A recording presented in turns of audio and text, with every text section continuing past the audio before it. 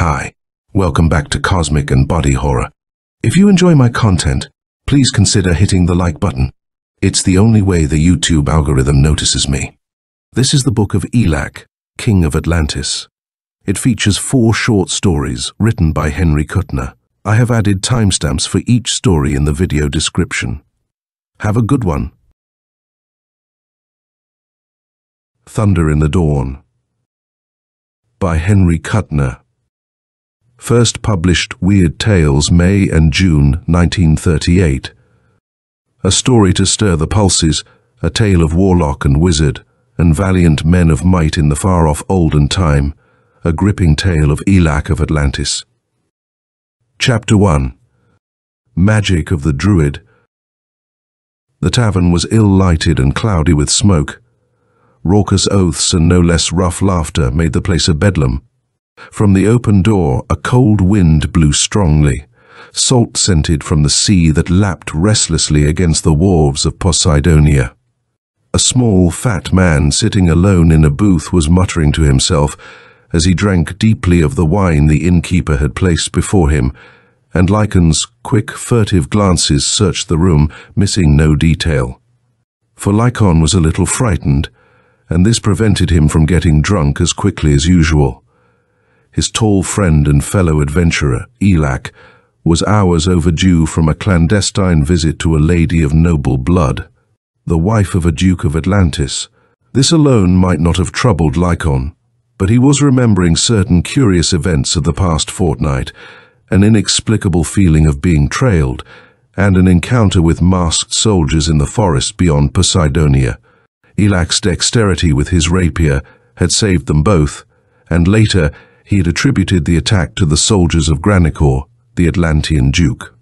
Lycan was not so sure. Their opponents had not been the swarthy, sinewy seamen of Poseidonia. They had been yellow-haired, fair-skinned giants, such as were native to the northern shores of Atlantis. And for many moons, Atlantis had been looking northward with apprehensive eyes. The island continent is, roughly, heart-shaped, split down the middle by a waterway which runs from a huge bay or inland sea at the north down to a lake nearly at the southern extremity, 30 miles from the seacoast city of Poseidonia. For as long as men could remember, the northern shores had been harried by red-bearded giants whose long black galleys had swept down from the frozen lands beyond the ocean. Dragon ships they were called, and those who manned them were Viking sea pirates, plunderers who left ruin and desolation wherever they beached their craft. Lately, rumors had spread of a great influx of these Northmen, and in taverns and by campfires, men met and boasted and sharpened their blades. There were 2 men in the brawling clamor of the inn who had attracted Lycan's intent gaze. One, a gross, ugly figure clad in a shapeless brown robe, the traditional garb of the Druid priests. Beneath an immense bald head was a hairless, toad-like face glistening with sweat. These Druids, it was said, wielded immense power secretly, and Lycan habitually distrusted priests of any order. Beside the Druid, Lycan watched a bearded giant whose skin showed traces of being darkened artificially, and whose hair was probably dyed, as it showed blue in the lamp's glow. Casually, the small adventurer touched the hilt of his sword. Somewhat reassured by the feel of its smooth metal, he banged his cup on the table and yelled for more wine. "What watery swill is this?" he asked the innkeeper, a wizened oldster in a liquor-stained tunic. "It's fit for babes and women. Bring me something a man can drink, or... On the verge of uttering a grandiloquent threat, Lycan subsided, muttering softly, "Gods." He observed to himself as the innkeeper moved away, "What's got into me? These past weeks have made me a coward. I'll be jumping at shadows soon. Where in the 9 hells is Elak?" He paused to throw a gold piece on the table and to lift a replenished cup to his lips. That was but the first of many cups, and presently Lycan's apprehension and worry had crystallized into belligerency. The bearded giant was watching him, he saw. Lycan drained his cup, set it down with a crash, and sprang to his feet, overturning the table, Dark faces were turned to him, wary eyes gleamed in the lamplight. For all his fatness, Lycon was agile. He leaped over the table and headed for the giant, who had not moved, save to set down his liquor. Lycon was, by this time, very drunk indeed. He paused to drag his sword from its scabbard, but unfortunately it stuck, marring the impressiveness of the gesture. Nevertheless, Lycon persisted and pulled out the weapon at last. He flourished it beneath the other's nose. "Am I a dog?" he demanded, glaring malevolently at the giant, who shrugged. "You should know," he said gruffly. "Go away before I slice off your ears with that toy." Lycon gasped inarticulately. Speech returned with a rush. "Misbegotten spawn of a worm," he snarled. "Unsheathe your sword. I'll have your heart out for this." The Blackbeard cast a swift glance around. He did not look frightened, but oddly annoyed, as though Lycon had interrupted some important project of his own. Yet he stood erect, and his blade came out flashing. The innkeeper hurried up, clucking his annoyance. In one of his hands was a bung starter, and watching his chance, he brought this down toward Lycon's head. From the corner of his eye, the little man saw the movement. He ducked, whirled, felt his shoulder go numb beneath the blow. The giant's sword swept out at his unprotected throat. Something hit Lycon, sent him sprawling back, while razor-sharp steel raked his chest. He fought frantically to regain his footing. He came upright with his back to the wall, sword in hand, and stood staring. Elak had at last arrived. It was his blow that had hurled Lycon from the path of the giant's steel, and now the lean, wolf-faced adventurer's rapier was engaging the Blackbeard's weapon in a dazzling flash and shimmer of clanging metal, while Elak's laughter brought fear to his opponent's eyes. The innkeeper crouched nearby, the bung starter gripped in his hand, and swiftly Lycon caught up a heavy flagon and crashed it down on the man's head. He fell, blood spurting, and Lycon turned again to watch the battle. The Blackbeard was being forced back by the rapidity of Elak's onslaught. Few could stand successfully against the electric speed with which the adventurer wielded his rapier. Already the giant was bleeding from a long cut along the forehead. He cried, "Wait! Wait, Elak!" and his sword came down, leaving his throat unprotected. But Elak also lowered his rapier. His wolfish face cracked in an ironic grin. "Had enough?" he taunted. "By Ishtar, but you've little courage for your size." The giant fumbled with the fastenings of his tunic. Abruptly he brought out something thin and dark and writhing coiled about his arm. He flung it at Elak. The rapier screamed through the air but missed its mark. Elak sprang aside just in time. The dark thing shot past him and arched up to avoid the swinging cut of Lycon's sword. For a brief moment it hung in empty air, while the silence of stupefaction stilled the tavern's clamor. It was a serpent, but a winged serpent. A snake, with two webbed, membranous wings sprouting from its body. Beady eyes glittered in the triangular head as the monster hung aloft. Then down it came, swift as an arrow's flight. Chairs and tables crashed over, and the thunder of frantic feet sounded. Lycon's thrust almost spitted Elak. The winged snake, unhurt, flashed away, but its fangs had grazed Elak's shoulder. The brown leather of his tunic darkened swiftly, while a stench of foul corruption was strong in his nostrils. "Bell!" he ground out. "I can't." Suddenly a bulky figure loomed before him, the druid huge arms lifted, shielding the adventurer with his own body.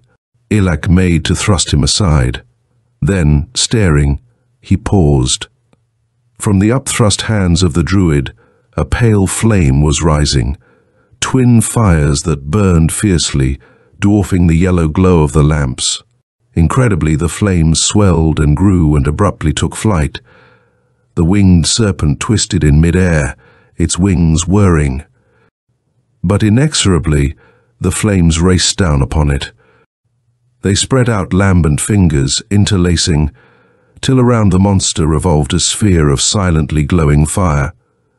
The serpent was hidden from view by a globe of flame, and it swiftly diminished, shrank to a tiny glowing point, and vanished.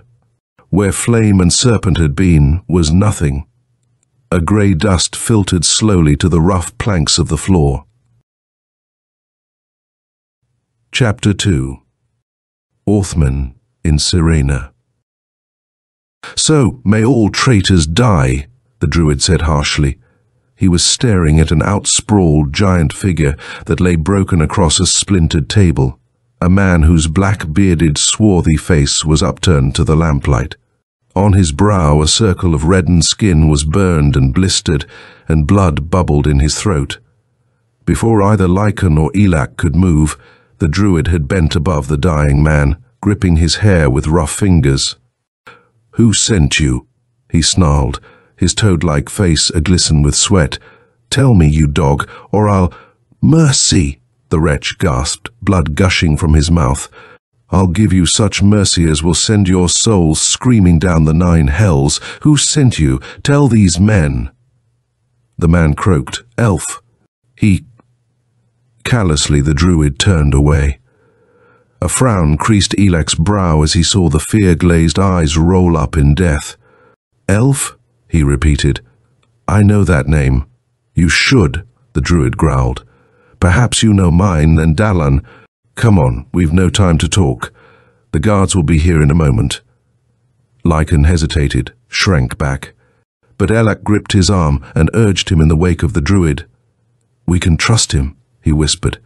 "I've heard tales of this Dagon, and I think—" There was a wry smile on Elak's lean face.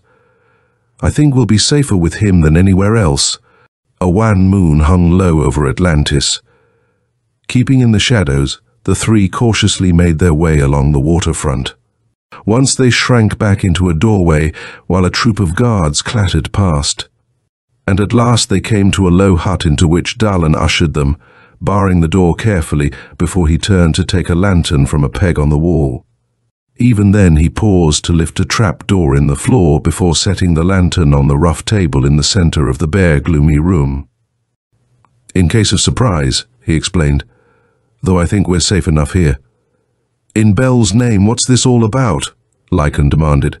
The drink was wearing off, and he was trembling a little with reaction. Gratefully he sank down in a chair the druid indicated. "Did you kill that bearded swine? Winged snake's magic fires. Haven't you anything to drink in this cavern?" "You'll need a clear head for what I'm going to tell you," Dagon said. "There's magic in it, yes, or at least a science you can't understand. I slew that traitorous dog with the power we druids have had for ages, a power over fire. And thus I slew Elf's messenger." "The snake? Who is this elf?" Dagon sent a somber glance toward Elak, whose face was grim and cold. He asked, "This man, does he know nothing? Have you told him of Raynor?" Elak shook his head. "Tell him, Dagon." "Raynor, the northernmost kingdom of Atlantis?" Lycan asked. "I know Orander rules it, but that's all." "A dozen years ago Norian ruled Raynor," the druid said. "He had 2 stepsons, Orander and Zulus. Zulus killed him." Elak moved uneasily. "Zulus killed him," Dagon repeated, "in fair fight, and both men had provocation. Because of this, Zulus, though he was the elder, did not assume the crown. He left Raynor to wander, a homeless vagabond, through Atlantis." Lycan turned to stare at Elak. "By Ishtar, you don't mean—" "He is Zulus," the druid said. "His brother Orander rules over Raynor, or did rule." "The Vikings?" Elak asked. "Yes. They've invaded the land with the aid of Elf the Warlock. Elf has always hated your brother, who would never give him the freedom he wanted for his black sorcery and human sacrifice. So Elf made a pact with the Northmen to destroy Orander, in exchange for power and for the victims he needs for his necromancy. Did he—" Elak did not finish, but a cold fire blazed in his eyes. "He couldn't kill Orander, My magic was too strong for that. But he has taken him captive and left the armies of Raynor without a head. So the chiefs argue and battle among themselves, and the Vikings slay them at leisure. Lycon was nearly sober now. A smoking oath came from his throat.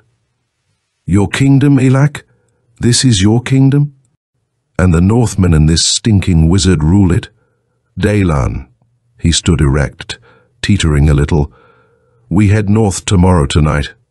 I'll slit this elf's throat like a pig's. Elak pulled him down. Wait a moment. Dagon, you want me to return to Raynor? To lead the armies against the Vikings? The druid nodded. That's why I'm here.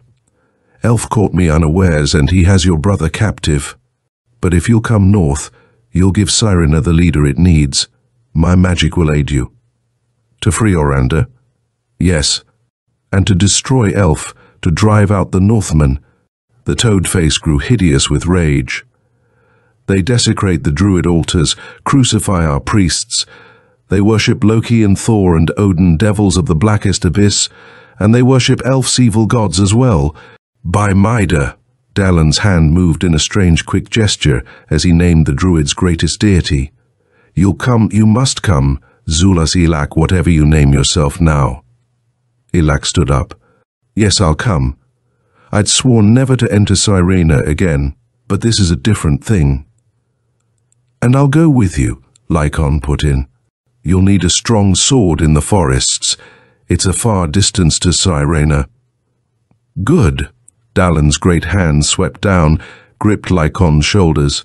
You have courage, and you'll need it. But we'll not go through the forests. Look. He bent to scrawl, with a bit of charcoal, a rough map on the table's top. Here we are at Poseidonia. We go inland 30 miles to the central lake, where I've a ship waiting. Then north, down the river through the heart of Atlantis, into the inland sea that touches Raynor. We'll go with the current, and my oarsmen are strong, and we start. Lycon's face was eager. Tomorrow, at dawn. You'll stay here with me tonight. Elak hesitated. Dagon, we may not return, and I promised, well, there's a girl I'll have to see tonight. Velia? Lycon asked. Duke Granicor's wife? I should think you'd had enough of her by now, and by the way, what kept you tonight? Her kisses, Elak said frankly. I told her I'd see her before leaving Poseidonia. Dagon grunted. The guards. I can evade them. What about the man I killed in the tavern tonight, and Elf's messenger? I tell you, Zulus or Elak Elf fears you. He knows I came to Poseidonia to bring you north to fight him, and he knows too that if you're dead, the Vikings will sweep unopposed over Raynor. He has servants besides the Northmen renegades traitors. I see Velia tonight, Elak said stubbornly. He turned toward the door. Wait. Dagon's huge hands spun him about. There's no need to take unnecessary risk. We'll leave tonight, and on the way, you can stop for a kiss or two with this wench. But you're a fool to do it. It isn't the first time women have made a fool of Elak, Lycon said, grinning. But Dagon's right. We'd better leave Poseidonia now. I'll feel safer in the forest. Elak shrugged and waited while the druid hastily erased the map from the table. That done, the three cautiously let themselves out into the moonlit alley. The palace of Duke Granicor shone whitely, towering on a hillock above Poseidonia. To the southeast, the ocean swept out to a dim horizon. In the other direction was the forest, dark, menacing. In the shadow of a gate Lycon, and Dagon waited while Elak dexterously mounted the wall. He moved quietly through the perfumed blossoms of the garden till he reached the trellis beneath Velia's window. He had climbed it often before, and it gave no trouble now. The girl came upon the balcony as he softly called her name. He was briefly silent, studying her golden beauty in the moonlight. Her transparent robe concealed little. She seemed like an amber statue draped in gauze. Bronze hair fell disheveled about an oval, elfin face, amber eyes were upturned questioningly to Elak's. Without a word, he drew her close. "I'm leaving Poseidonia," he said after a time.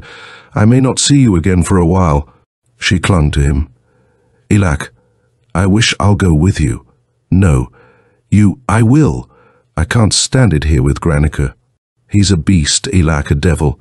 You know how he bought me from my father. I'm little better than a slave to him. I'd have killed myself if I hadn't met you." "Don't be a little fool," Elak said gruffly.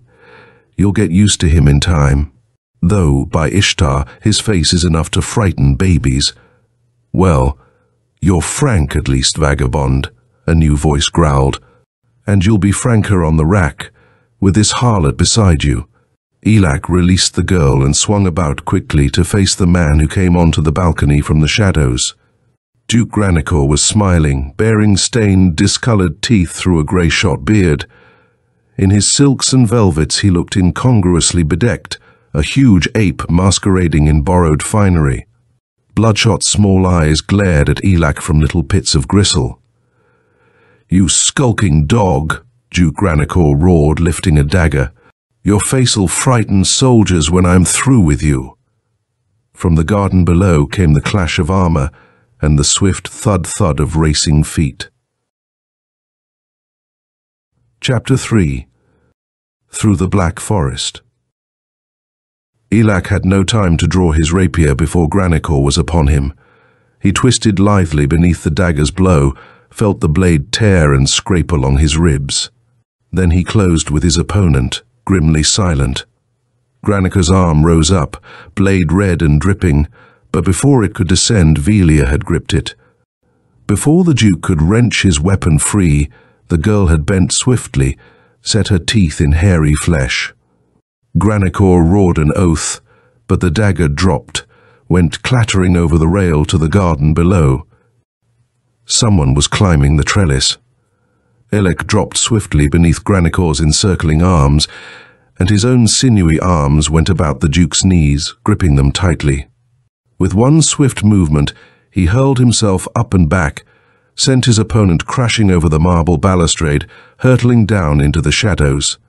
A yell of alarm and a scrambling in the foliage, ending in a smashing thud, told of a guard wrenched from his perch by Granicor's descending body. Elak seized Velia's hand. "Come on," he snapped, and dragged her from the balcony within the room. A glance told him that there were no enemies here. Apparently the Duke had been alone, save for his cohorts in the garden. Now Velia took the lead. "I know the palace," she said swiftly. "There's a door Granicor may have overlooked. If there's no guard." They sped along dimly lit halls, draped with tapestries and rugs of somber magnificence. Faintly there came to Elak's ears the sound of men's voices shouting. Into a narrow hall, down a steep winding staircase. Elak gripped a heavy iron door, flung it open. Someone rose up before him, startled and menacing, armor glinted in the moonlight. But the slim rapier sheathed itself in flesh, and blood spurted from a pierced throat as the guards sank down, groaning. They hurdled his body and raced into the garden. Blades shimmered frostily, shadows closed in on them. Elak saw Granicor, his face blood-smeared and horrible, one arm dangling uselessly, bellowing commands to his men. But surprise was in their favor, and they made the gate safely. To their surprise, it was open. Elak pushed the girl through and turned to find the pack yelling at his heels. Huge hands gripped him. He was drawn through the gateway. Metal clanged. The gross figure of the druid stood briefly between him and the soldiers. Then, without warning, a tongue of fire licked up from the ground. It spread and lifted, filling the gateway with its red blaze. Dallin turned. "That will stop them," he grunted, for a time anyway. "Hurry!" Lycon came out of the shadows, and the four raced into the dimness, seeking shelter in a nearby grove of trees before Granicor remembered to use arrows. As they came panting among the shielding trunks, a menacing roar came from the palace, and a rout of men, Armor glittering came pouring down the hill. "More than one gate," Elak muttered. "Well, shall we fight or run?" "Run," Lycon advised. "I'll stay here and hold them for a while at least." "You can—" the druid whispered. "Come, I know the forests. Follow me and they'll never find us. You too, Lycon."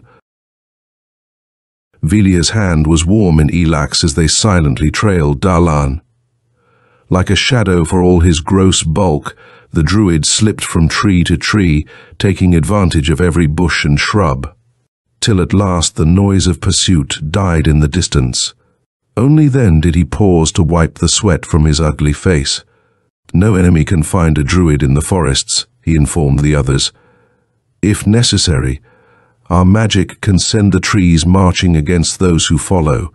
Elak grunted skeptically. "Well, I've let us in for something now. Velia's coming with us. I'm not going to leave her here to be skinned alive by Granicor." She pressed closer to him, and Elak's arm went about her warm slimness. "It's no hardship," Lycon said, glancing slyly at the girl. "And my sword is yours to command." Velia thanked him with a glance, and the little man expanded visibly. Elak's expression was none too cordial. "Let's get started," he said.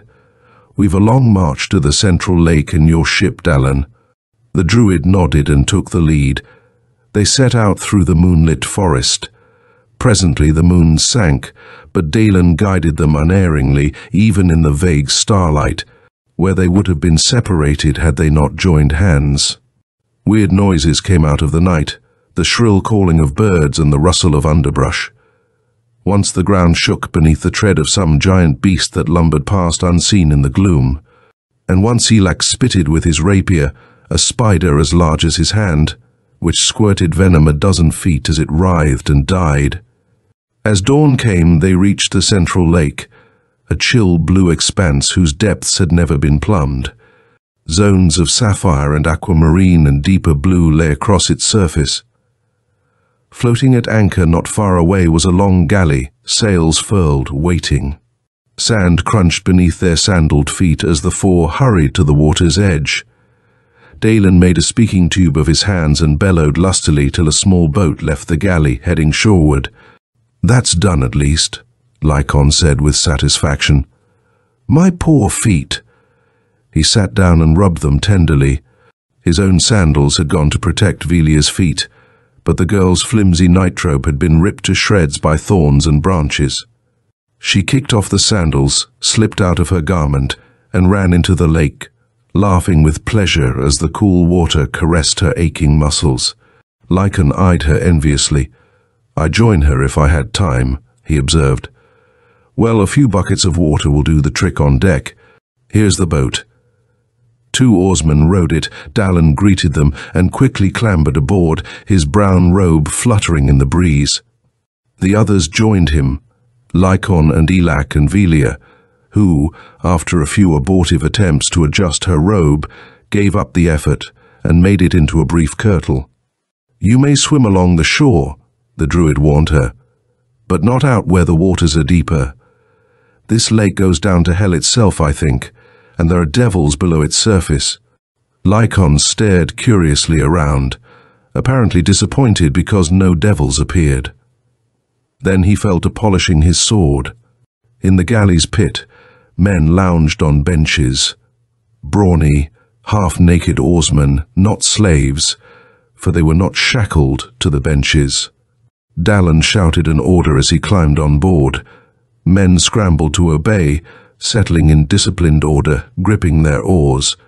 A tall, broad-shouldered man with a golden collar mounted a platform. He gestured, cried a command. The oars swept down, cleaving the blue waters of Central Lake. The galley sprang forward, plunging north. North to Cyrena. Chapter 4. Power of the Warlock. So the strong oars dipped and plunged, and the galley ran northward to where 2 shores converged in the river that cleft the heart of Atlantis, rushing between granite precipices, lazing through sunlit meadows. thundering swiftly and more swiftly toward the inland sea and Cyrene. And these days seemed the happiest of all to Elak and Velia, while Lycon divided his time between drinking steadily and arguing with the overseer about navigation, a subject of which he knew nothing. Only over Dagon a shadow seemed to hang, and this grew darker as they swept north. When the sails were unfurled, they hung loose and useless, though storm clouds gathered each night to the southward. At last Dagon called Elak to the cabin. "Elf works magic," he said grimly. "Duke Granicor has not given up the pursuit. He sails after us, with elf's wizardry helping him." Elak whistled between his teeth. "That's not so good. How do you know?" Dagon lifted a dark cloth from a pedestal. Light glinted from a crystal sphere large as Elak's head.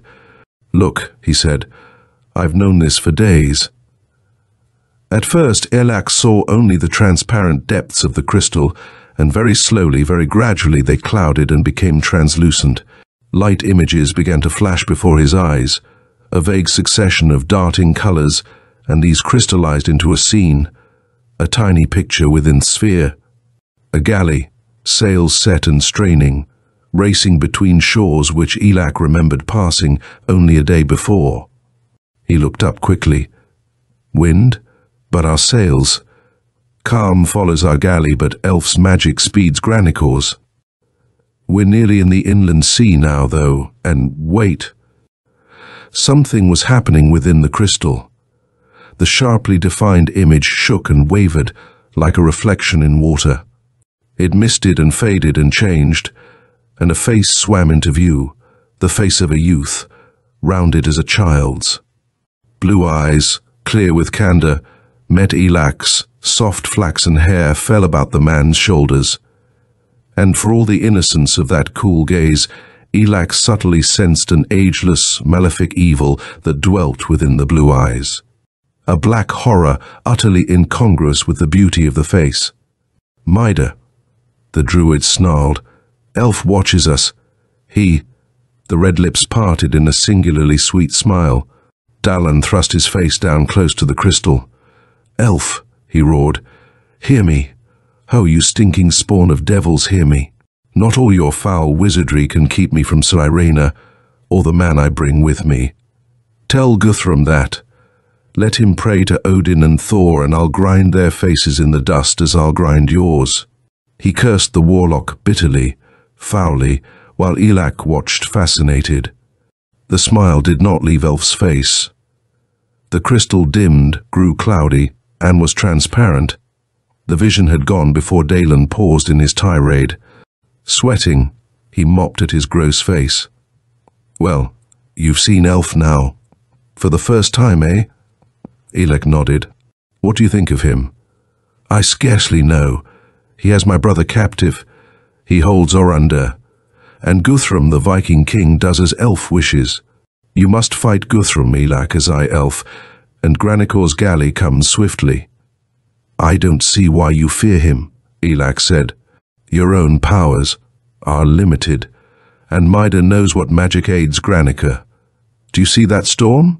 He gestured toward a porthole. Black clouds were drifting up from the south. "All the winds of hell are there, yet our sails hang without a breeze to lift them. Look," he turned to the north. "See that land, far distant? It's Krenos Isle, a place best shunned. We go past Krenos to Cyrene, but I think Granicor will find us first." Dagon was right. The long galley of the Duke swiftly drove before the storm, and just off the southern extremity of Krenos Isle the two ships met. "One thing's in our favor," Dagon grunted, issuing weapons to the oarsmen. "Slaves man their oars, but ours are men, and warriors men from Cyrene who'll not ask for quarter, but we have no fighting crew, and Granicor has." "It's my fault," Elak said morosely. "If I hadn't got the Duke on our trail—" "Forget it!" Lycon swaggered up, brandishing his sword and exuding a strong aroma of spirits. "We'll run that dog up by the heels at his own masthead. Besides, Velia's a girl worth fighting for by Ishtar." Velia, looking like a slim youth in her soft tunic, laughed almost gaily. "Thanks, Lycon. At least I'll not have to go back to Granicor. There are many ways to die here, to die easily." "None of that," Elak told her. "Though I suppose you're right. You can't enjoy life with your skin off. And that's the Duke's favorite torture." The sky darkened. Wind buffeted them. The oarsmen bent to their oars, swords at their sides. Granicor's ship lowered sail, but double banks of oars propelled it swiftly forward. "They mean to ram," Dallin muttered. "Well, two can play at that game. Ready now." He roared an order into the gale. Oars were lifted. The ship came around, and timbers cracked and groaned and shuddered at the shock as the galleys scraped almost prow to prow. "Up oars," Dallin bellowed. "Cast off grappling irons." His intention had been to cripple Granicor's galley by smashing one bank of oars, but he was too late. A dozen hooks snaked out, were drawn taut. The ships were locked together, and a wave of shouting, blood-hungry men came pouring over the gunwales. "Get in the cabin," Elak commanded Velia. But she did not heed. There was a slim blade in her hand, and she stood coolly at his side. Dallin and Lycon flanked the two. The oarsmen seized their weapons, met the invaders. Swords clashed blindingly. "Stay here, Lycon," Elak said suddenly. "Guard Velia." He sprang down into the pit among the mob of yelling swordsmen. A few arrows fell, but the galleys swayed and pitched so that accurate marksmanship was impossible. Still stronger came the storm wind, darker grew the clouds. "Beware, Elak!" Lycon's voice. The tall adventurer ducked a sweep of steel that came out of nowhere, saw a grinning, swarthy face rise up behind him. The rapier danced into a dazzling shimmer, and the man went down coughing blood. Then Elak caught sight of Granicor fighting his way toward him, grey beard, blood-spattered, shouting furious oaths. He sprang to meet the Duke. The ships heeled, rocked sickeningly in the trough of the waves. From the corner of his eye, Elak saw a flicker of red fire, realized that Dallin was battling too. The druid's magic turned the tide. Cold steel men could battle, but not this searing flame that sprang out of empty air to leave blistered corpses in its wake. The struggle went back to the gunwales, back and back to Granicor's galley, carrying Elak and the Duke with it. Dimly Elak heard Dalan's exultant shout, the shrill cry of Velia. Without warning, disaster struck. A blast of frigid, resistless air, a maelstrom of wind that smashed down on the two craft and ripped them asunder, sent them plunging through waters gone insane. Elak saw Dalan's galley being swept away, heard Granicor roaring in triumph as he plunged forward. He tensed for a leap, realizing as he sprang that he would fall short. Salt water drove into his nostrils, choking him. He went down like a plummet, clinging grimly to his sword. Somehow he held his breath, fighting up toward a dim, hazily translucent green light. And somehow he kept afloat in a madness of racing seas, hanging to the fragment of an oar that drifted within his reach, but at last darkness took him, and he went down into the shadows. Shadows that whispered, mocking him. Dim shadows, with cool blue eyes of elf, moving swiftly in errands of mystery, vague visions of strangeness and of magic, and the faces of Velia and Lycon and the druid, anxious and afraid. They were searching for him, he knew, and he tried to call a reassuring message. But the dreams faded and were gone. Chapter 5. The Dwellers on the Isle. Elak awoke very slowly, conscious of a dull pain in his chest. A sullen grey sky lowered above him as he opened aching eyes. Nearby waves crawled up, whispering on a slate-dark beach. He tried to sit up, and discovered that his arms were bound tightly. He turned to see tall rocks hemming him in, monolithic eidolons that rose up in all directions save seaward. His attention was drawn by a flicker of movement to a slab of rock that towered 20 feet above him. There was a very narrow crevice splitting it, and from it came a man. Elak could not repress a start. Before him was a peaked, a member of the almost legendary race that had held Atlantis so many eons ago that their very existence had almost been forgotten. White men from the east had warred upon the peaks, exterminating them ruthlessly, until, on Krenos Isle, there dwelt what was probably the last survival of the race. The man was dark-skinned and very short, scarcely 5 feet in height and hairless. Not even his pale eyes were fringed by lashes. He wore no more than a loincloth, and great muscles crawled beneath the smooth skin. His somber face had an indefinably bestial cast, and Elak thought suddenly of tales he had heard of the kinship of Picts to the beasts, that these men were the first beings who had possessed the true human form, and who had possessed powers lost to those of a higher stage of evolution.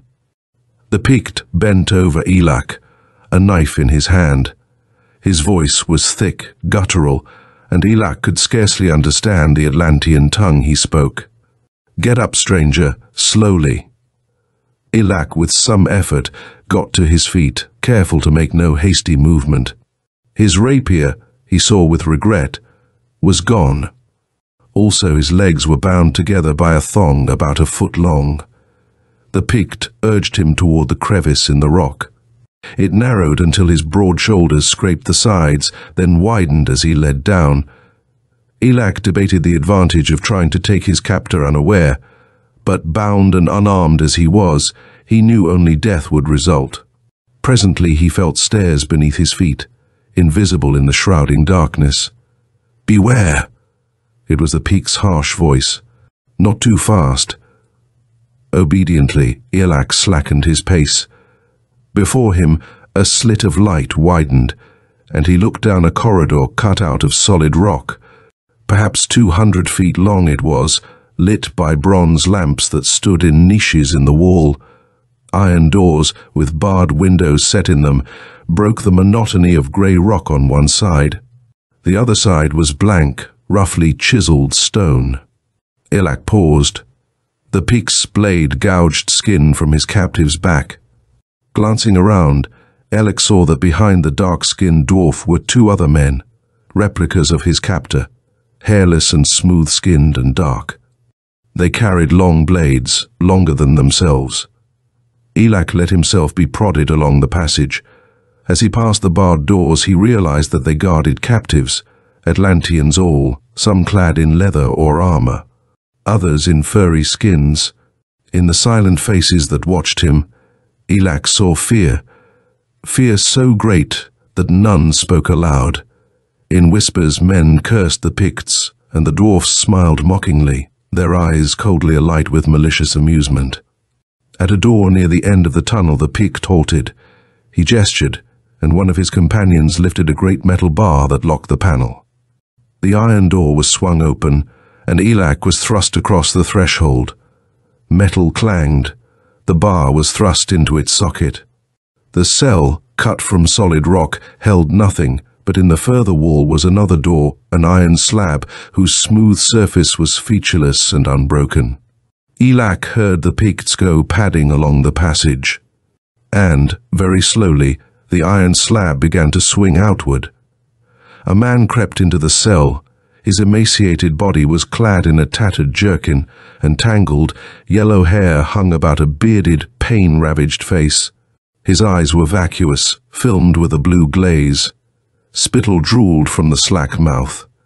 Behind him the door swung silently shut as Elak sprang forward. He had only a flashing glimpse of a grey corridor, no more. The man huddled in a corner, shuddering and moaning. Elak looked down at him with pity. "Who are you?" he asked. "Can you understand me?" Yes, I can understand. The shadow took Halfgar, my son. The shadow on the pool." The bearded face was contorted with grief and horror. Elak cast a swift glance at the iron door, cryptically shut.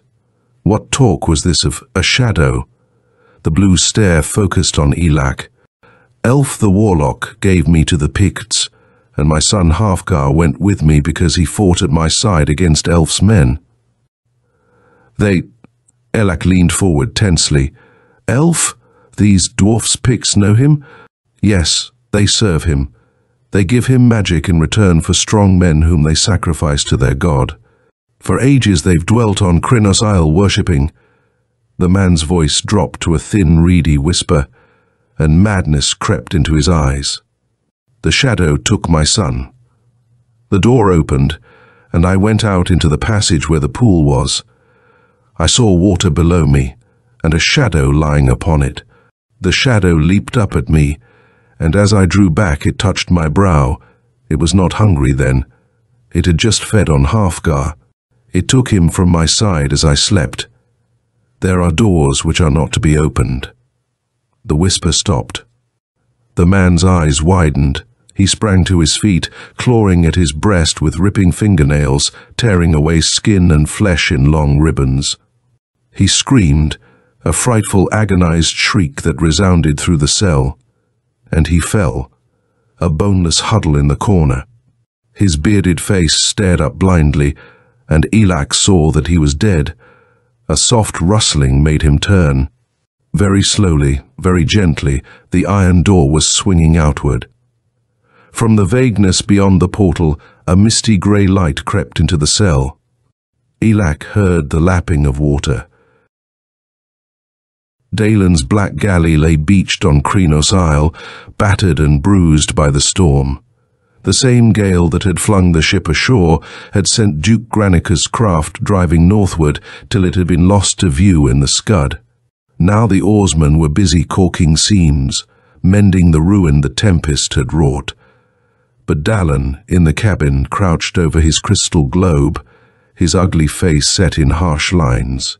Velia and Lycon stood beside him, curiously eyeing the sphere, watching the flashing images that swept through its depths. "Elf's magic is strong," the druid muttered. "He battles me at every step." "But is Elak alive?" Velia asked anxiously. "Why won't you tell me?" "Because I don't know. Keep quiet, girl. Elf spells war with mine, and I see nothing yet." He peered into the shimmering sphere. Lycon squeezed Velia's arm reassuringly. And suddenly, Dalen expelled a long breath of relief. "So, he lives, see?" Within the crystal a picture grew, a tiny image of a beach flanked by towering grey rocks. On the slope a man lay bound and unconscious.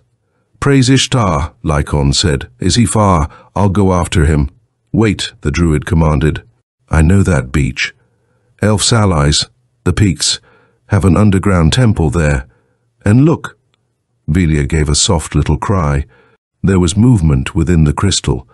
A man emerged from a cleft in one of the tall rocks and approached Elak's prostrate figure. As they watched, they saw Elak prodded to his feet by the Peak, urged into the darkness of the fissure. For a second the sphere was a ball of jet. Then it brightened and showed a long corridor cut out of solid rock. 3 dark-skinned dwarfs thrust Elak forward. "Mida," Dalen said tonelessly. "He's in the temple." "And that means he's to be sacrificed to—" "Not if I know it," Lycon snapped. "How far is this temple?" "The crew have swords and know how to use them." "Tell me how to go, Dalen, north or south?" He was at the door, grinning unpleasantly as he fingered the hilt of his blade. "I'll butcher those little devils for you." "Good. Go south, Lycon, and swiftly. You'll know the place? I'll know it. How far have we to go?"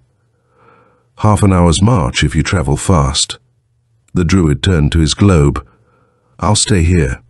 You must fight the Peaks, but I battle Elf." And his huge hands swept down, gripped the crystal. "Hurry, Lycon! Elak's in danger now, deadly danger." Lycon thrust the door open, sprang on deck. His shrill voice shattered the morning calm.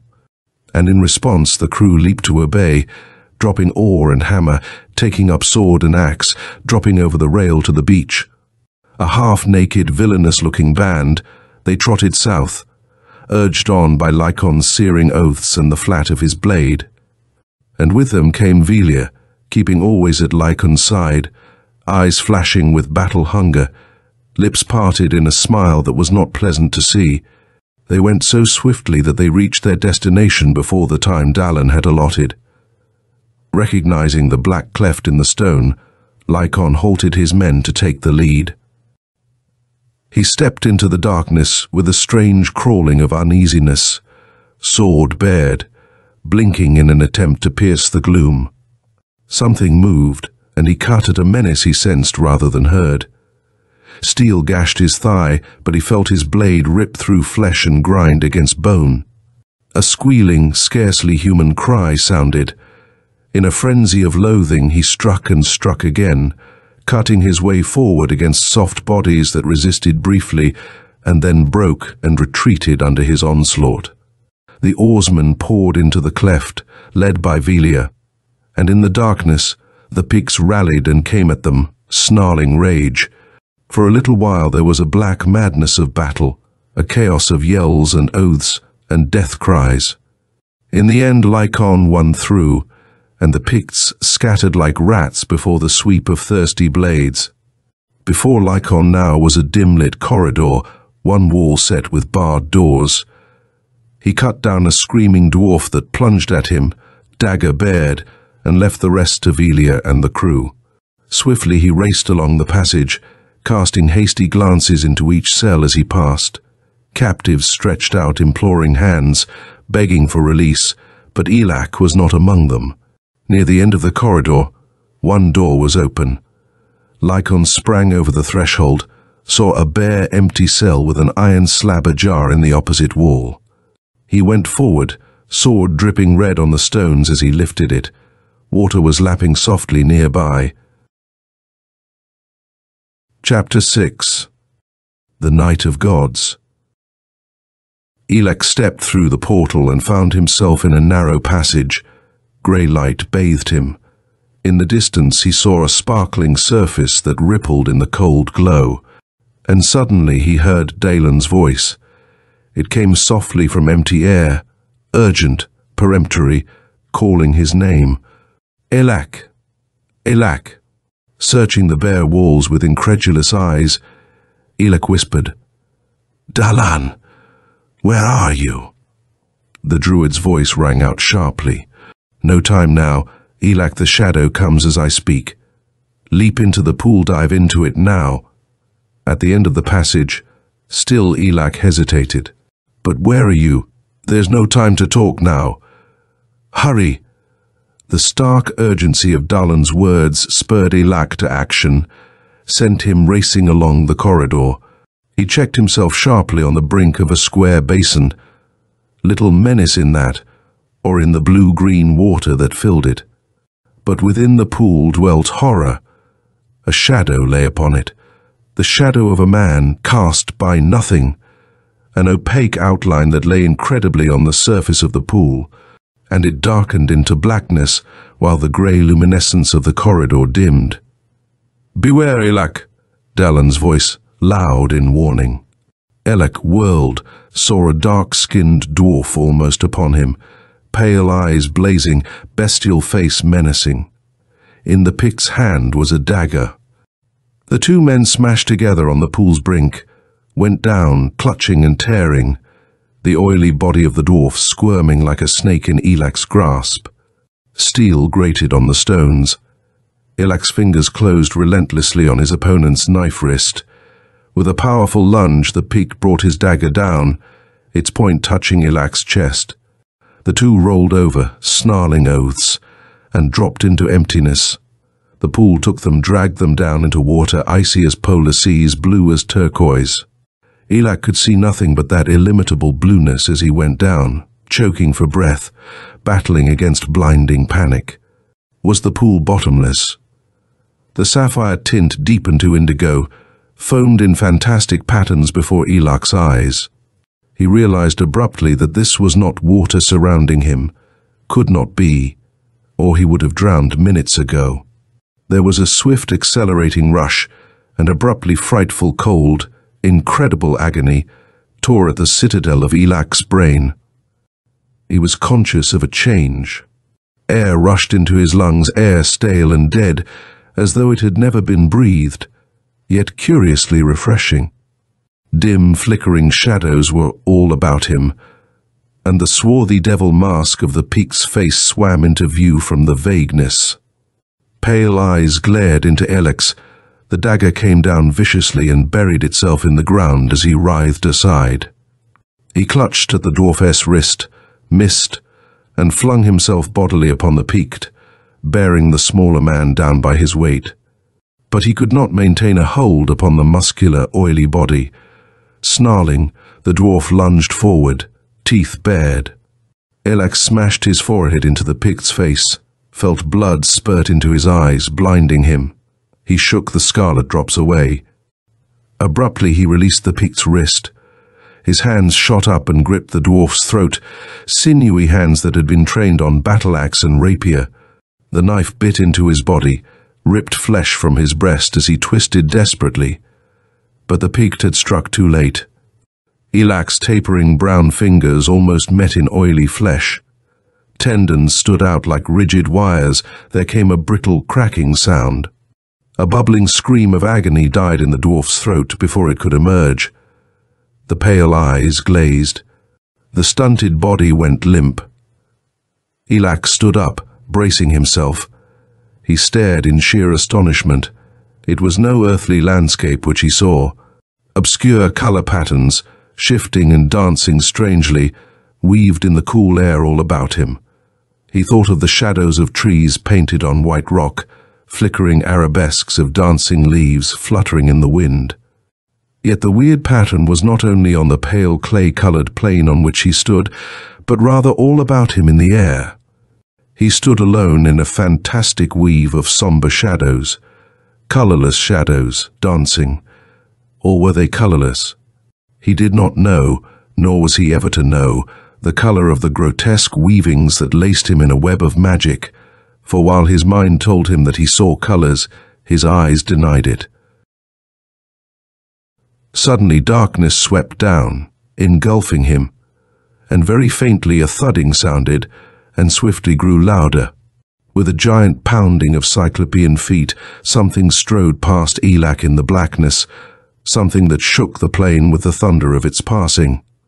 There was no other sound, save for the tremendous booming thuds of the Titan feet. They died in the distance. The darkness lifted.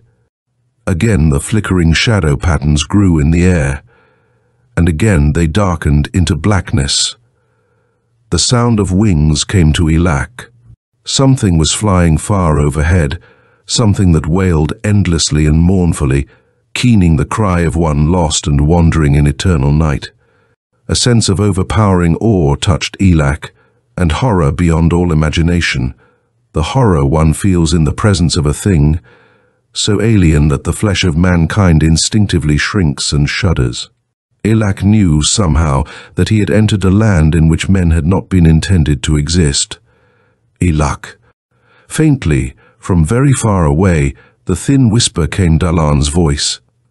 Elak whispered the druid's name as the darkness changed into the vague shadow patterns. The distant voice came again. "You are in a perilous place, Elak, but you live. Lycon's swordsmen slay the Picts now, the crystal tells me. You are very far away, Elak, but I come swiftly. Mida aids me." Blackness again, and a roaring as of great winds. Power unimaginable shuddered through Elak's body like a spear shattering on a shield. And it passed, and the darkness lightened to the crawling shadows. "You are with the gods, Elak," came Dalen's far whisper. "You are no longer in Atlantis, or even on Earth. You are in a far land, and with you are those the shadow has engulfed. The gods, not the gods of Atlantis, nor the Viking gods, but the gods that have died. Around you move those whose flesh is not our flesh, whose lives are alien to ours. I come, Elak." Piercingly sweet, throbbing almost articulately, a harp string murmured through the gloom. Dalan's voice faded into silence, and again the note sobbed out. Above it, a soft-toned song lifted in the words Elak knew were in no earthly language. Startled, apprehensive, the druid called, "Elak, elf's magic battles mine he," then silence, till a gentle voice spoke. "Dalan, it whispered. Dalan, Elak, my enemies. Now you shall die, Elak, for the druid cannot reach you. The power of my harp keeps him from your side. Very faintly, Dalan called Elak's name. Once again he called, and was silent. Shifting shadows moved through the dim air. Elak's hand went involuntarily to his side. Remembering that he was weaponless, he stooped and pried the dagger from the peak's cold fingers. But despair was mounting within him. How could he fight Elf, alone in this lost hell, without Dalan to aid him? Your doom comes, Elf murmured, and the harp string twanged eerily, laden with bitter sweetness. You live, Elak, and there is no life in Ragnarok, only the dead gods and the dust of the souls of men. The dancing shadow patterns slowed their fluttering and became motionless. The sound of Elf's harp died. It was utterly silent. And far in the distance and gigantic, towering above the horizon, a shadow began to form in the air. In form it was human, but from its darkening nucleus there breathed chill horror that made Elak grip his dagger with desperate fingers. Fear shook him, the fear that attacks the citadel of man's soul when it faces the unknown. Chapter 7. Solonala and Maida. A sound behind him made Elak turn swiftly, his weapon ready. What he saw made him pause in wonder. Even in the shadowy gloom he sensed something fantastically unreal about the figure that came stealing out of the dusk with curiously rocking gait. But there was friendliness in the gesture with which the half-seen being beckoned. It glanced beyond Elak to where the shadow grew and darkened on the horizon, and then swiftly bent above the dead peaked. Dark hands moved quickly, and suddenly the dwarf moved, raised himself stiffly to his feet, and stood motionless as an automaton. The peaked had died, that Elak knew. Even now the bald, misshapen head lolled monstrously on one sagging shoulder. Elak could scarcely see the dwarf's face, but he knew intuitively that the shallow eyes held no life. An icy shudder shook him. The peaked turned. Swaying, the squat figure raced forward past Elak toward the shadow that loomed in black horror in the distance. A soft hand was thrust in Elak's, and he looked down to see a white girl face peering anxiously up at him. He felt himself being tugged along and yielded, smiling a little wryly. After all, into what worse hell could he be guided? The patterns flickered all around them as they moved, and presently Elak heard a low voice say, "We should be safe now." "You speak Atlantian?" he asked involuntarily, and quiet laughter mocked him. "I speak my own tongue." All languages are one here. Just as the shadow appears differently to everyone, and yet is the same to everyone after being taken, so do all tongues seem alike here. The world from which I came is far from yours. How are you named? Elak, the shadow. It has faded. See? Elak glanced over his shoulder, but could make out nothing but the dancing patterns of alien color. The invisible girl went on, "I put life into the dead being and sent him to the shadow so that we could escape while the shadow fed. We are safe for a little while, Elak." She paused as the air lighted. They stood before a cave that opened into the side of a rampart which towered up until it was lost in the dimness. A misshapen, flat-topped boulder guarded the entrance of the tunnel mouth, and behind this Elak's companion stepped swiftly. "Come," she urged. "We can hide here for a time at least." But Elak had reached her side, had gripped her slim arms with fingers rendered cruel by his amazement.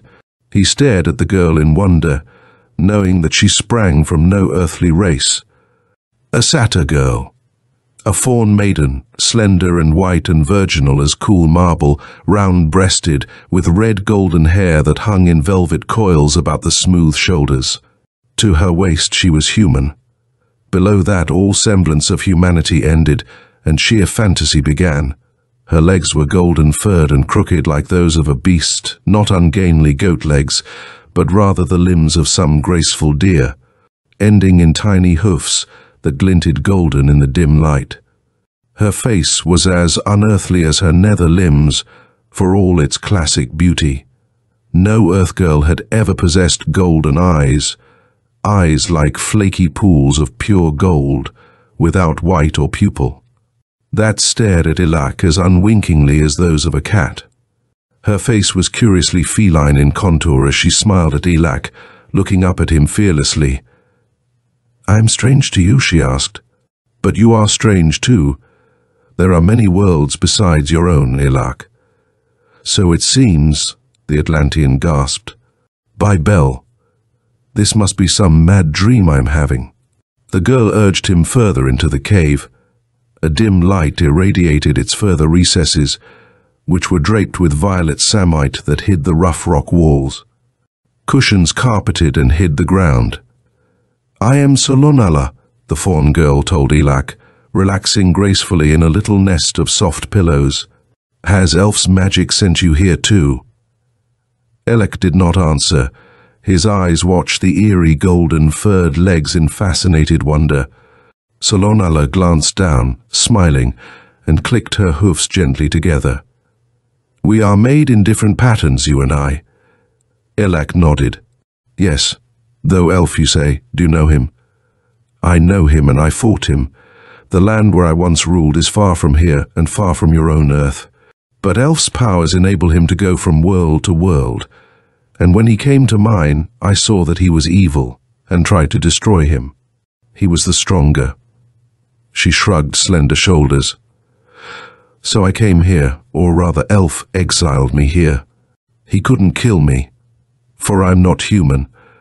As you are, decay cannot touch my flesh, as it will touch yours in time.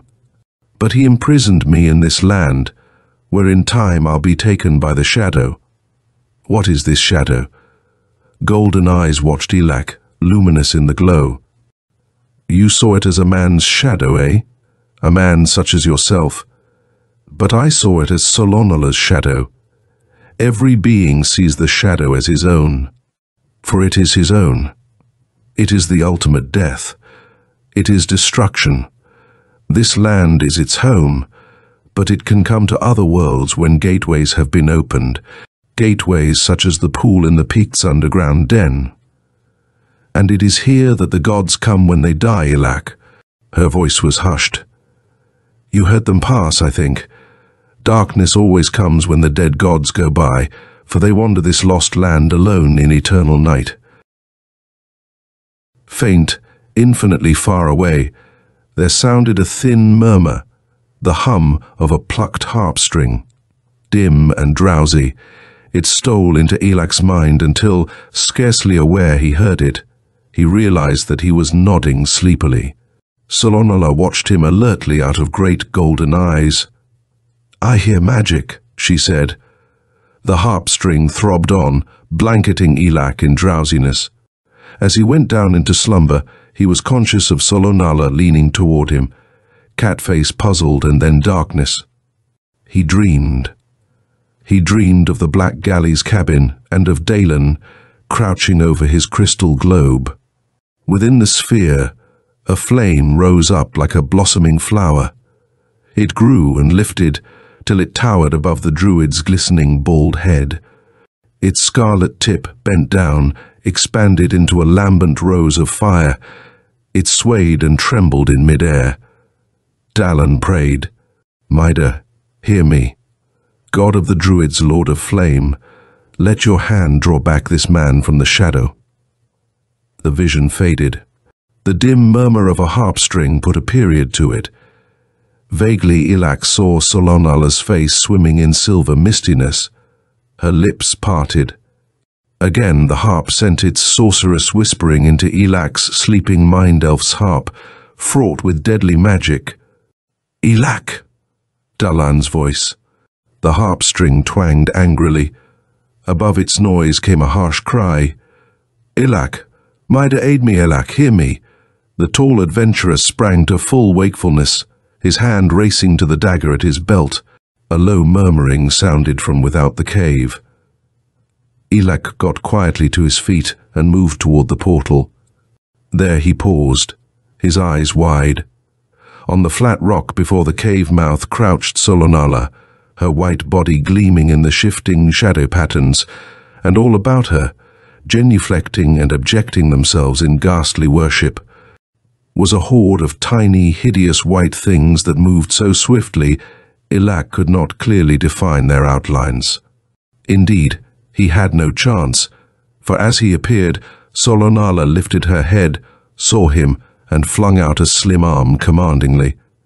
The white beings streamed away and were lost in the distance. Now Elak saw what had previously escaped him. Towering to the sky beyond Solonala, menacing and terrible, loomed the shadow. The girl let her arm drop to her side. Without moving, she watched Elak. "Elf's magic brought the shadow here while you slept," he said. "I could not waken you, though I tried. Those little ones, I made them, living things, to appease the shadow's hunger while we flee. Perhaps we can escape." She paused doubtfully. From empty air roared the voice of Dagon. "Courage, Elak! I come and with aid." And the voice of Elf disembodied, gentle mocking. "What can Mida do against the shadow, druid? Your god lives, and there is no life in Ragnarok." The immense shadow on the horizon grew darker. The flickering patterns in the air seemed to weave faster, troubled. Without warning, Elak saw the shadow fold down tremendously and swoop upon him. He felt Solonala's soft body shuddering against his, and his arms went instinctively about her. The fawn girl cried out, and her voice was clipped off into utter silence. Blackness abysmal and unearthly smothered them. They were one with the shadow. They were nothingness, annihilation, complete and final emptiness. And yet Elak was dreadfully conscious of a feeling of power, cosmic power, terrible in its illimitable vastness. Aside from this, nothing existed for him. Solonala's body no longer pressed against his. He felt the fortress of his soul, his mind, crumbling under the assault of the shadow. And, suddenly, hope came. How it first manifested itself Elak did not understand, but he realized that no longer was he being absorbed into the shadow. Something was pulling him back, lifting him from the sucking void that was annihilation. He heard the druid's voice, strained, triumphant. "Mida, save him." Mida, god of oak and firelight, flashed out all around warm, rose-tinted, luminous flame. In its fierce glow was revealed the figure of Solonala, unearthly in her beauty, and also the incredible thing on which the two stood. It was a hand, 8-fingered, colossal. It was no earthly hand. The hand of Mida himself, reaching down into the hell of the shadow at the druid's prayer. The titan hand swept upward, carrying Elak and Solonala. It checked itself. Blackness crept back, dimming the rosy flame walls. A sea of shadow rose like a tide, and the hand began to sink down, slowly at first, and then with ever-increasing speed. Dagon's cry came, despairing, inarticulate, and Elf's soft laughter. Solonala knelt beside Elak. She put her arms around his neck, tender lips brushed his. Then, before he could move, she sprang away and flung herself into the void. For an intolerable, age-long second, her white and gold figure loomed against blackness and was gone. A cry, gull-plaintive, drifted to Elak's ears as he started forward. He was too late. The hand of the god swept up. Elak fell to his knees, struggling to drag himself to where Solonala had vanished. And then there was only darkness around him, and the howling and shrieking of great winds. Chapter 8. They come to Cyrena. Elak. It was Lycon's voice. Elak opened his eyes. Grey light bathed him. He was in the corridor of the pool, in the underground peak temple. Above him hovered the small, fat figure of Lycon, round face alight with anxiety. "Are you alive, Elak? Did those damned dwarfs—" Elak drew a deep breath, got painfully to his feet, water cascading from his hair and garments. He looked down to where beside him the surface of the sunken basin lay blue and calm, untroubled by the shadow that had once darkened it. "I've just dragged you from there," Lacon said, following his gaze. "You shot up from the water like a cork." "There was no other?" Elak asked. "You saw no one else in the pool?" Lacon was silent for a time, watching his friend's eyes. Presently he shook his head. "No," he said softly, "there was no other." And then there was no more talk for a while, because Velia led in the blood-smeared oarsman who had just slain the last of the Picts. And Lacon was noisy about the number of dwarfs he had cut down, and was, he said, almost thirsty enough to drink water. "But not quite," he added. "Let's get back to the galley. It wasn't damaged much by the storm, Elak, and we can launch it in 2 days." So again the black galley drove northward through the inland sea, skirting the western shores of Krenos Isle, on through the swirling waters until white cliffs loomed on the horizon. And there, when it was least expected, Duke Granicor's ship came down on them as the galley was beached. "Mida rot him," the druid growled, climbing ponderously over the rail, his brown, sea-stained garment flapping in the wind. "There's no time to fight him now, Elak. We've got to get the chiefs together, lead them against the Northmen." "My brother," Elak said. "Don't forget him." "I know, but that must come later. You can't help Oranda till the Vikings are driven from Elf's fortress, where they have their headquarters, and where your brother's a prisoner." Lacon swaggered up, a flagon swinging against his side. "By the 9 hells and a dozen more," he observed. "Are we afraid of Granicor? Go on ahead, Elak, and take Dalan with you. Give me 2 oarsmen and I'll stay here and—" "You're drunk," Elak said without rancor. "Go away." He turned to stare at the long galley that was rapidly growing larger as it swept shoreward.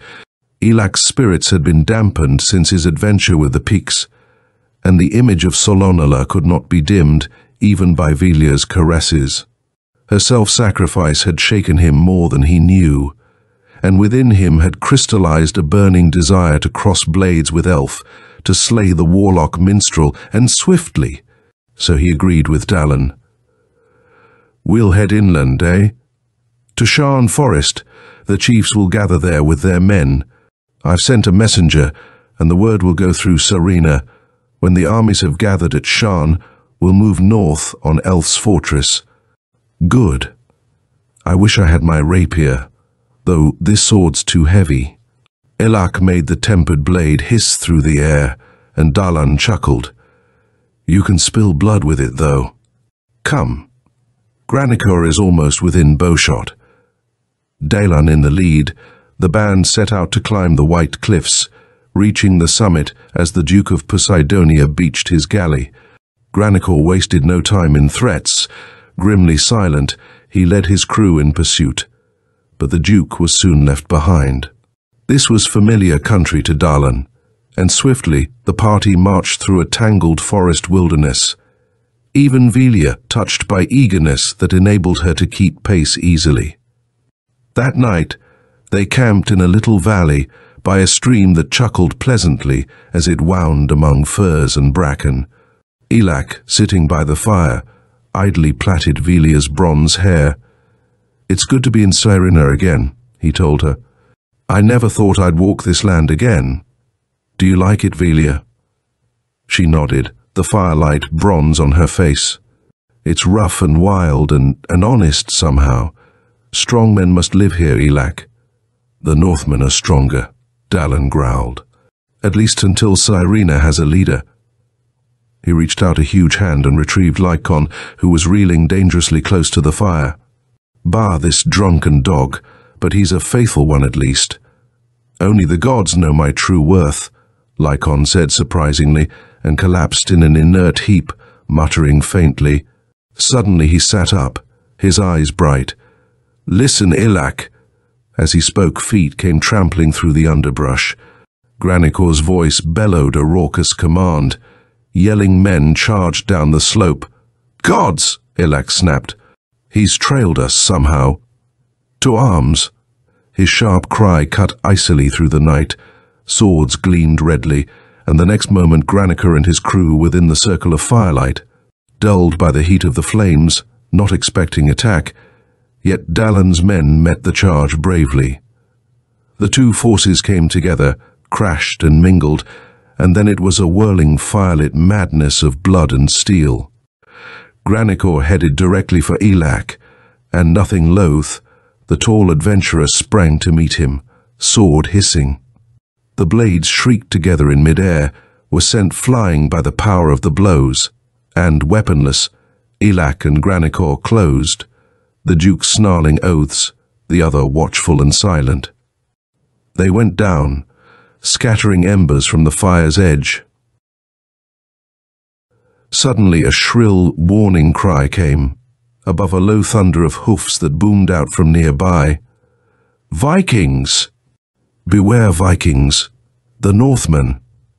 And down into the valley rode red-bearded giants, roaring, spears driving, swords hewing, driving resistlessly over the campfire as they had swept down on Raynor.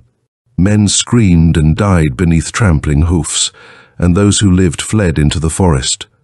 In a moment the encampment was empty, save for the Northmen, the dead, and two men who lay locked in furious struggle on the ground. Elak's arm was locked about Granica's throat, but the Duke's bull-thewed legs were slowly crushing his ribs, forcing the breath from his body, when the Vikings prodded the two apart with ungentle blades. "Thunder of Thor!" a harsh voice grunted. "What madmen are these? Guthrum, Guthrum!" At that name Elak tore free, sprang to his feet, heedless of the steel points that pricked him.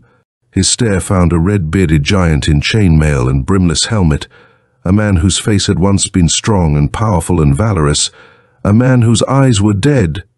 Blue eyes, dull and cold and bitterly ferocious, watched Elak.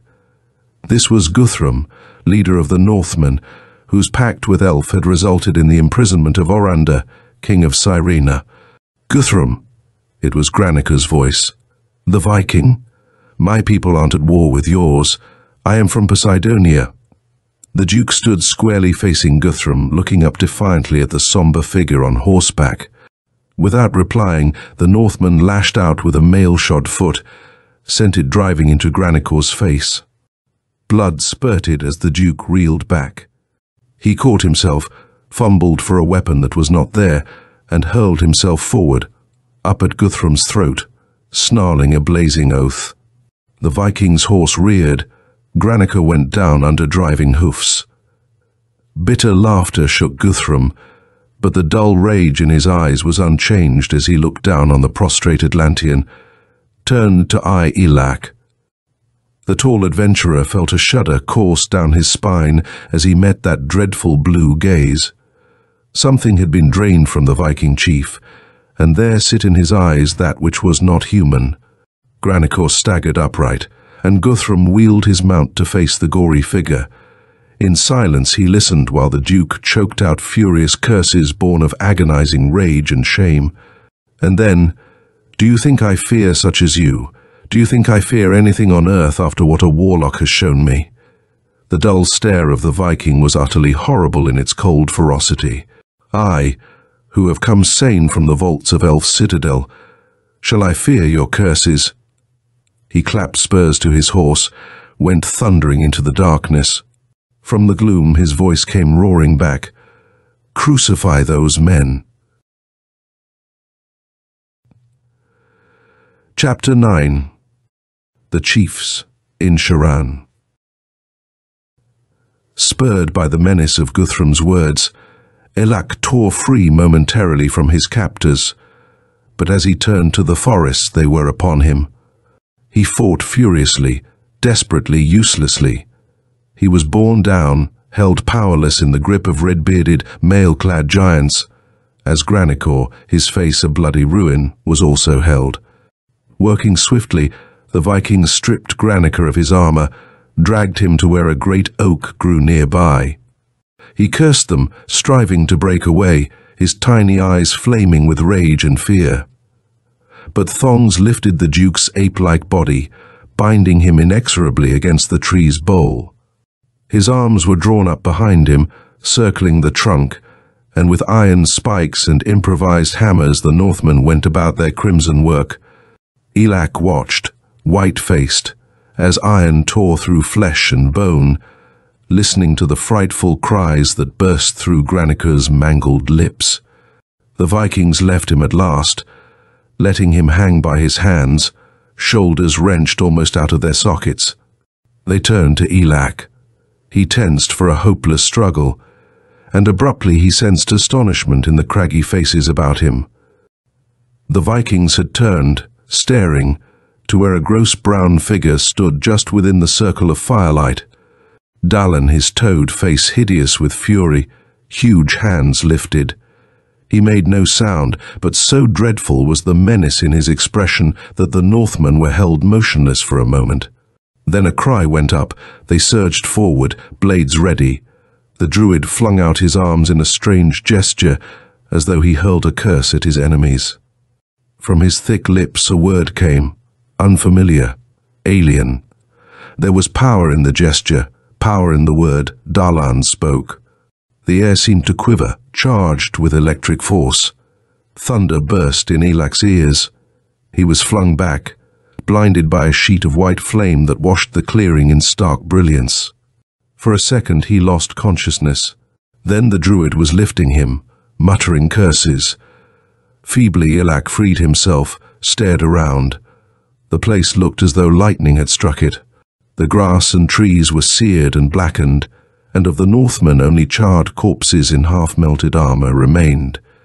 "Ishtar," Elak whispered, his voice unsteady. What happened, Dagon?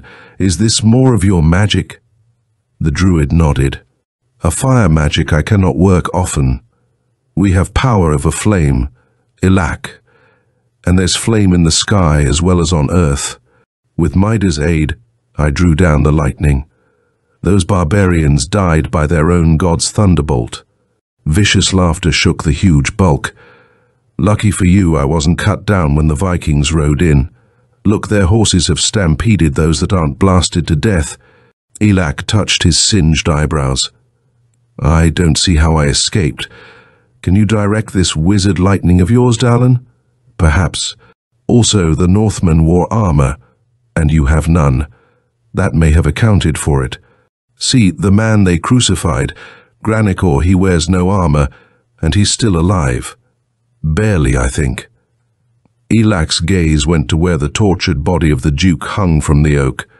He hesitated, then went forward purposefully. "Lycon?" he asked over his shoulder. "Velia, are they safe?" The Druid nodded. "Yes, they're waiting not far away. But the rest of the crew are dead or scattered. We'll have to move quickly to reach Sharn Forest. I didn't know the Vikings had come this far south. And 4 of us can't very well fight an army. In Sharn we'll meet the chiefs. What are you doing, you fool? Freeing that dog?" "He's an Atlantean at least," Elak said, wrenching at one of the iron spikes that transfixed Granikor's hand. "And this is no way for any man to die." The Duke had apparently lost consciousness. As the last spike came free, his body slumped down in a bloody huddle at the tree's foot. Elak paused. "He can't live long, but I don't like to leave him here to be tortured by the Northmen if they come. Yet, we can't take him with us. Gods, will you feed him pap and nurse him after he's just tried to slit your throat, while Elf rules Cyrena and holds your brother captive? I tell you we must get to Sharn and quickly." "Very well," Elak agreed, turning toward the forest. "He can't live till morning. No man could with those wounds. To Sharn, then, and after that we march on Elf's fortress. We march on Guthrum's army," Dagon grunted, "wherever it may be. But it won't be far from the Warlock Citadel. Guthrum's headquarters is there." His ungainly figure vanished in the shadows, Elak at his side, and at the foot of a great oak tree, a frightful figure dragged itself half erect, an ape-like man, seared and blood-stained and wounded on hands and feet. Mangled lips writhed and opened. "Elf's fortress," a harsh voice whispered, cracked with agony, "and Guthrum." A gout of blood spewed from the man's throat, and a paroxysm of coughing shook him. He clung to the oak, dragged himself upright, grinning with abysmal pain. "So I won't live till morning," he mumbled. "I'll live till I find Guthrum." Duke Granicus staggered a few steps and collapsed, but he lay inert for only a moment. Then, very slowly, wheezing and groaning between clenched teeth, he began to drag himself into the forest. Elak stood before the druid altar in Shan Forest, a great grey stone, its top hollowed out into a shallow basin that was stained darkly by countless ages of sacrifice. It was dawn. A day and a night had passed since the encounter with Granicor and the Northmen, and for a few hours Elak had slept in the shadow of the druid stone while the chiefs gathered. Drawn to Shan by swift messengers, Lycan and Velia had slept beside him, and Dallin had watched, greeting each newcomer as he arrived. Now nearly all the chiefs were here, a grim half-circle in the cold light of dawn, their strong faces betraying little of their thoughts. Yet somehow Elak sensed hostility in the eyes watching him, and their gaze was suspicious as well as appraising. Dallin realized something of this, for his ugly face was set in an appalling snarl. A young chieftain pushed forward, bull-necked, ruddy-cheeked. He advanced till he stood only a few feet from Dallin, and halted with folded arms. "Have I your leave to speak, druid?" he asked mockingly. Somber eyes watched him. "Aye, Halmer, since Cyrena chooses a cub for spokesman, speak." Halmer's laugh was scornful. "My words are those of all, I think. Well, listen then. The Northmen are still on the coasts. They will not come south. If they do, we can drive them back." "What of Orenda?" Dallin asked. "What of your king?" The young chief hesitated. Then, gathering courage from the druid's calm, he snapped, "We'll fight for our own holdings if need be. But elf's magic, who can fight that? I say, let the Northmen hold the coast if they want it. They've not troubled my lands yet. If they do, I'll know how to drive them away. And one by one, you will go down beneath Guthrum," Dallin said. "Halmer speaks for you all. You'll let your king rot in elf's power. You'll let the Northmen hang like a cankerous sore on the coast by Mida. But you need a king's strong hand to rule you. Without Orenda, you squabble among yourselves like a pack of snarling curs." Some looked shamefaced at that, but none spoke. Finally, "Who is this Elak?" one asked. "You say he's Zulus, the king's brother." "Perhaps. But you ask us to bow down before a man who killed his stepfather, a man who may then kill his brother and rule Sirena." Elak growled a curse. He pushed past the druid. "It wouldn't take much of a man to rule you, I think," he snapped harshly. "There were not so many fools and cowards here when I left Sirena. I killed Norian, yes, but in fair fight, and most of you remember that my stepfather had no great love for either Orenda or me. But as for my wanting to rule this land of women Ba, I've asked your aid. If you won't give it, I'll go to Elf's fortress alone and find my brother." At his words there was a stir. One man, a tall, lean oldster in dented armor, came to cast his sword at Elak's feet. "Well, I'll go with you at least," he said, "and my followers are not few. I remember you in the old days, Zulus, and I know you speak true words now." With antique courtesy, Elak gravely retrieved the fallen sword, touched his forehead with the hilt, and returned it to the oldster. "Thanks, Hera. I remember you too, and that you were always ready to fight for Cyrena. These other dogs—" Hera's lean face twisted wryly. "No, Zulus or Elak.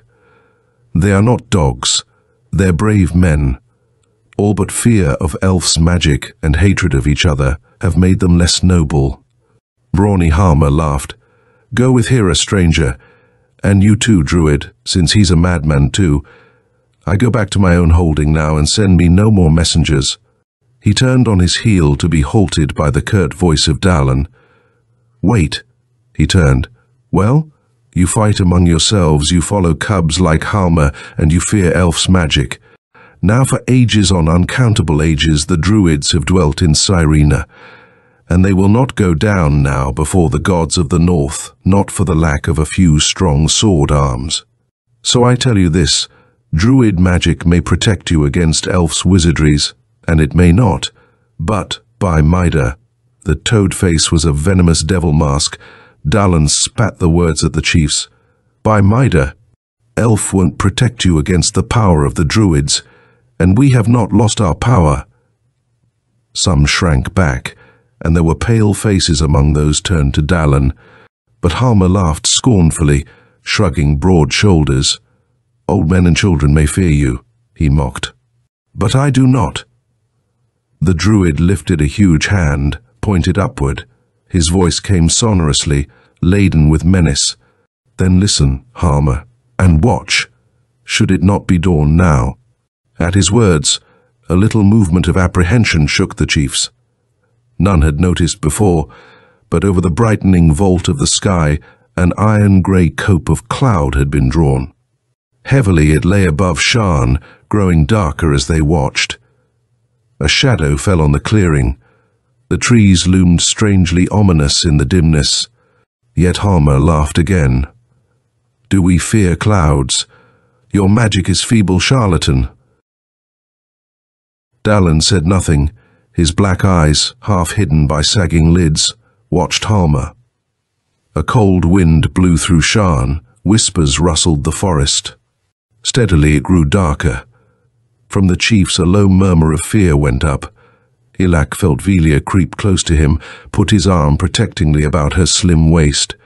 For once, Lycon was silent, looking up apprehensively. Before the altar, Dagon's misshapen figure towered, arms raised in menace. Halmer's voice was not quite steady, his face a little less ruddy, as he barked, "I'll not stay here longer." Go, the Druid said, "if you dare."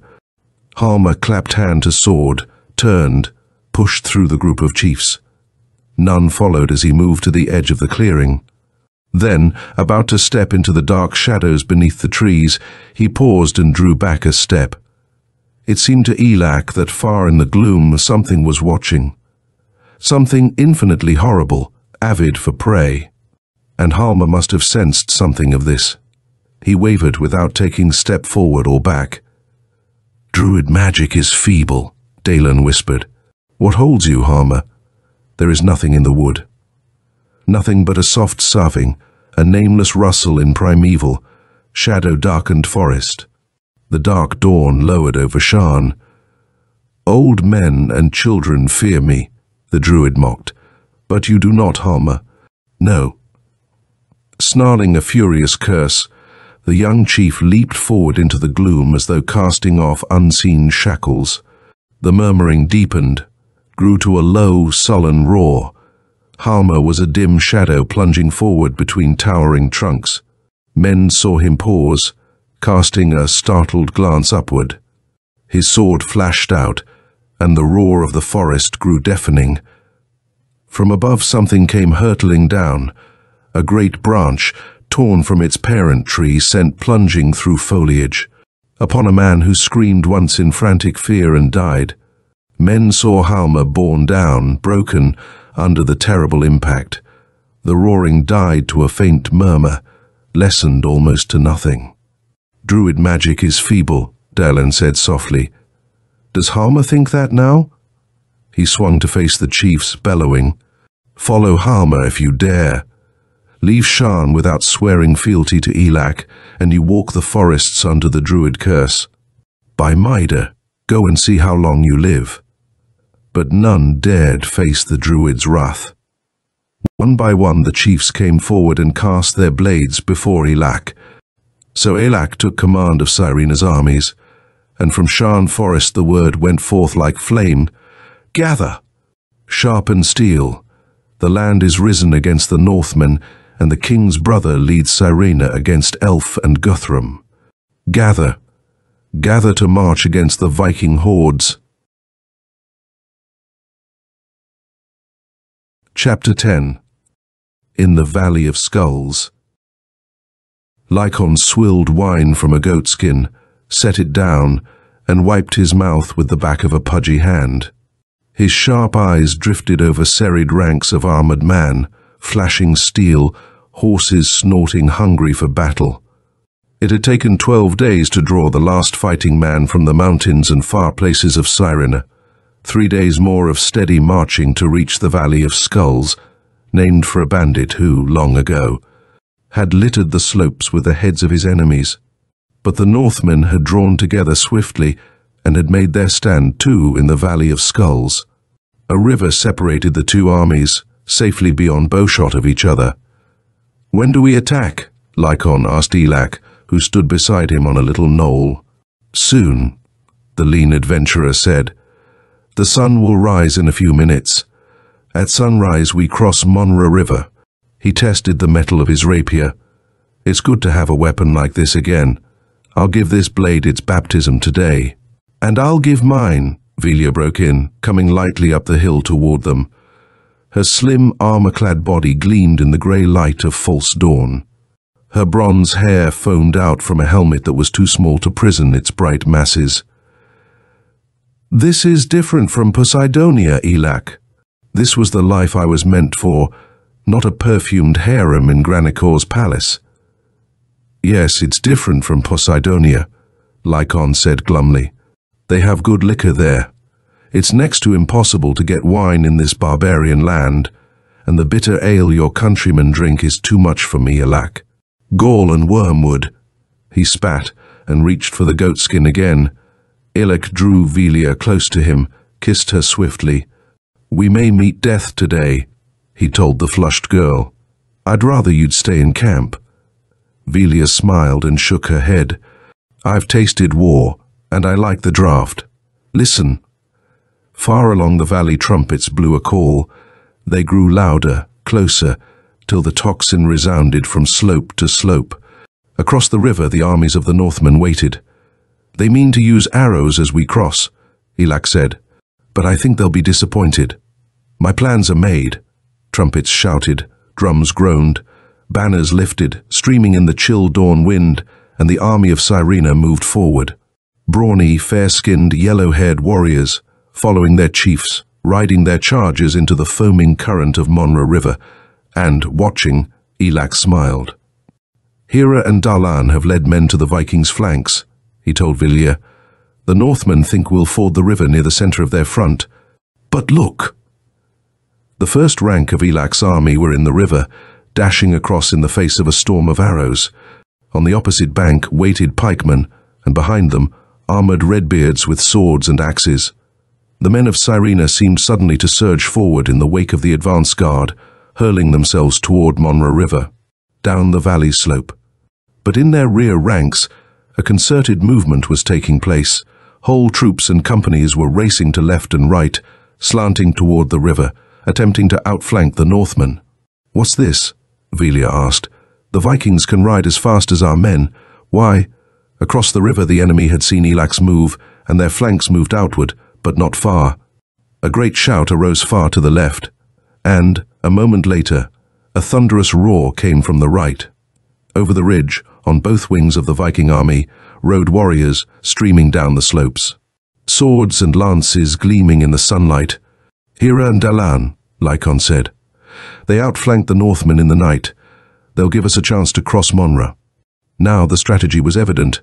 A thin line of warriors held the bank of the river, their bowmen keeping the enemy engaged. And the rear ranks of Cyrene galloped to left and right, racing into Monra River, plunging across it and up the steep shores in the face of a hail of arrows and steel. They could not have succeeded had it not been for Hera and Dalan, whose warriors spread ruin and confusion in the Viking flanks. "We've crossed," Elak barked, eyes agleam. "Now we're on equal ground. It's strength, not strategy, that counts now we've crossed Monra. Come on." He turned to a great white charger that stood nearby, stamping his impatience, his hoofs striking fire from the rocks underfoot. With one leap, Elak was in the saddle. Upright in the stirrups, shouting, rapier unsheathed, he thundered down the slope, and behind him rode Lycon and Velia down to the water's edge into Monra River. foam splashing high as they charged across. A roar went up from the warriors, and the next moment, driven back by the impetus of Elak's forces, slashing and thrusting at his heels, the Northmen gave way up the slope, desperately contending each inch of ground lost.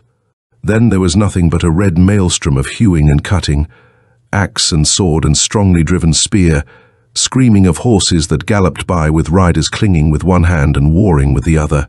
Horses plunging and dying in a welter of thunderous crimson ruined giant men fighting and falling and slaying as they fell. Raven banners toppled. Shouts of Odin, Thor with us, mingled with roars of Sirena, Sirena. Elak thrust and thrust again, guiding his steed with one hand as it stumbled and leaped over knots of prostrate, struggling men and still bloody bodies.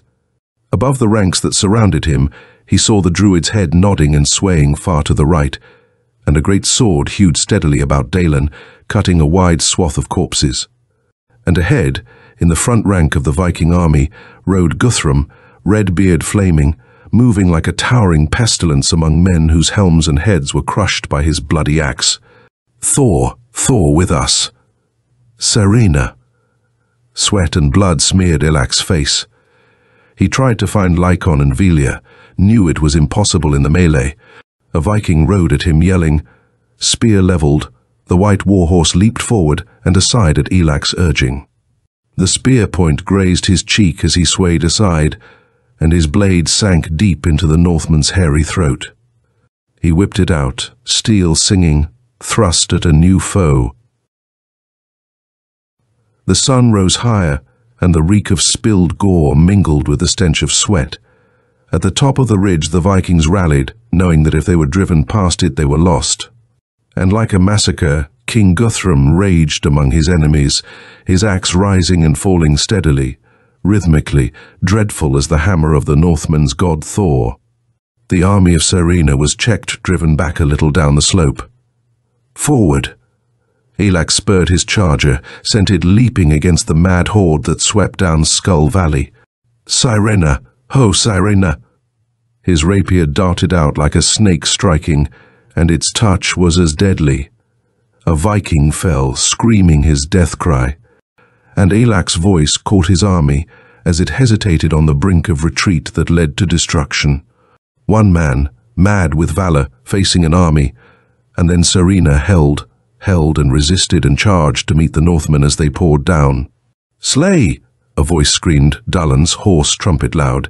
Slay the Vikings for Sirena! Men dazed and exhausted with battle felt new life pulse within them. Blood-drunken, murder-hungry, they flooded against their enemies in a blasting charge that could have only one result.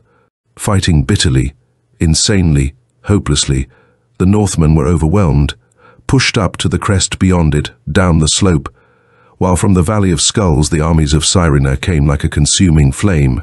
It was the day of doom for the Vikings, their Ragnarok, and the raven banners fell in the dust and were trampled by racing hoofs. Slay! Slay the Vikings! Upright in his stirrups Elak shouted, seeing in the defeat of the Northmen the ruin of Guthrum, the end of Elf, the freeing of his brother Orander. Sirena had conquered, that he knew. Beside him Lycon reined up, his round face flushed and bleeding. Ho, Elak! They run like rabbits. Even now Lycon could not refrain from his habitual exaggeration. For the red-bearded giants were not fleeing, they fought on, hopelessly, slaying as they died. Resolution flared in Elak's eyes. Lycon, stay here. Lead our men. He whirled his horse. Where are you going, Elak? To Elf's fortress. Now. I'll take him by surprise. The rest was lost as Elak clapped spurs down, galloped up to the ridge along it, skirting the edge of the battle. Lycon's shout was unheard in the roar, but another had seen Elak's flight. A horse broke from the uproar, raced in pursuit. Astride it sat Dalan, brown robes streaming.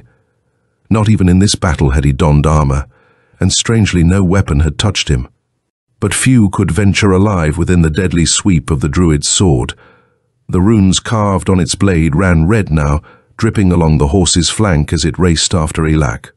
And behind them rose the death cry of the Vikings in Sirena, while after Elak, after the druid, rode vengeance. Guthrum on his huge black charger, grimly silent, leading a little band of Northmen, and there was cold murder in the Viking king's bitter eyes. Chapter 11. How Granica died.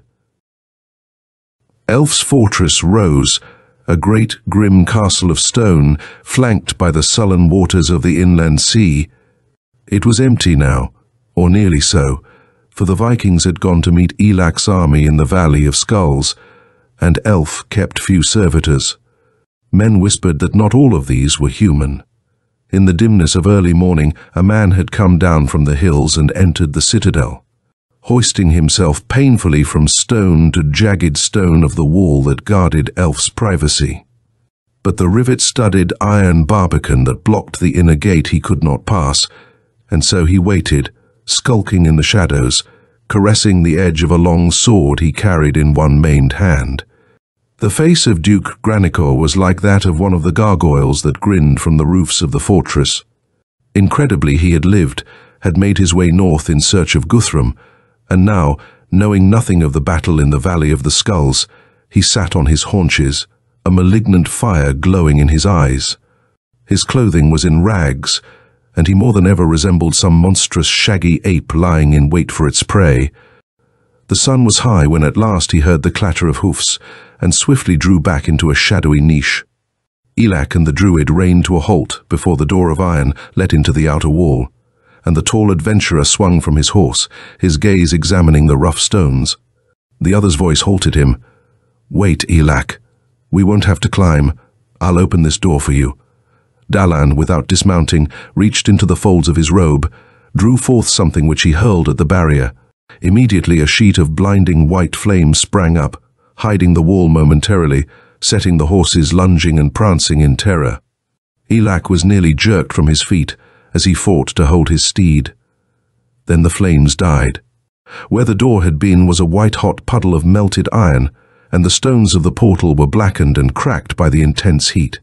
The druid spurred forward his horse, and it hurdled the searing liquid iron easily. Elak followed, just in time to see fire burst out from the grill of the barbican.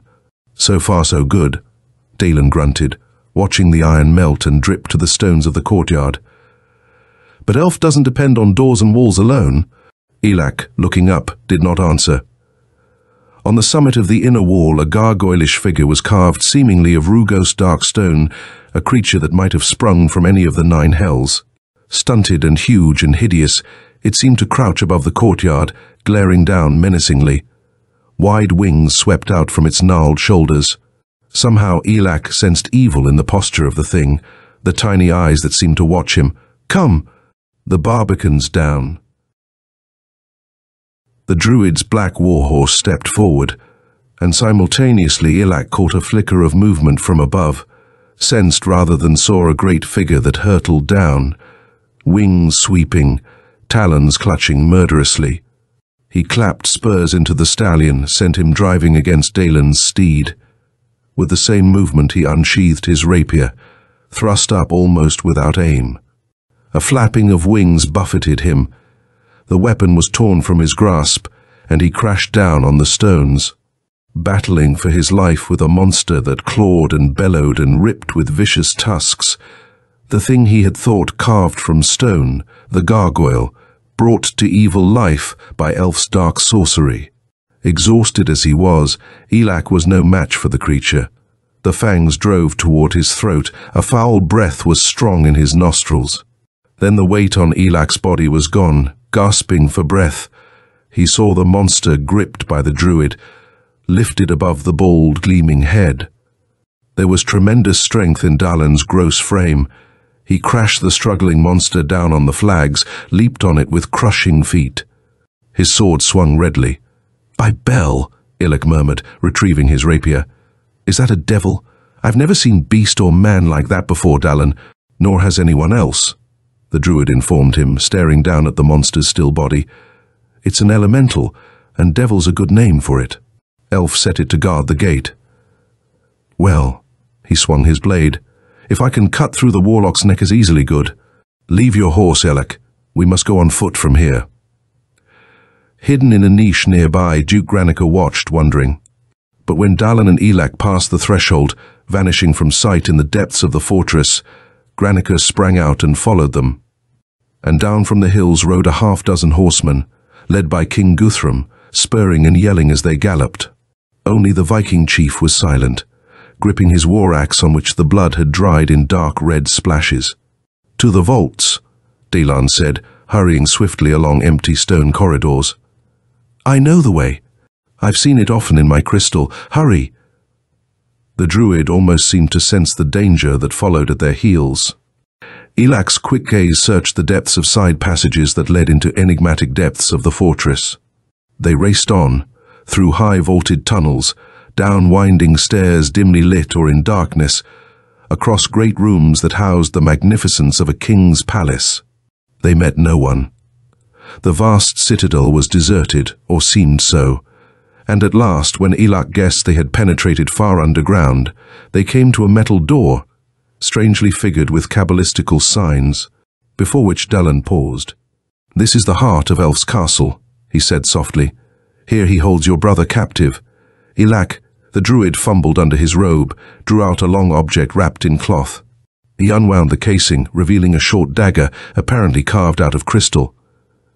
"There is strong magic in this," Dagon said, handing the weapon hilt first to Elak, "and it will slay the warlock where no earthly steel can spill his blood. It is the druid knife of sacrifice." Nodding, Elak slipped it into his belt. Dagon turned to the metal door, pushed it open. A flame of amber light blinded the two momentarily. Then their vision cleared. They stepped across the threshold. They stood on a platform that thrust out from a wall of sheer rock that towered up and to both sides and down into a fathomless immensity of golden blaze that hurt. The eyes with its fires. Ahead they saw nothing but clouds, amber clouds billowing and shifting continually, drifting like the sea all about them, flame-bright, yet cool as fog in its clinging mistiness. Elak shrank back involuntarily before the strangeness of the spectacle. "Steady!" The druid's huge hand gripped him. "Steady now. We've a perilous road here, watch." Something swam into view from the mists to the left, a black object that seemed like a huge flat-topped globe as it slipped silently closer. Hanging unsupported in the amber fog it emerged, drifting forward until it hung not a foot from the edge of the platform on which the two men stood. Now Elak saw that it was indeed a globe, like an orange with its top sliced off, hollowed out into a great cup. "We ride that chariot," Dagon whispered. "Follow me." He lumbered forward a few steps and sprang. The brown-robed gross figure hurtled above the golden depths, plunged down safely within the hollow globe. It did not even sway beneath the impact. "Elak!" The druid had turned, was beckoning. "Hurry!" The tall adventurer dared give himself no time to think. He leaped, his heart hammering. Almost he overshot the mark, but Dagon's hands clutched him, lifting him to safety. White-faced, Elak stood erect on legs which were not quite steady. The rim of the globe was waist-high. The diameter of the circular floor was about 4 feet, made of some unfamiliar jet-black substance he did not recognize. The weird chariot swung in its orbit, skirting bare rock walls. The platform from which they had leaped was lost in the golden haze. They drifted through an endless sea of cool fire. As Granicor followed Dagon and Elak through the fortress, he had soon come to realize that he too was being followed in his turn. Not guessing that the man he sought was among those who pursued him, he pressed on more swiftly, and the metal door that led to the platform above the abyss swung open under his hand as Elak leaped to the hollow globe. Guthrum stared in astonishment, not realizing until the black sphere had been lost in the mists that the noise of his pursuers was growing louder. Then he stepped across the threshold and flattened himself against the rock wall, sword lifted. Thus Guthrum's men did not at first see the Duke. They came in a mob through the doorway, yelling like wolves. One nearly went over the platform's edge as he twisted in midair, trying to halt his plunging rush. He reeled against a companion clutching his shoulder, and neither one of them saw their slayer. For Granicor lunged forward, roaring. The sweep of his great sword toppled one Viking against the other, and they went over the brink in a flurry of arms and legs and a knife-edged shriek of despair. Before the other Northmen knew death was among them, Granicor had struck again, shouting as he caught sight of Guthrum's hated face. A helm was crushed like paper, and bone shattered under the rush of the Duke's steel. Then blades licked out, and a cry went up from the Vikings. 3 had died already, and there were more to die that day. For Granicor moved like a pestilence, iron muscles in his great thewed body, toughened by his hatred of King Guthrum. His brand fell and swung and murdered in a crash of ringing steel there above the golden abysses, and though he was unarmored, no thrust or cut seemed to have power to hurt him. 3 he killed, and was wounded in breast and back and thigh. Blood gushed out through his tattered rags. Then even the hardy Vikings felt a shudder of horror go through them, for this madman, his body warped with torture, wounded almost to death, laughed. Granicor shouted with laughter, the insane glee that rose resistlessly within him as he cut his way toward Guthrum. Blood gushed from the half-healed wounds on hands and feet, mingling with the crimson welter that flooded the platform. One man's head leaped from his shoulders, and on the back sweep of the sword Granicor drove steel deep into a Viking's side, slicing through chainmail like cardboard. He dashed blood and sweat from his eyes with a shapeless paw saw one giant figure before him, a huge redbeard whose axe was driving down, screaming through cleft air. The Duke leaped in, blade slashing. The axe bit deep into Granicor's back. He shouted, stiffened. The sword dropped from his hands. In the bitter eyes of Guthrum a black laughter rose. But the Duke was not yet dead. He swayed, face contorted, clawing emptiness. He looked up and saw Guthrum, standing alone above corpses, the only Northman left alive. Roaring, he sprang, steel fingers locked in Guthrum's hairy throat. Weaponless, Granicor made of his body a human projectile that drove the red-bearded giant back and down, back to the platform's edge and beyond. The 2 men plunged into the abyss, locked in a death grip, Duke Granicor shouting mad triumph. But from the Viking king came no sound as he fell through the golden mists to death. Chapter 12. Warlock and Druid. Swinging through empty space went the hollow globe with Elak and Dagon within it, on and on in a great curve till at last something loomed out of the dimness ahead. The Druid drew in his breath sharply. Leap after me, Elak, and swiftly. A pinnacle, a tower, a jagged eidolon of granite swam into view, lifting from amber fog clouds. Dagon climbed laboriously on the sloping waist-high rim, crouching there. The steep crag drifted closer, and the Druid sprang-scrabbled with hand and foot to cling to the dangerously angled rock. Elak followed, knowing a sickening instant of cold horror as he felt beneath him incredible depths of emptiness. Then they stood together on the slope, and Dagon pointed to a tunnel mouth just above them. "There's our road, Elak. Come." They stumbled cautiously toward the cryptic opening in the rocks. It led to a short tunnel, leading downward, very dimly lighted by the amber glow that filtered from the mouth. At the end of the passage was a door. It was unlocked. Dagon swung it open. Just beyond the threshold, on the rock floor, was a lamp, its bright flame illuminating every detail of the cave that lay before them. It was empty save for a small square altar of dark stone, and the figure of a man who knelt before it, staring into the coldly yellow depths of a jewel he clasped in stiff hands. "Orander!" Elak almost shouted. There was no answer. Orander of Raynor, Elak's brother, knelt as though carved from stone, his intent gaze riveted upon the jewel he gripped. He was younger than Elak, yet somehow he seemed older. Golden hair, unbound, grew in a leonine mane over the well-shaped head. There was strength in the king's face power, and something of nobility, but the man was veiled. Over his features there lay, like the shadow of death, an impalpable darkness, intangible, yet conveying a definite air of withdrawal. It seemed to Elak that, strangely, his brother was very far away, though his body was only a few feet distant. And even as he called again, he knew that Orander would not hear. "The king is lost to Raynor," Dagon said quietly. "There is strong sorcery in the yellow jewel." "I'll waken him then," Elak grunted, moving forward. Suddenly he paused. A Amazement flooded his lean face. For a second he seemed to strive futilely against empty air. His hands went out, seeming to slide across an invisible wall that blocked his way. "Strong sorcery," the druid said. "No, don't use your rapier. You'd shatter it. There's only one way to reach Orander, and it's a perilous one." At Elak's impatient gesture, Dagon turned to the lamp. Swiftly he extinguished it and shut the door so that the yellow glow could not filter in. Intense blackness darkened the cave.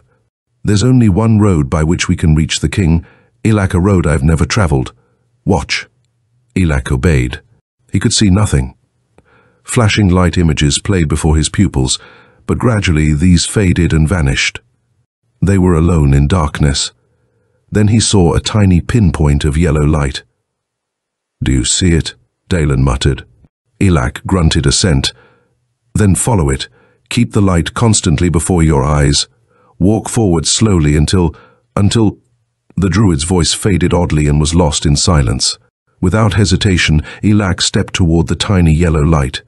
He expected to crash into the invisible barrier that had blocked his path, but it did not materialize. After he had advanced a dozen paces, he paused. Orander should now be almost at his side. Urgently came Dagon's hoarse voice. "Go on, quickly!" The yellow light had vanished. For a moment, Elak searched for it vainly. Then, dimly, he saw it, winking like a tiny star. He moved on again, and as he did, the light grew brighter. Yet it was only a pinpoint, guiding him through utter blackness. As he went on, he realized that he had traversed the length of the cave and should crash against the rock wall. Yet he did not. And the rock beneath his feet had a different feel, softer, more elastic. Suddenly there was a moment of frightful vertigo, a wrenching jar that tore at every atom of his body. He felt utterly disoriented, strangely lost, curiously conscious of movement he could not analyze. The darkness fled away and was gone. Cool yellow light was all around him. At Elak's side was the druid, but no longer were they in the cave. They stood on a glowing plain of amber, under a golden sky that was sunless and luminous. All around them was a featureless, coldly blazing expanse, stretching endlessly into infinity. "Ishtar!" Elak's voice was hushed. "Where are we, Dagon? This isn't Earth." "No, we are in a far place now, and a dangerous one. We passed through a door into another world." "A door." "The yellow jewel," Dagon said. "It is the bridge between our land and this world. More than that." The druid broke off, staring. The distant glowing plains seemed to be undergoing an incredible transformation, lifting, rising like great waves, marching forward from the horizons toward the two men. Elak caught a glimpse of Dagon's face, startled and apprehensive, and then the two were jerked apart. A gap widened in the earth between them. Elak caught a flashing glimpse of abysmal depths where red-orange fire glowed. He seemed to be spinning through empty space, rocketing across the great plain with furious speed. Briefly, the world seemed to close about him, as though he were being crushed between the vast plains which had somehow been folded in around him. He clutched his rapier hilt in hopeless desperation, and then he stood alone on the great shining plain. Nothing else was visible but the brazen amber sky. The druid had vanished. It was utterly silent. "Elak," a soft voice called. The tall adventurer turned. He saw no one. Then from empty air there sprang a shadow. Two-dimensional, unreal, it grew darker, took on form and substance. As Elak gazed, a man grew into visibility and stood watching him, a slim, blue-eyed youth with soft flaxen hair. He wore a doeskin tunic, his only weapon a dirk girded at his belt. In his hand he gripped a harp. Elak remembered the face he had seen in Dagon's crystal globe on the galley, the face of Elf the Warlock, the same on which he looked now. And again he sensed the ageless, incredible evil that lurked in the depths of the candid blue eyes, watching as a devil might peer through a mask. "I am Elf," the Warlock said, "but I think you know that." He did not move as Elak unsheathed his rapier, crouching menacingly, 1 foot forward. "Yes, I know it," the tall adventurer answered warily. "Where's Dagon? Bring him here." or I'll let blood flow from your throat before you can move to cast a spell." Elf smiled. "No, my business is with you. Elak, you have spoiled my plans, but I have no wish to kill you. Instead, I'd rather see you on the throne of Raynor." "Eh?" Elak did not lower his blade. "What are you trying now? Bring Dagon here, I say. Dagon has lied to you. He said I had your brother captive, and I saw him. Your lies won't help." "He's here, yes," Elf admitted, "but not a captive. In Raynor he was a king. But in this land of mine he is more. I have made him a god." "What are you talking about?" Elak snapped. "You're playing for time. Bring—" The warlock swept his hand over the harp strings. Throbbing sweetness with a poignant undertone of bitterness rang out. Instantly they were in utter blackness, and at that moment Elak thrust with his rapier, thrust at empty air. Cursing, he slashed blindly about. Suddenly the darkness lifted. For an instant, Elak saw his brother's face hovering gigantically above him, the weird veil of alienage still shrouding the strong features. In the king's eyes, Elak saw withdrawal, a withdrawal so awe-inspiring that he felt momentarily cold, as though some breath of the unknown had touched him. The voice of Elf came softly. "I have shown you Orander," the warlock murmured. "Now I shall show you more. You shall see the worlds over which the god who is Orander rules." Again the dark veil fell. Great vistas of flashing light, orange, scarlet, yellow, glittering with amazing beauty, down which fled cyclopean shadows. Slowly the vision faded and became distinct. Elak seemed to be hovering in empty air above a huge city, many-tiered and gardened, that rose on the summit of a mountain beneath him. Fantastic splendor ruled the city. Shining domes and minarets rose high above the wide marble streets, and arches and bridges spanned the lakes and canals, where water glowing with yellow radiance moved sluggishly between its banks. The inhabitants of the city were not human. They were beasts, and yet more than beasts. Elak was reminded of giant colossi of stone, winged monsters, bearded and talc-winged, lion-bodied, sleekly beautiful. Smoothly powerful muscles rolled beneath the satin pelts, and wise and ancient beyond all imagination were the faces that Elak saw.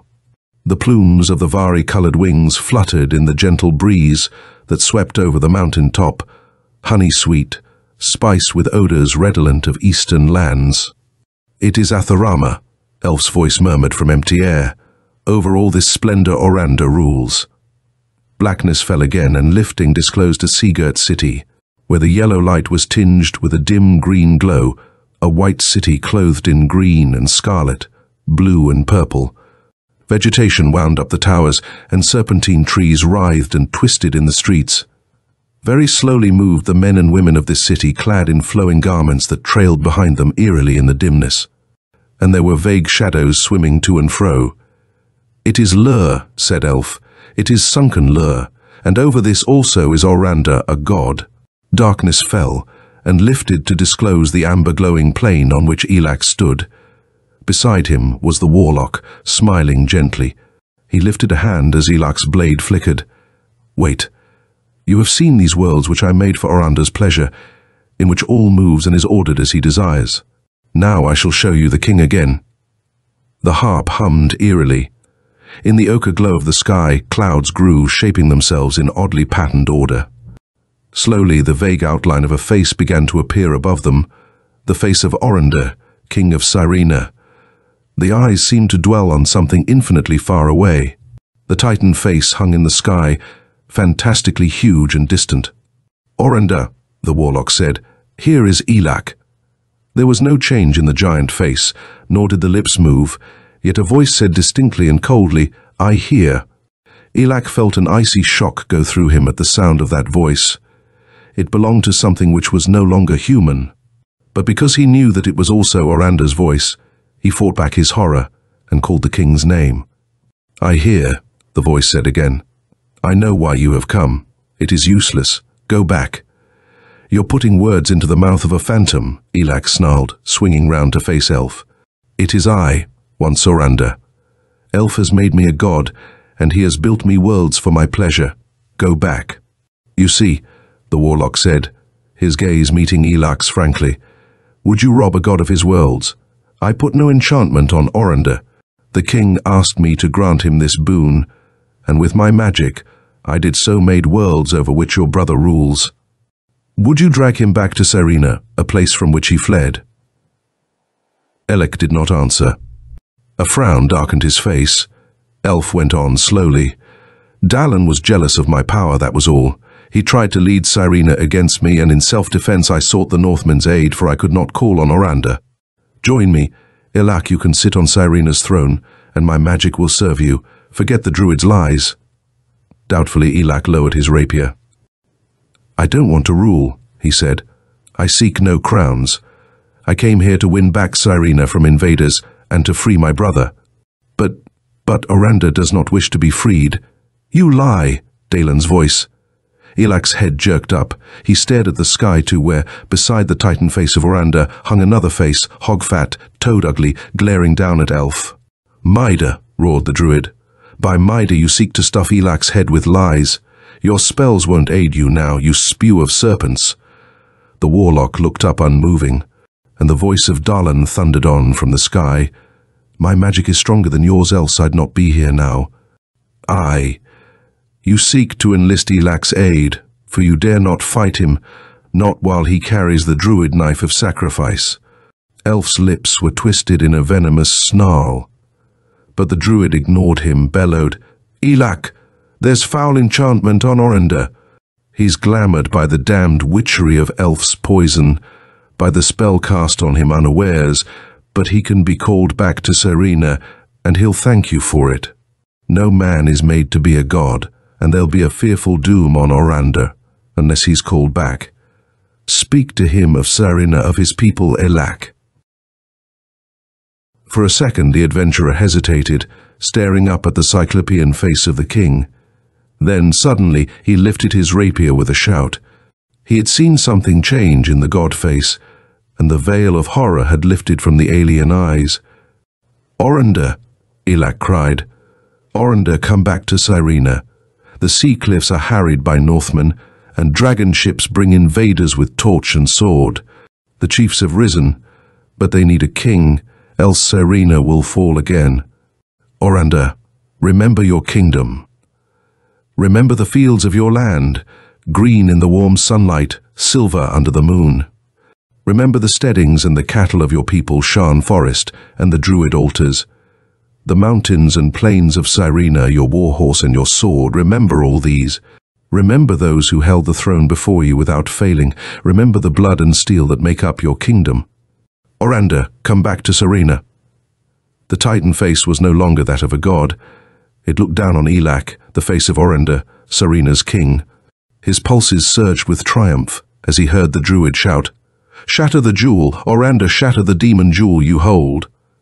Simultaneously there came a thunder and a crashing as of riven worlds, and the ochre light vanished from the sky.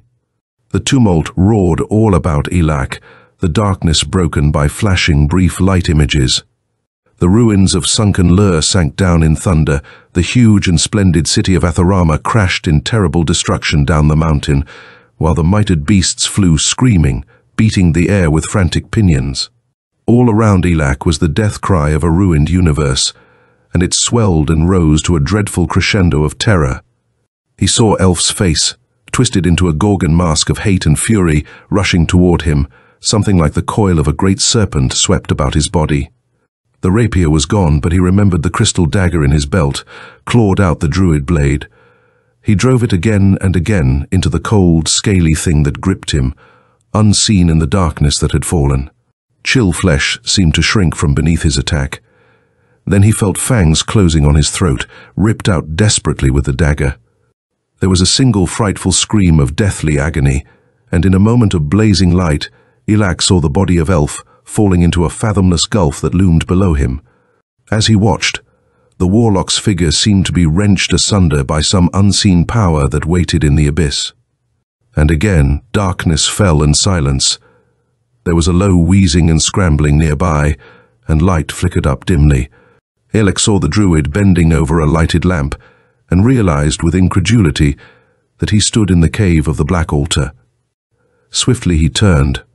A man was rising to his feet, and on the stones around him lay splintered yellow shards.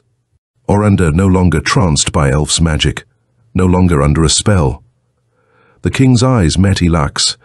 The adventurer leaped forward, gripped his brother's arms. "Orander, Ishtar be praised."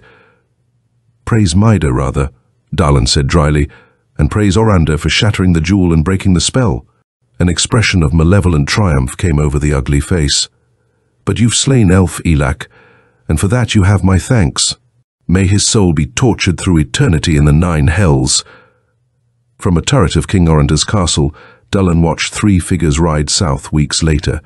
His heavy shoulders lifted in a shrug. Beside him, Orander smiled a little sadly. "He wouldn't stay, Dagon, and I'm sorry for that." "He was wise," the druid said. "A country should have but one hero, its king. Best let him go in peace, lest quarrels come if he had stayed." "No, there would be no quarrels. But Zulus Elak, as he calls himself, is a wanderer. He will not change now, though I urged him. So he rides south again, with Lycon and Velia at his side." The figures on horseback grew small on the plain too, who rode very close together, and one who followed at a little distance, reeling in his saddle and keeping his balance only by occasionally gripping the beast's mane. Elak and Velia talked, with soft laughter and high hearts, as they cantered onward, and behind them, Lycon, in his own fashion, was happy also. "Wine," he murmured thickly to himself. "Goatskins of it. Good wine, too. The gods are very good." End of Thunder in the Dawn by Henry Kuttner. In the Lovecraft story Dagon, written in 1917, the narrator finds ancient carvings that depict humanoid creatures with webbed hands and bulging eyes, at least one of whom is almost as large as a whale. He then sees a similar creature like that in the flesh, a vast Polyphemus-like monster of nightmares, with gigantic scaly arms. These smaller specimens are the Deep Ones, a species and amphibious race that primarily serve Father Dagon and Mother Hydra, but also have strong ties to Cthulhu, and are known to employ Shoggoths as servants. Deep Ones are immortal until slain, and may be worshipped by humans. The religion offered by the Deep Ones usually takes the form of certain oaths, offered at rising degrees of membership, that commit human worshippers to certain agreements. While appearing beneficial and relatively innocent at first, it is not long before the Deep Ones begin to demand more, even to the point of requesting human sacrifices. Such people devote themselves to the Deep Ones, with some eventually taking the third one, entering into breeding rites to produce hybrid offspring to further promote the Deep One race. The result of this unholy mating is Deep One hybrids. They are born with the appearance of a normal human being. They gradually assume the appearance of their Deep One ancestors. When the hybrid becomes too obviously non-human, they go into seclusion in ostensibly abandoned buildings until fully capable of living solely underwater. Spawn of Dagon by Henry Kuttner. Weird Tales, July 1938. An eldritch, fearsome tale of the worship of the fish god in the ancient world and the prowess of a doughty swordsman in old Atlantis. Under all graves they murmur. They murmur and rebel. Down to the buried kingdoms creep, and like a lost rain roar and weep. O'er the red heavens of hell. Chesterton. 2 streams of blood trickled slowly across the rough boards of the floor. One of them emerged from a gaping wound in the throat of a prostrate, armor-clad body. The other dripped from a chink in the battered cuirass. And the swaying light of a hanging lamp cast grotesque shadows over the corpse and the 2 men who crouched on their hams watching it. They were both very drunk. One of them, a tall, extremely slender man whose bronzed body seemed boneless, so supple was it, murmured, "I win, Lycon. The blood wavers strangely. but the stream I spilt will reach this crack first." He indicated a space between two planks with the point of his rapier. Lycon's childlike eyes widened in astonishment. He was short, thick-set, with a remarkably simian face set atop his broad shoulders. He swayed slightly as he gasped, "By Ishtar, the blood runs uphill." Elak, the slender man, chuckled. "After all the mead you swilled, the ocean might run uphill. Well, the wager's won. I get the loot." He got up and stepped over to the dead man. Swiftly he searched him and suddenly muttered an explosive curse. "The swine's as bare as a Bacchic vestal. He has no purse." Lycon smiled broadly and looked more than ever like an undersized, hairless ape. "The gods watch over me," he said in satisfaction. "Of all the millions in Atlantis, you had to pick a fight with a pauper." Elak groaned.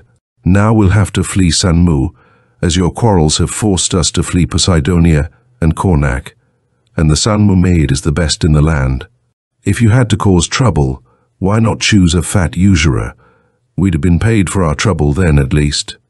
"The gods watch over me," Lycon reiterated, leaning forward and then rocking back, chuckling to himself. He leaned too far and fell on his nose, where he remained without moving. Something dropped from the bosom of his tunic and fell with a metallic sound to the oaken floor. Lycon snored. Elak, smiling unpleasantly, appropriated the purse and investigated its contents. "Your fingers are swifter than mine," he told the recumbent Lycon, "but I can hold more mead than you. Next time, don't try to cheat one who has more brains in his big toe than you have in all your misshapen body. Scavenging little ape. Get up. The innkeeper is returning with soldiers." He thrust the purse into the wallet at his belt and kicked Lycon heartily, but the small thief failed to awaken. Cursing with a will, Elak hoisted the body of the other to his shoulders and staggered toward the back of the tavern. The distant sound of shouting from the street outside grew louder, and Elak thought he could hear the querulous complaints of the innkeeper. "There will be a reckoning, Lycon," he promised bitterly. "Ishtar, yes, you'll learn." He pushed through a golden drapery and hurried along a corridor, kicked open an oaken door, and came out in the alley behind the tavern.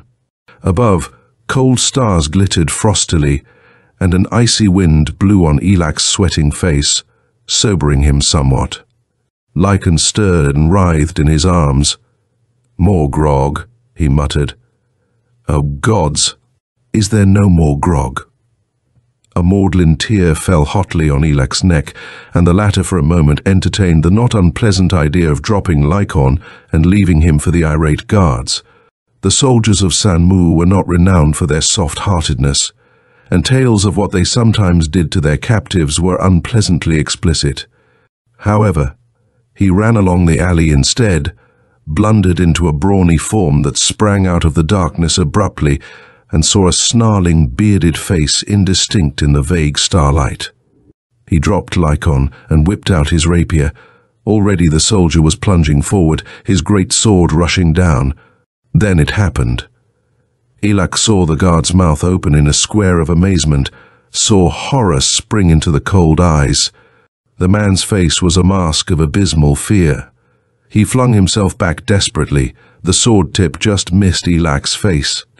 The soldier raced away into the shadows. With a snake-like movement, Elak turned, rapier ready. He caught a blur of swift motion. The man facing him had lifted quick hands to his face and dropped them as suddenly. But there was no menace in the gesture. Nevertheless, Elak felt a chill of inexplicable uneasiness crawl down his back as he faced his rescuer. The soldiers of Sanmu were courageous, if lacking in human kindness. What had frightened the attacking guard? He eyed the other. He saw a medium-sized man, clad in voluminous grey garments that were almost invisible in the gloom, saw a white face with regular, statuesque features. A black hollow sprang into existence within the white mask, as a soft voice whispered, "You'd escape from the guards? No need for your rapier. I'm a friend." But there's no time for talk. Thanks, and goodbye. Elak stooped and hoisted Lycon to his shoulders again. The little man was blinking and murmuring soft appeals for more mead. And the hasty thunder of mailed feet grew louder, while torchlight swiftly approaching cast gleams of light about the trio. "In here," the grey-clad man whispered. "You'll be safe." Now Elak saw that in the stone wall beside him, a black rectangle gaped. He sprang through the portal without hesitation. The other followed, and instantly they were in utter blackness as an unseen door swung creakingly on rusty hinges.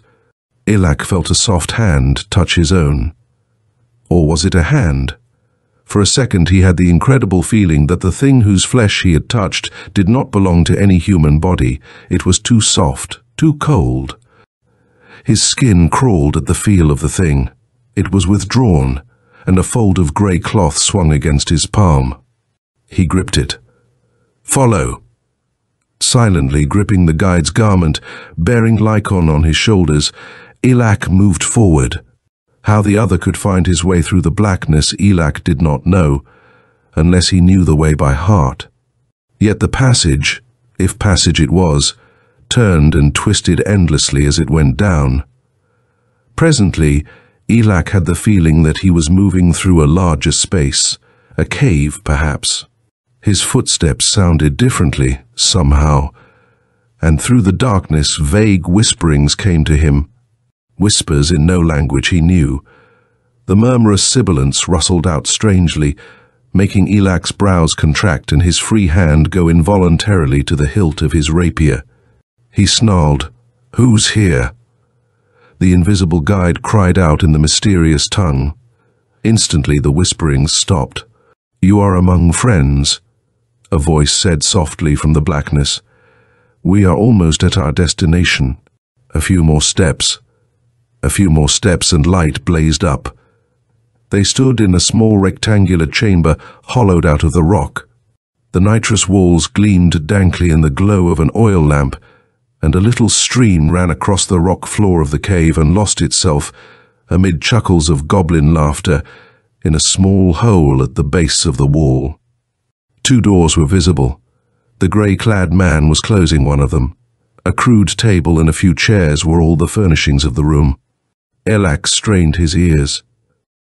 He heard something that should not be heard in inland Sanmu. He could not be mistaken.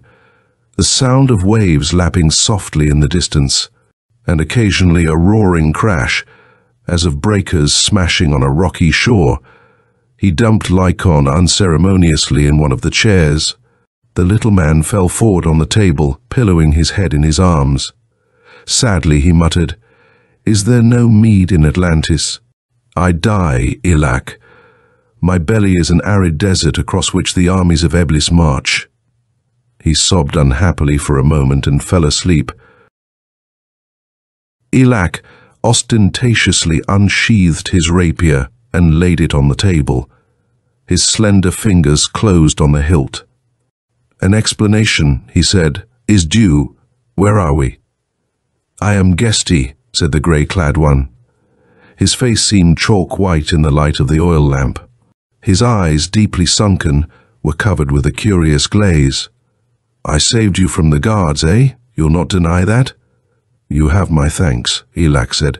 "Well, I need the aid of a brave man, and I'll pay well. If you're interested, good. If not, I'll see you leave Sanmu safely." Elak considered. "It's true we've little money." He thought of the purse in his wallet and grinned wryly. "Not enough to last us long, at any rate. Perhaps we're interested. Although," he hesitated, "well, I could bear to know how you got rid of the soldiers so quickly, back in the alley behind the tavern." "I do not think that matters," Gesti whispered in his sibilant voice. "The guards are superstitious, and it's easy to play on their weakness. Let that suffice." The cold, glazed eyes met Elak's squarely, and a little warning note seemed to clang in his brain. There was danger here. Yet danger had seldom given him pause. He said, "What will you pay?" 1,000 golden pieces, 50,000 cups of mead, Lycon murmured sleepily. Accept it, Elak, I'll await you here. There was little affection in the glance Elak cast at his companion. You'll get none of it, he promised. Not a gold piece. He turned to Gesti. What's to be done for this reward? Gesti's immobile face watched him cryptically. Kill Zend. Elak said, Kill Zend? Zend, the wizard of Atlantis? Are you afraid? Gesti asked tonelessly. I am, Lycon said without lifting his head from his arms. However, if Elak is not, he may slay Zend, and I'll wait here. Ignoring him, Elak said, I've heard strange things of Zend. His powers are not human. Indeed, he's not been seen in the streets of Sanmu for 10 years. Men say he's immortal. Men are fools. And in Gesti's voice there was a contempt that made Elak stare at him sharply. It was as though Gesti was commenting on some race alien to him. The grey-clad man went on hurriedly, as though sensing the trend of Elak's thoughts. We have driven a passage under Zend's palace. We can break through at any time. That we shall do tonight. 2 tasks I give you. Kill Zend, shatter the red sphere. Elak said, You're cryptic. What red sphere? It lies in the topmost minaret of his palace. His magic comes from it. There is rich loot in the palace, Elak, if that's your name. So the little man called you. Elak, or dunce, or robber of drunken men, Lycon said, absently feeling the bosom of his tunic. All alike. Call him by any of those names and you'll be right. Where is my gold, Elak? But without waiting for an answer, he slumped down in his chair, his eyes closing and his mouth dropping open as he snored. Presently he fell off the chair and rolled under the table where he slumbered. What the devil can I do with him? Elak asked. I can't take him with me, he'd... Leave him here, Gesti said. Elak's cold eyes probed the other. He'll be safe? Quite safe. None in Sanmu, but our band knows of this underground way. What band is that? Elak asked. Gesti said nothing for a time. Then his soft voice whispered, Need you know? A political group banded together to overthrow the king of Sanmu, and Zend, from whom he gets his power. Have you more questions? No. Then follow. Gesti led Elak to one of the oaken doors. It swung open, and they moved forward up a winding passage. In the dark, Elak stumbled over a step. He felt the cloth of Gesti's garment touch his hand and gripped it. In the blackness, they ascended a staircase cut out of the rock. Halfway up, Gesti paused. I can go no further, he whispered. The way is straight. At the end of the stairway there is a trap door of stone. Open it. You'll be in Zend's place. Here is a weapon for you. He thrust a tube of cold metal into Elak's hand. Simply squeeze its sides, pointing the smaller end at Zend. You understand? Elak nodded, and although Gesti could scarcely have seen the movement in the darkness, he whispered, Good. Dagon guard you. He turned away. Elak heard the soft rush of his descent dying in the distance. He began to mount the stairs wonderingly. Dagon, was Gesti a worshipper of the forbidden evil god of ocean? Poseidon, a benignant sea god, was adored in marble temples all over the land, but the dark worship of Dagon had been banned for generations. There were tales of another race whose god Dagon was, a race that had not sprung from human or even earthly loins. Gripping the odd weapon, Elak felt his way upward. At length his head banged painfully against stone, and cursing softly, he felt about in the darkness. It was the trap-door of which Gesti had spoken. 2 bolts slid back in well-oiled grooves, and the door lifted easily as Elak thrust his shoulders against it. He clambered up in semi-darkness, finding himself in a small bare room through which light filtered from a narrow window slit high in the wall. A mouse, squeaking fearfully, fled as he scrambled to his feet. Apparently the room was little used. Elak moved stealthily to the door. It swung open a little under his tier's hand.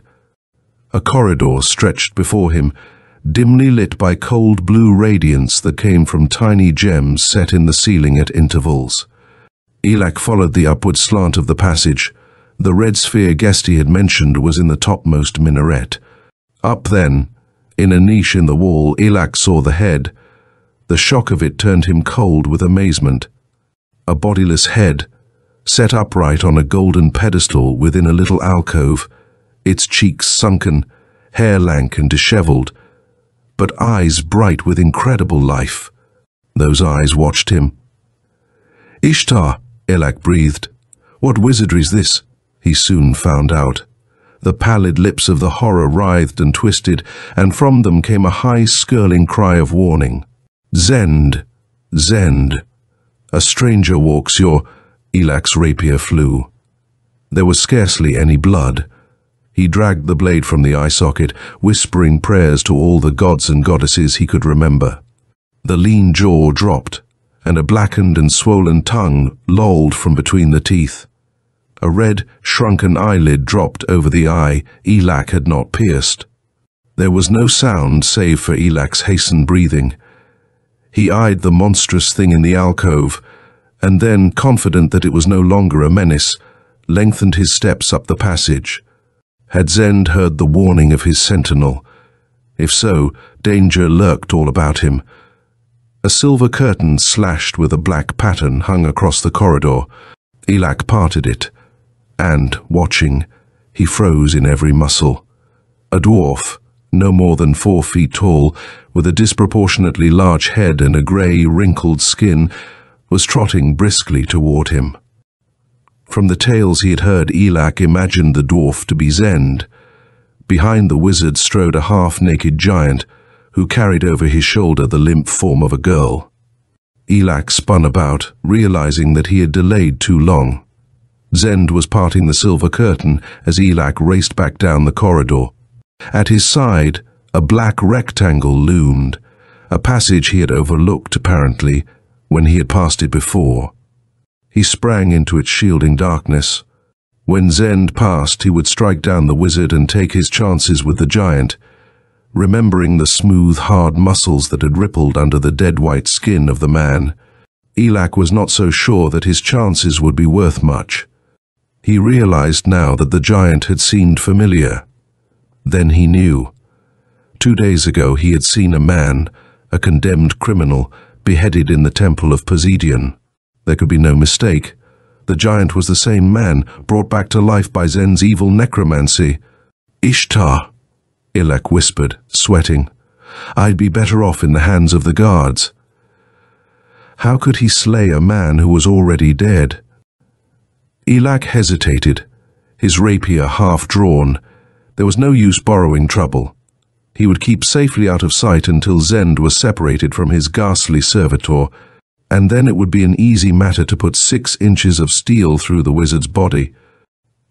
Elak was never one for taking unnecessary risks, as he had a wholesome regard for his hide.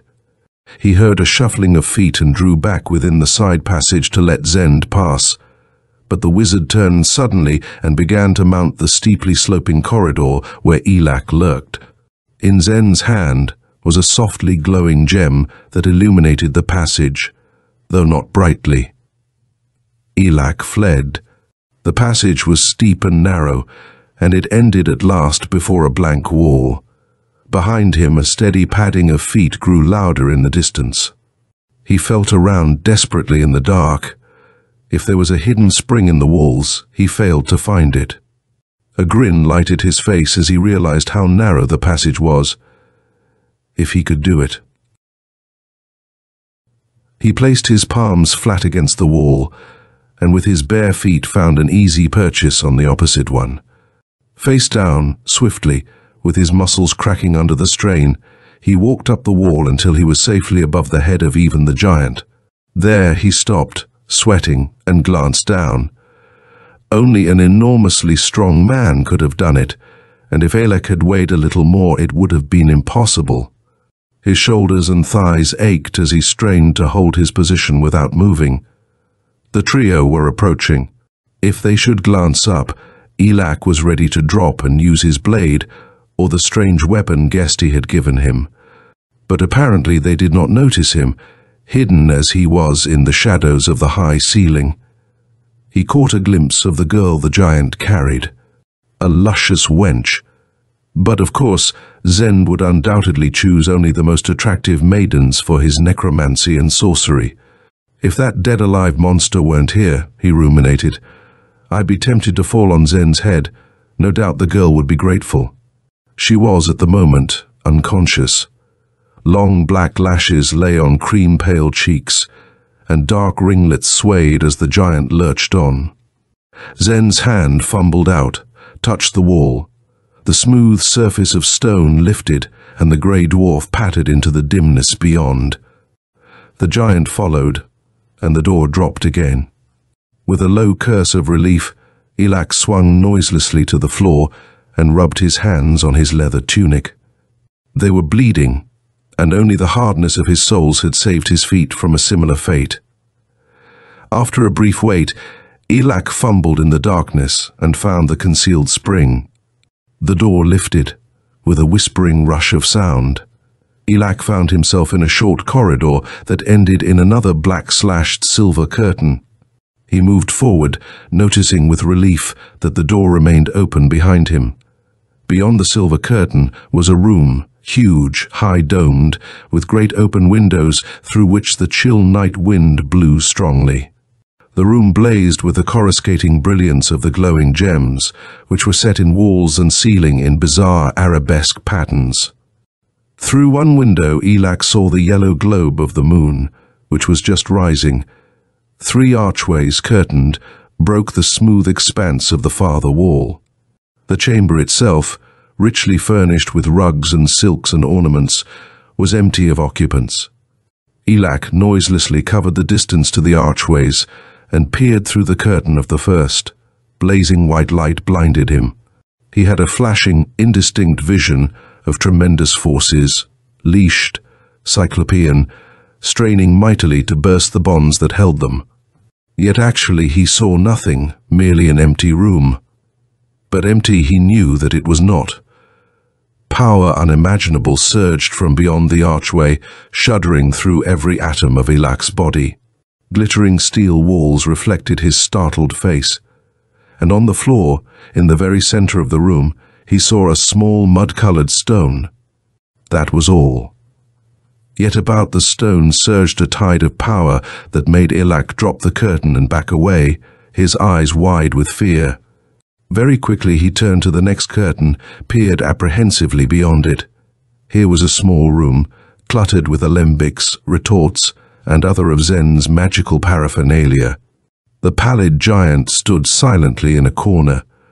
On a low table was stretched the girl, still unconscious.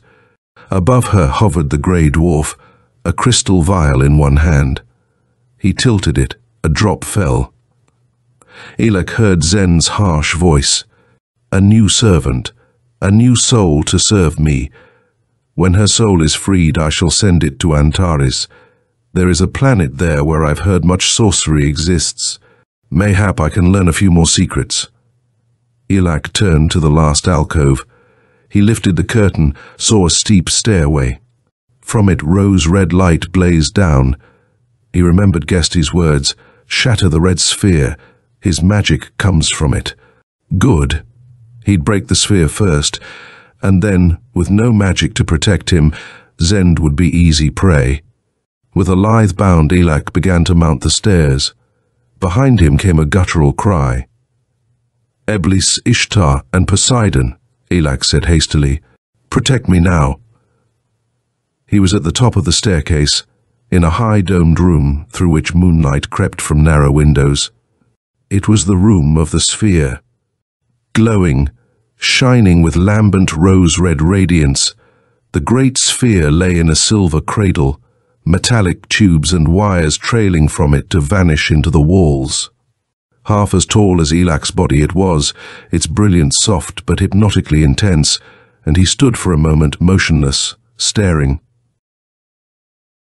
Behind him feet clattered on the stair. He turned, saw the pallid giant lumbering up. A livid scar circled the dead white neck. He had been right then. This was the criminal he had seen executed, brought back to life by Zen's necromancy.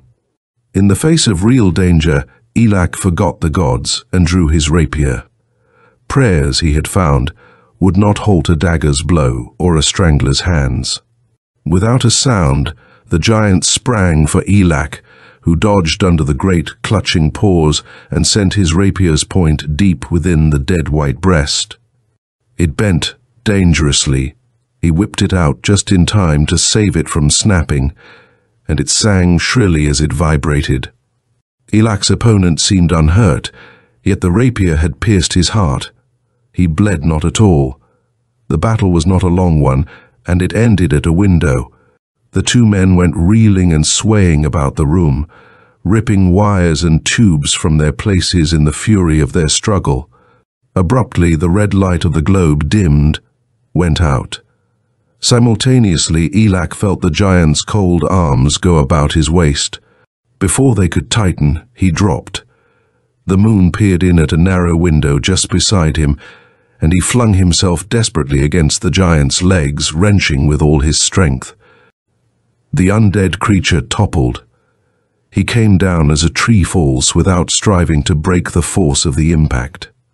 His hands went out clutchingly for Elak's throat, but Elak was shoving frantically at the white, cold, muscular body, forcing it out the narrow window. It overbalanced, toppled, and fell. The giant made no outcry. After a moment, a heavy thud was audible. Elak got up and recovered his rapier, loudly thanking Ishtar for his deliverance. For, he thought, a little politeness costs nothing, and even though my own skill and not Ishtar's hand saved me, one never knows. 2, there were other dangers to face, and if the gods are capricious, the goddesses are certainly even more so. A loud shriek from below made him go quickly down the stairway, rapier ready. Zend was running toward him, his grey face a mask of fear. The dwarf hesitated at sight of him, spun about as a low rumble of voices came from nearby. At the foot of the stairway, Elak waited. From the passage by which Elak had entered the great room, a horde of nightmare beings spewed. In their van came Gesti, grey garments flapping, white face immobile as ever. Behind him, sheer horror squirmed and leaped and tumbled.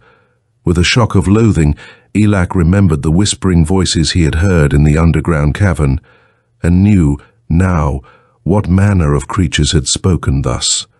A race that had not sprung from human or even earthly loins.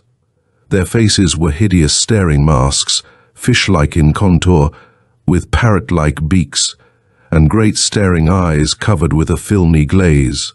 Their bodies were amorphous things, half solid and half gelatinous ooze, like the iridescent slime of jellyfish.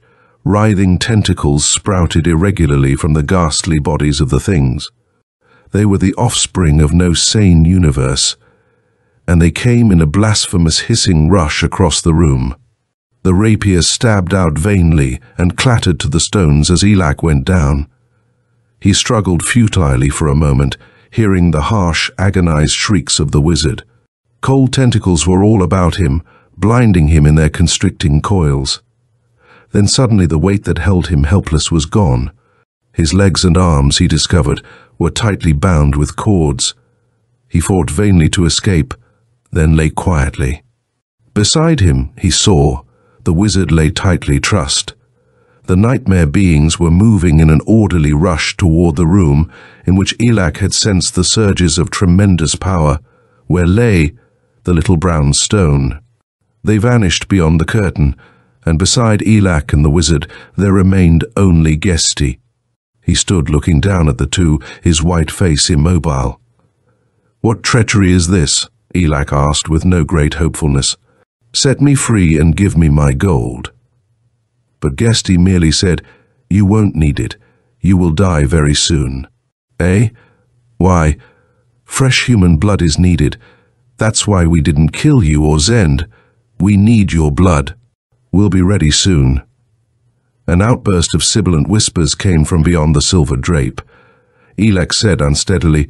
"What manner of demons are those?" The wizard gasped. "You ask him? Did you not know?" Gesti lifted gloved hands and removed his face. Elak bit his lips to choke back a scream. Now he knew why Gesti's face had seemed so immobile. It was a mask. Behind it, with a parrot-like beak and fish-like eyes, Elak now knew all too well. The grey robes sloughed off, the gloves dropped from the limber tips of tentacles. From the horrible beak came the sibilant whisper of the monster. "Now you know whom you served." The thing that had called itself Gesti turned and progressed. That was the only way to describe its method of moving. To die curtain behind which its fellows had vanished. It joined them. Zend was staring at Elak. "You did not know. You served them, and yet did not know." "By Ishtar, no," Elak swore. "Do you think I'd have let those? What are they? What are they going to do?" "Roll over here," Zend commanded. "Maybe I can loosen your bonds." Elak obeyed, and the wizard's fingers worked deftly. "I doubt no human hands tied these knots. But what are they?" Elak asked again. "Tell me, before I go mad thinking hell has loosed its legions on Atlantis." "They are the children of Dagon," Zend said. "Their dwelling place is in the great deeps of the ocean. Have you never heard of the unearthly ones who worship Dagon?" "Yes, but I never believed. Oh, there's truth in the tale. Eons and unimaginable eons ago, before mankind existed on Earth, only the waters existed. There was no land. And from the slime there sprang up a race of beings which dwelt in the sunken abysses of the ocean, inhuman creatures that worship Dagon, their god. When eventually the waters receded and great continents arose, these beings were driven down to the lowest depths. Their mighty kingdom, that had once stretched from pole to pole, was shrunken as the huge land masses lifted. Mankind came, but from whence I do not know, and civilizations arose. Hold still. These cursed knots. I don't understand all of that," Elak said, wincing as the wizard's nail dug into his wrist. "But go on." "These things hate man, for they feel that man has usurped their kingdom. Their greatest hope is to sink the continents again, so that the seas will roll over all the earth and not a human being will survive. Their power will embrace the whole world, as it once did eons ago. They are not human, you see, and they worship Dagon. They want no other gods worshipped on earth. Ishtar, dark Eblis, even Poseidon of the sunlit seas. They will achieve their desire now, I fear." "Not if I can get free," Elak said. "How do the knots hold?" "They hold," the wizard said discouragedly, "but one strand is loose. My fingers are raw. The red globe is broken?" "No," Elak said. "Some cords were torn loose as I fought with your slave and the light went out of it." "Why?" "The gods be thanked," Zend said fervently. "If I can repair the damage and light the globe again, the children of Dagon will die. That's the purpose of it. The rays it emits destroy their bodies, which are otherwise invulnerable, or almost so. If I hadn't had the globe, they'd have invaded my palace and killed me long ago." "They have a tunnel under the cellars," Elak said. "I see. But they dared not invade the palace while the globe shone, for the light rays would have killed them. Curse these knots, if they accomplish their purpose." "What's that?" Elak asked, but he had already guessed the answer. "To sink Atlantis. This island continent would have gone down beneath the sea long ago if I hadn't pitted my magic and my science against that of the children of Dagon. They are masters of the earthquake, and Atlantis rests on none too solid a foundation. Their power is sufficient to sink Atlantis forever beneath the sea. But within that room," Zend nodded toward the curtain that hid the sea-bred horrors, "in that room there is power far stronger than theirs. I have drawn strength from the stars and the cosmic sources beyond the universe. You know nothing of my power." It is enough, more than enough, to keep Atlantis steady on its foundation, impregnable against the attacks of Dagon's breed. They have destroyed other lands before Atlantis. Hot blood dripped on Elak's hands as the wizard tore at the cords. Aye, other lands. There were races that dwelt on Earth before man came. My powers have shown me a sunlit island that once reared far to the south, an island where dwelt a race of beings tall as trees, whose flesh was hard as stone, and whose shape was so strange you could scarcely comprehend it. The waters rose and covered that island, and its people died. I have seen a gigantic mountain that speared up from a waste of tossing waters in Earth's youth, and in the towers and minarets that crowned its summit dwelt beings like sphinxes, with the heads of beasts and gods, and whose broad wings could not save them when the cataclysm came. For ruin came to the city of the sphinxes, and it sank beneath the ocean, destroyed by the children of Dagon. And there was, "Hold!" Elak's breathless whisper halted the wizard's voice. "Hold! I see rescue's end." Eh? The wizard screwed his head around until he too saw the short, ape-featured man who was running silently across the room, knife in hand. It was Lycon, whom Elak had left slumbering in the underground den of Gesti. The knife flashed and Elak and Zend were free. Elak said swiftly, "Up the stairs, wizard. Repair your magic globe. Since you say its light will kill these horrors, we'll hold the stairway." Without a word, the grey dwarf sped silently up the steps and was gone. Elak turned to Lycon. "How the devil?" Lycon blinked wide blue eyes. "I scarcely know, Elak. Only when you were carrying me out of the tavern and the soldiers screamed and ran away, I saw something that made me so drunk I couldn't remember what it was. I remembered only a few minutes ago, back downstairs somewhere, a face that looked like a gargoyle's, with a terrible great beak and eyes like Midgard serpents. And I remembered I'd seen Gesti put a mask over the awful face just before you turned there in the alley. So I knew Gesti was probably a demon. And so you came here," Elak commented softly. "Well, it's a good thing for me you did. What's the matter?" Lycon's blue eyes were bulging. "Is this your demon?" the little man asked, pointing. Elak turned and smiled grimly. Facing him, her face puzzled and frightened, was the girl on whom Zend had been experimenting, the maiden whose soul he had been about to unleash to serve him when Elak had arrived. Her eyes were open now, velvet soft and dark, and her white body gleamed against the silver-black drape. Apparently she had awakened and had arisen from her hard couch. Elak's hand went up in a warning gesture, commanding silence, but it was too late. The girl said, "Who are you?" "Zend kidnapped me. Are you come to set me free?" "Where?" With a bound Elak reached her, dragged her back, thrust her up the stairway. His rapier flashed in his hand. Over his shoulder Ly cast a wolfish smile. "If we live, you'll escape Zend and his magic," he told the girl, hearing an outburst of sibilant cries and the rushing murmur of the attacking horde. Yet he did not turn. "What's your name?" he asked. "Corillis." "Where, Elak?" Lycon shouted. Elak turned to see the little man's sword flash out, shearing a questing tentacle in two. The severed end dropped, writhing and coiling in hideous knots. The frightful devil masks of monsters glared into Elak's eyes.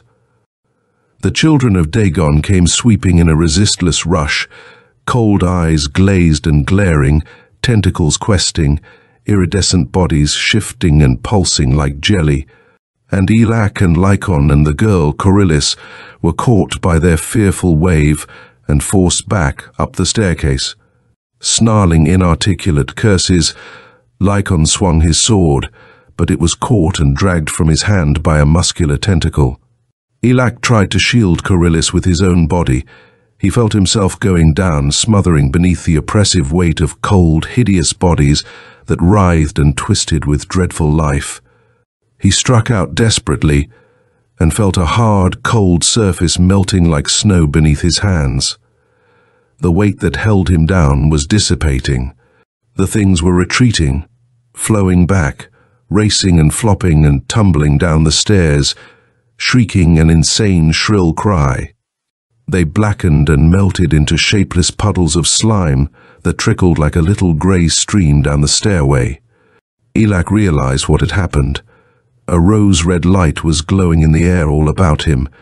The wizard had repaired his magic globe, and the power of its rays was destroying the nightmare menace that had crept up from the deeps. In a heartbeat it was over. There was no trace of the horde that had attacked them. Grey puddles of ooze no more. Elak realized that he was cursing softly, and abruptly changed it to a prayer. With great earnestness he thanked Ishtar for his deliverance. Lycon recovered his sword and handed Elak his rapier.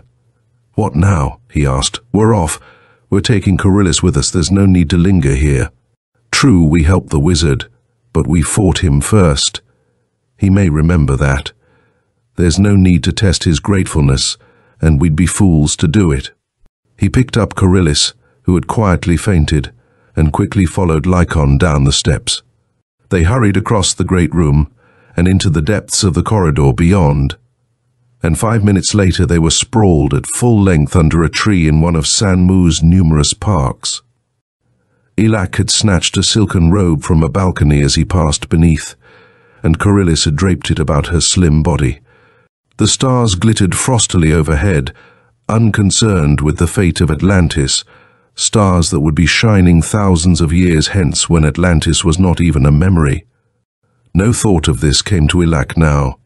He wiped his rapier with a tuft of grass, while Lycon, who had already cleaned his blade, stood up and, shading his eyes with his palm, peered across the park. He muttered something under his breath and set off at a steady lope. Elak stared after him. "Where's he going?" "There's a by Ishtar. He's going in a grog shop, but he has no money." How? A shocked thought came to him, and he felt hastily in his wallet. Then he cursed. "The drunken little ape. When he slashed my bonds, in the wizard's palace, he stole the purse. I'll—" Elak sprang to his feet and took a stride forward. Soft arms gripped his leg. He looked down. "Eh?" "Let him go," Coryllis said, smiling. "He's earned his meed." "Yes, but what about me?" "Let him go," Coryllis murmured. And ever after that, Lycon was to wonder why Elak never upbraided him about the stolen purse. End of Spawn of Dagon by Henry Kuttner. Beyond the Phoenix by Henry Kuttner. A tale of Elak of Atlantis and an evil priest who was more than human and who worshipped a foul god, a tale of perilous sorcery and thrilling action. Chapter 1. A king dies. And the torchlight touched the pale hair, where silver clouded gold, and the frame of his face was made of cords, and a young lord turned among the lords, and said, "The king is old." G.K. Chesterton. "I won't kill you quickly," said Lycon, a fierce grin of satisfaction on his round face. "No, I've suffered your insults too long. I must bring an offering each day to the altar of your stinking god, eh? An ear for that." He brought down his sword in a vicious sweep. "Good. Now your nose, Xandar, you've sniffed out too many victims with it already." Thus, again steel flashed. "And an eye, Xandar, see? I remove it with the point, very carefully. For a copper coin I'd make you eat it." "Drunken little fool," Elak said, coming over to the table. "Leave that roasted pig alone. It won't be fit to eat after you've finished carving it." Lycon looked down at the succulent brown carcass on the great wooden platter. "I've not hurt it," he said sullenly. "You'll be having us swinging by our necks if you keep yelling threats against Xandar.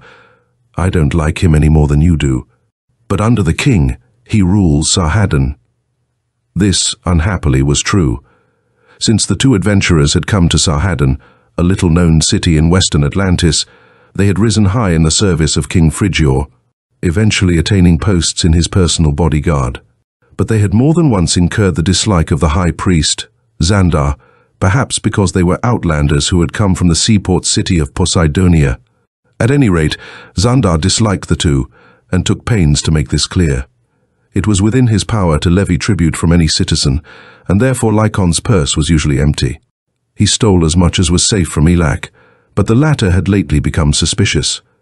"I don't like this," Elak said now, his dark wolf face set in harsh lines. "We're supposed to be with the king now. Always, when he's asleep, his men guard him. Yet the captain sends us down here to the kitchen to wait for a message," he said. "This is as good a place as any." Lycon observed, draining a huge drinking horn. "What foul mead! 12 cups and I can still walk. It was not like this in Poseidonia." Elak turned away in disgust. He went to a mullioned window and stared down at the lights of the city, spreading over Sarhaddon Valley. Gaunt granite cliffs rose all about them, and a silver tracery nearby marked the course of Syra River.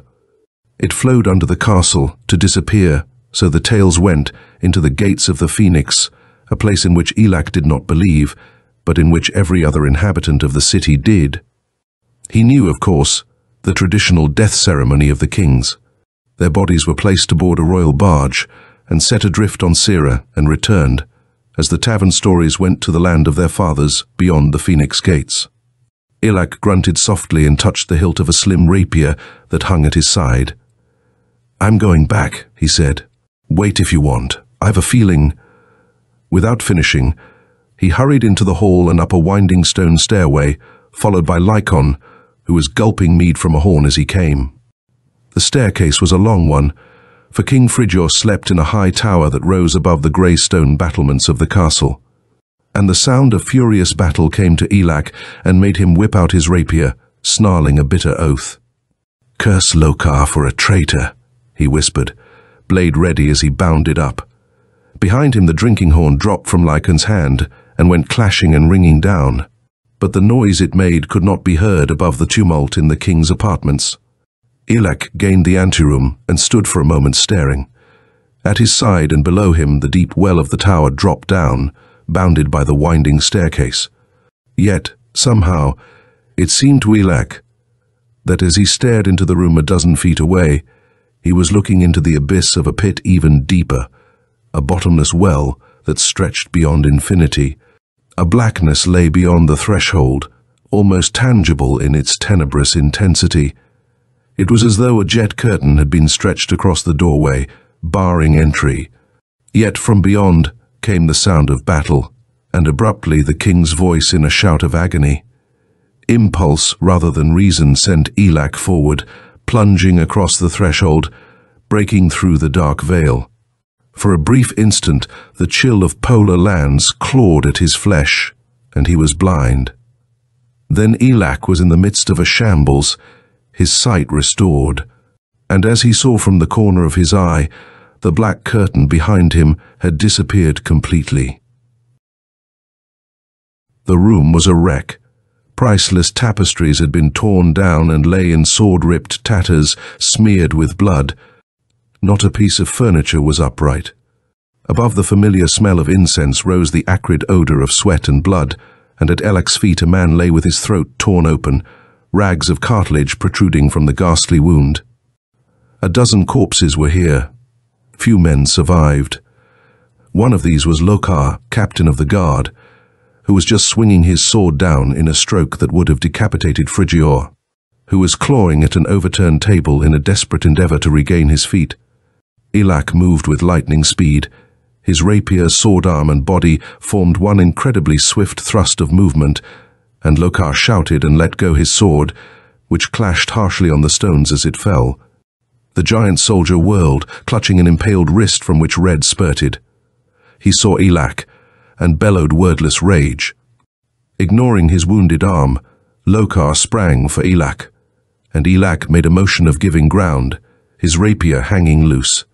At the last moment the adventurer leaned forward, bracing one foot on the flagging, and whipped around the rapier point with flashing, deadly speed.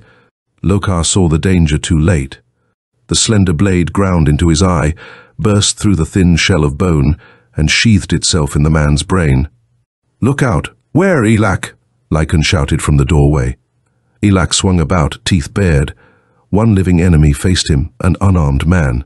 Yet, inexplicably, Elak felt an icy shudder crawl down his spine at sight of this man, Xandar the priest. He was a hunchback, yet no dwarf. His body, though warped and twisted hideously, was gigantic, and great muscles surged beneath the swarthy skin. Above the flattened, hairless head rose the hump, its horror strangely enhanced by the rich gold cloth that draped it. One side of the creature's face was a mangled, featureless slab of scar tissue, remnant of some long-past battle. The red lips, singularly shapely on the left side, widened into a shocking lipless hole on the other. The monster roared, "Ho, you fool, back, swiftly!" "I serve the king, not you, gargoyle." Elak grunted and lifted his weapon. At his feet, Frigior stirred, his white beard all slobbered and bespattered with blood. And now Elak saw a dagger's hilt embedded in the king's bare breast, center of a widening crimson stain. Again the priest bellowed, "Back, back!" And Elak, moving forward on cat-like feet, hesitated. An indefinable warning tingled within his brain. He paused, staring at Xandar. Was it illusion? The monster's warped body seemed to be growing larger, impossibly increasing in bulk, till it seemed to tower within the room.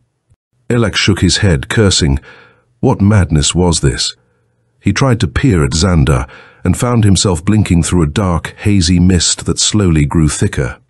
Wavering in the dimness stood the shapeless pillar that was Xandar, now shrinking, now swelling to Elak's warped vision. Whence the fog had sprung he did not know, but the subtle evil of it tore at the fortress of his mind with warning fingers.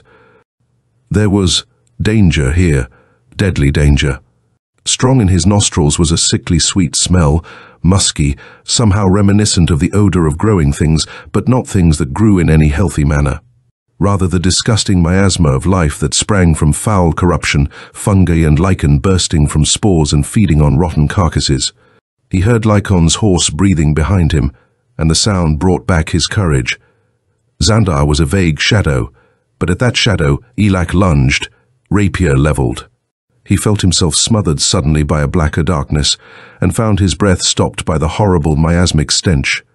Then there was the familiar feeling of flesh ripping under his steel, the grinding jar of metal clashing on bone, rippling up the rapier to his hand. From the priest burst a bellow of agony, and the shout changed to words, a frantic cry in syllables Elak did not recognize, though their unearthly sound made him wonder. Grinning harshly, he once more sent steel arrowing through the shadow vainly this time, and the darkness lifted, faded as though a veil had been withdrawn. Elak stood staring in the center of the room, gasping with amazement. He whirled. "Lycon, did he get past you?" The little man shook his head, glancing at his heavy sword. "Ishtar, no. I'd have split him from pate to groin." "There must be a hidden passage in the wall," Elak said, and dropped beside the king. Frigior's bearded lips parted to swallow the wine Elak forced between them. Eyes cold as grey stone looked into the adventurers, and a blazing spark leaped into them. "The priest! Kill him!" "He's gone," Elak said. "The others?" Frigior looked down, touched with weak fingers the dagger hilt in his breast. He said hoarsely, "Leave it. To unsheath it now would kill me in a moment. First I must—" He fumbled toward the wine flask. "Izara, my daughter, summon her." Elak made a quick gesture. "Get the princess, Lycan. I'll guard the king." "No need now. Xandar has accomplished his design." Elak held the flask to Frigior's lips, while the dying man drank deeply, and soon, strengthened, he began again. "The priest has plotted against me for long, Elak. Some of his dogs were in my guard, and tonight they killed the ones who remained faithful. He has long desired the throne, and Isara, but he dared not defy the phoenix, the god of Sarhaddan's kings. Thus he sought aid more wine, Elak. My blood drains fast. So, Balia Goth, you know not the name. Few remember, yet ages and ages ago, when the gods dwelt on earth, Bal-Yagoth was the power of evil, the embodiment of dark lust. He sought to establish his dominion over the world, but in a great battle, Asura, the phoenix, overthrew him, imprisoned him in the land of the gods. And now Asura sleeps, and Xandar has called Bal-Yagoth out of the dark lands to rule Sahadin.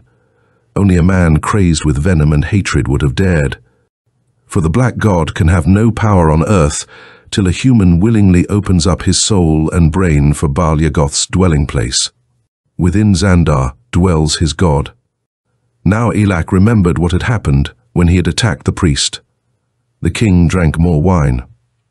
My strength goes fast. Unless Isara arrives speedily, he stiffened in a spasm of agony. Elak, I cannot wait! Your arm! Elak extended his hand, and Frigior seized it. From his own wrist he took a bracelet of black stone, on which were carved symbols Elak did not recognize. But on the largest lozenge was the outline of a phoenix, eagle-shaped, rubies and gold aping the mythical bird's coloring. Swiftly the king snapped the bracelet on Elak's sinewy arm. It felt curiously cold. Frigior touched the phoenix with grotesque, archaic gestures. He murmured a phrase, and his grim face, already shadowed with death, lightened. Only the phoenix may unloose the sacred bracelet from your wrist now, he said quietly. You must go to Asura beyond the gates of the phoenix. Listen well, Elak, for my strength ebbs. At the foot of this tower, a tapestry is on the wall, with a dragon battling a basilisk. Touch the basilisk's eyes thrice. Once press the dragon's eyes. A door will open, and you must go through it with your companion, taking Isara so she will not fall into Xandar's hands. A barge has long waited at the end of the passage, you'll find, waited for my corpse. I would have you take me with you. Isara will guide you. She is of the phoenix blood. Quite suddenly, the indomitable will that had kept Frigior alive failed. He gave a convulsive shudder, arching his back in agony, while froth bubbled on the white beard. Then he fell back and so died, scarcely an instant before Isara and Lycon crossed the threshold.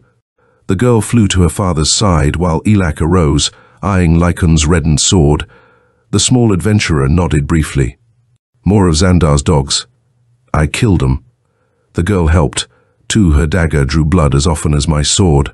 What now? There was little time to explain. A few words told Isara how matters stood, and she hastened down the stairway, while Elak followed, bearing the corpse of the king. After him, Lycon descended warily. The tower's floor seemed deserted, though from not far away came the clash of ringing steel and the shouts of men. The great tapestry stretched across one wall. Elak saw that the eyes of the basilisk and the dragon were gems, and he pressed these as Frigior had commanded.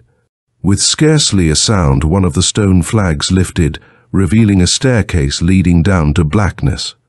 Lycon snatched a flambeau from its socket and led the way, while Elak, after a futile attempt to close the secret trapdoor, followed the girl. He eyed her curiously as her profile was from time to time outlined against the torchlight. A beauty, he thought. The regal cast of her face was softened by its warm humanity, and brown curls clung damply to her pale forehead. The slender, delicate curves of her body were scarcely hidden by the silken nightdress, ripped in more than one place so that ivory flesh shone through. Behind him, Elak heard the pound of footsteps. He called a warning, and the three hastened their pace. The stairs gave way to a corridor, stone-walled and dank, and this in turn opened into a low-roofed broad chamber. A narrow ledge ran around its base. Below the ledge was water, blackly ominous. A barge floated in the huge pool. Elak had but a glimpse of dark silks and velvets, a jewel-studded canopy that was a fitting covering for a king's corpse. He leaped aboard the barge, put down his burden, and whirled, rapier out. A hasty glance around showed that the cavern had but one other opening metal gates, corroded and green with verdigris. That descended from the roof to below the water's surface. Then from the tunnel mouth burst the pursuers, Xandar's men, swords red, baying like hounds as they ran. Lycon, to me, Elak shouted, but the little man did not answer. The tall adventurer bounded back to the ledge, spitting the foremost attacker through the throat, and deftly wrenching the rapier free as the man fell to splash into the water. He caught sight of Lycon and Isara working desperately at a great bar of metal, a lever that hung from the roof. Then Elak forgot all else in a red blaze of battle.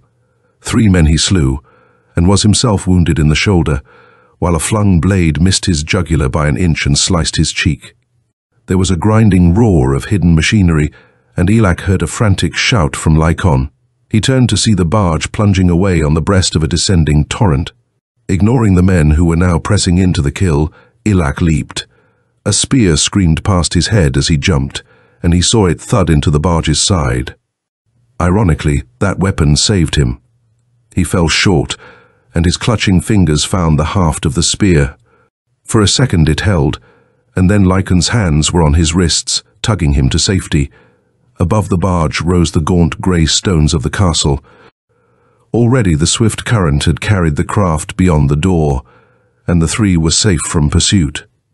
It was, however, impossible to land, for there were neither poles nor oars. They drifted into a steadily deepening gorge, with the roar of the Sira rising into a thundering madness in their ears. Chapter 2. The opening of the gates. No growth of moor or coppice, no heather flower or vine, but bloomless buds of poppies, green grapes of proserpine, pale beds of blowing rushes, where no leaf blooms or blushes, save this whereout she crushes, for dead men deadly wine. Swinburne.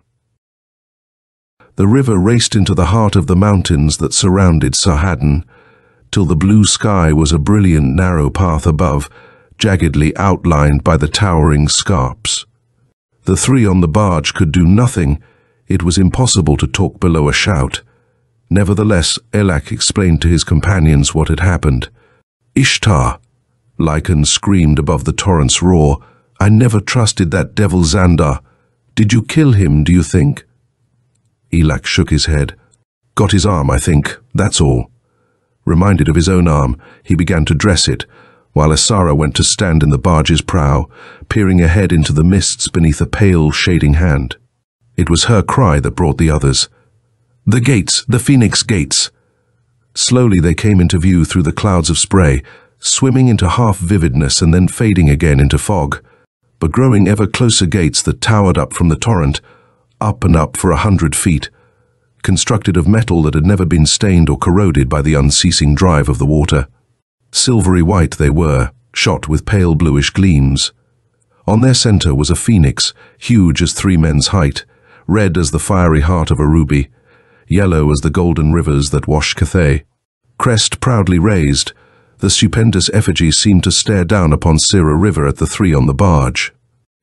And the current drove the craft remorselessly toward the gates.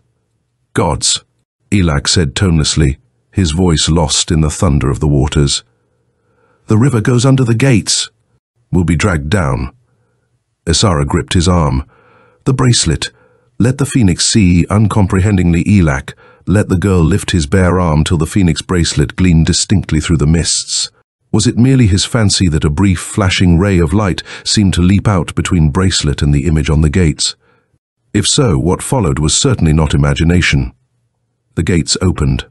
Silently they parted, disclosing glowing depths beyond them, and the barge raced through unharmed. Briefly it surged and rocked with the current, and then steadied as the gates closed once more. It was oddly silent now. They were in a cavern, glowing with weird brilliance. Violet gleams played over the walls. Without warning came the inexplicable. There was a flashing, swift movement, and abruptly the barge was surrounded by a transparent circular wall that seemed to be rising from the waters all around. Elak looked about warily, ready to drag out his rapier at the first sign of danger. The glass wall lifted. It drew together above the barge, forming a dome. What slight trace of sound had drifted through the Phoenix gates from the bellowing river was lost completely. Deathly silence fell. Elak said, "I don't like this. It's like a prison. Princess, what?" Isara shrugged slim shoulders. Asura knows, but the kings of Sahadin have traveled this road longer than men remember. Her gaze went to where Phrygior's body lay beneath the great jeweled canopy. There was a little sob in her voice as she went on.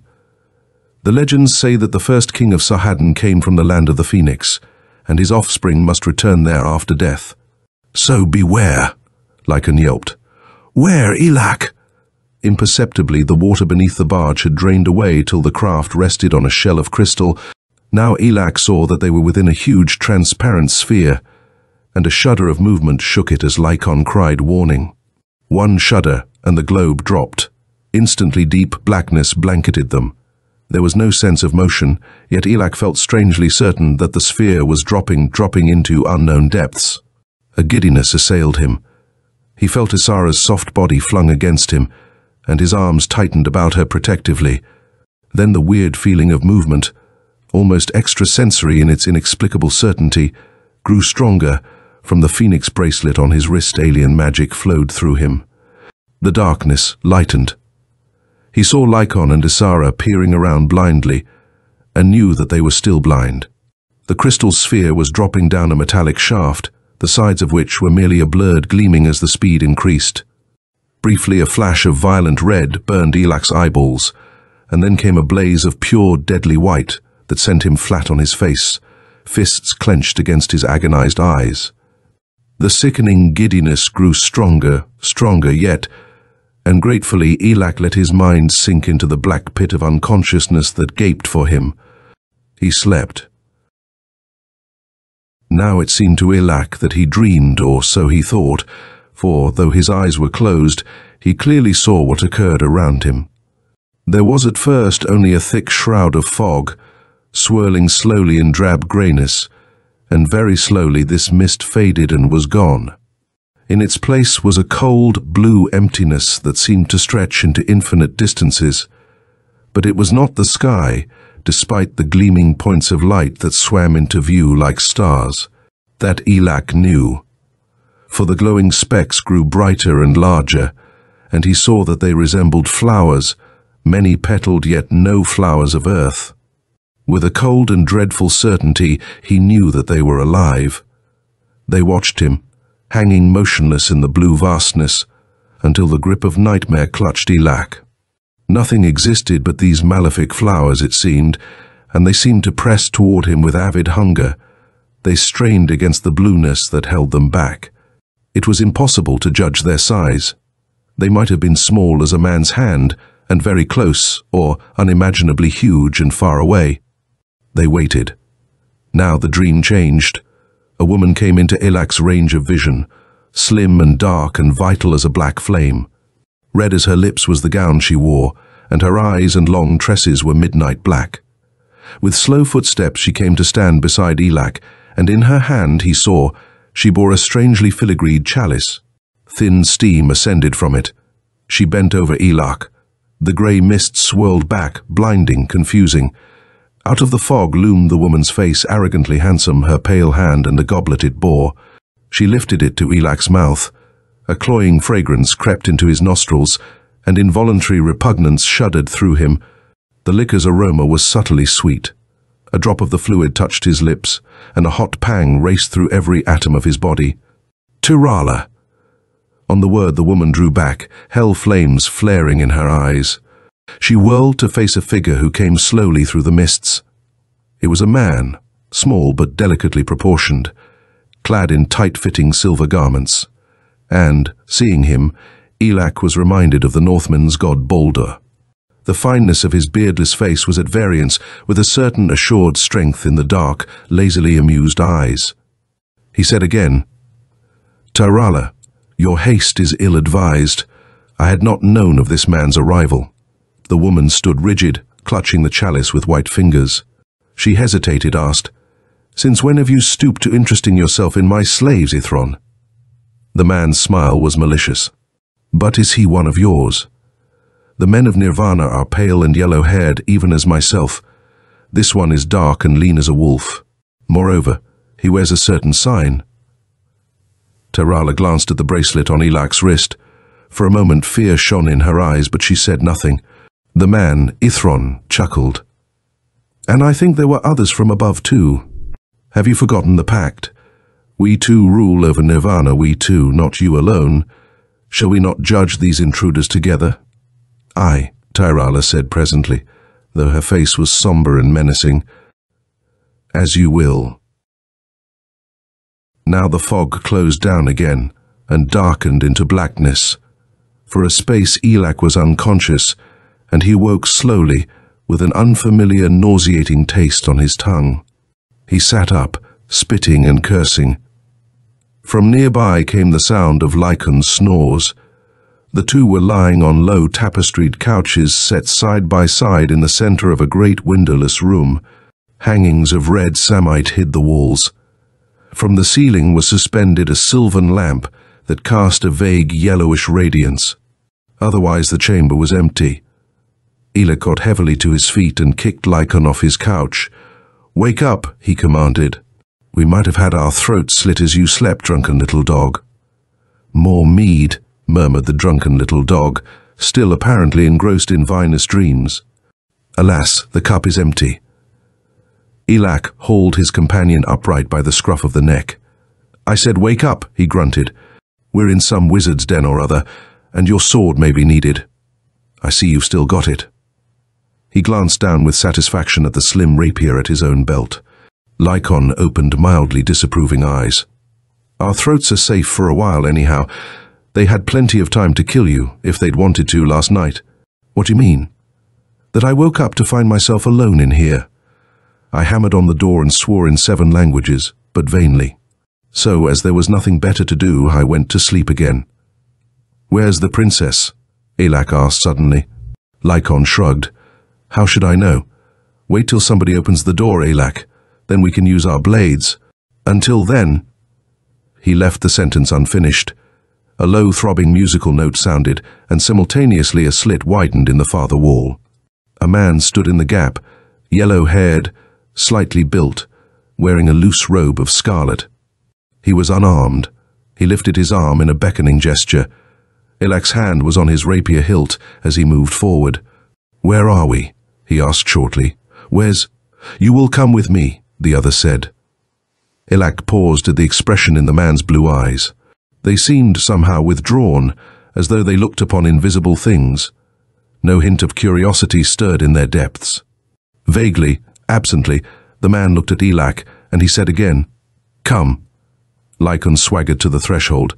"Lead on," he commanded, "but you'd best play no tricks. My sword's sharp." The red-robed one turned, led the way along a corridor of white stone, windowless and doorless. Elak and Lycon followed, down the passage, up a winding staircase, lit with the cool pallor of hanging lamps, and down a sloping hall to a door of bronze. A gong clanged, peremptory, harsh. The portals opened. Beyond the threshold was a great room, high-ceilinged, paved with strangely figured mosaic. Blue smoke drifted up from censers. At the farther end of the room was a dais, and upon it 2 thrones. A throne of gleaming metal, red as sunset clouds, black-cushioned, and one of pale silver. In the silver seat was a man Elak recognized, small and blonde, with lazily amused eyes. In the red throne sat a woman, Tyrala. Elak did not need to see the goblet on a pedestal at her right hand to recognize her. The black eyes watched enigmatically. Slim white figures and ivory shoulders gleamed against the blaze of crimson that was Tyrala's robe. Above the thrones and between them, high on the wall, was a phoenix, delicately carved.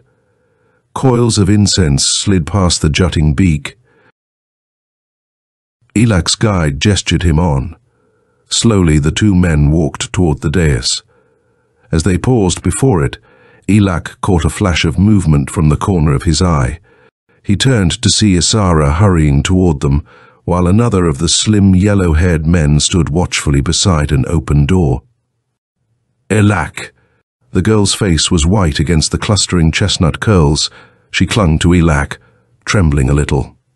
A silver gown had replaced the shredded night-dress, and there were silver slippers on the princess's small feet. "Elak," she said breathlessly, "I was afraid—" Now Isara saw the two upon the thrones. She swung to face them, shrinking against Elak's protective arm about her waist.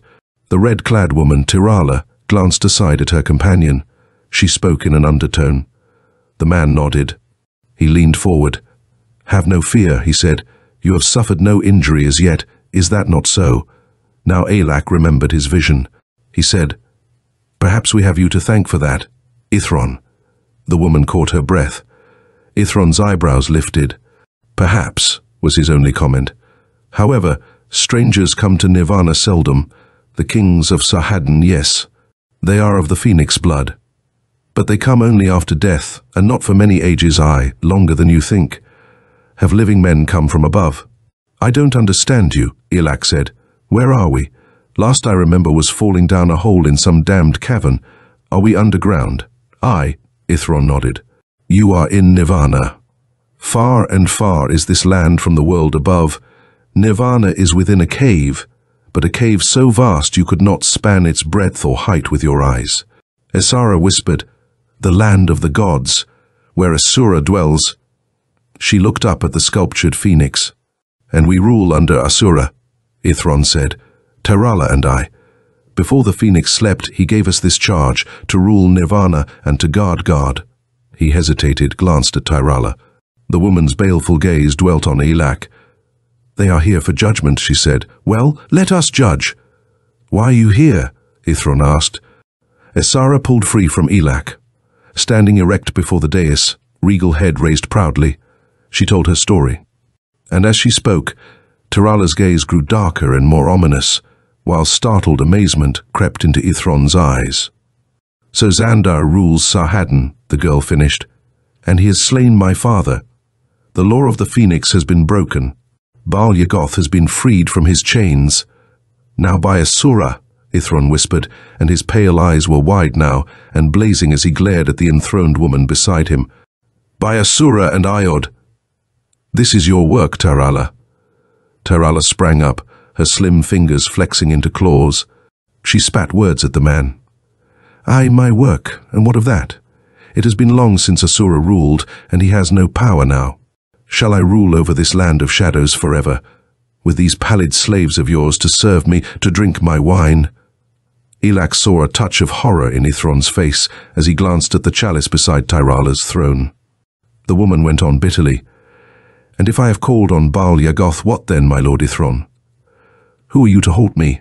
Serve Asura then, if you will rule over Nirvana.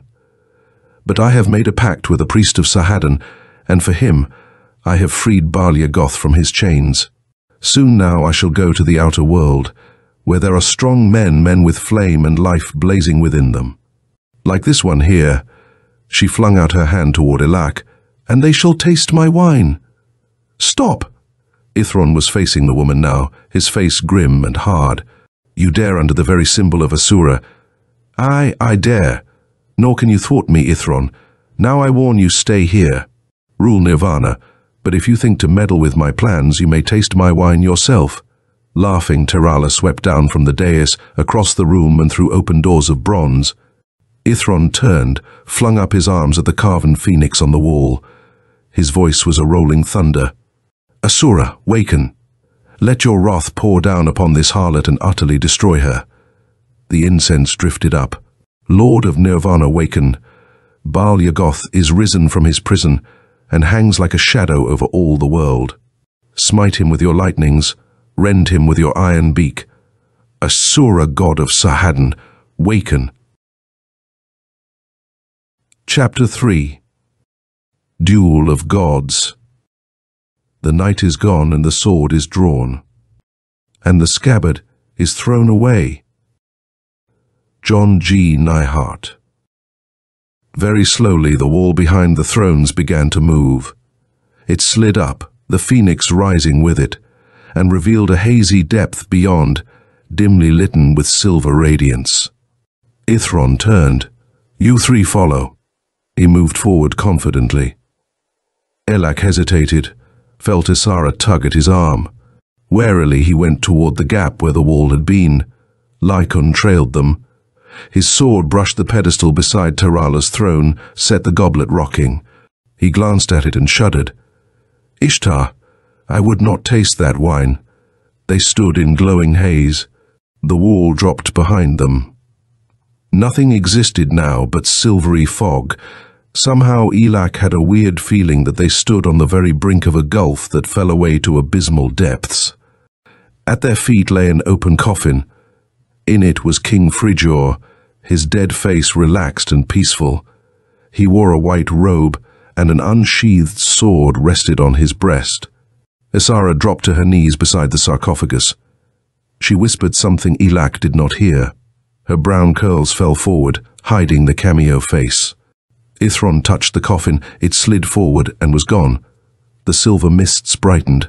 Far below came the rolling of deep thunder, and behind them, the clash of arms.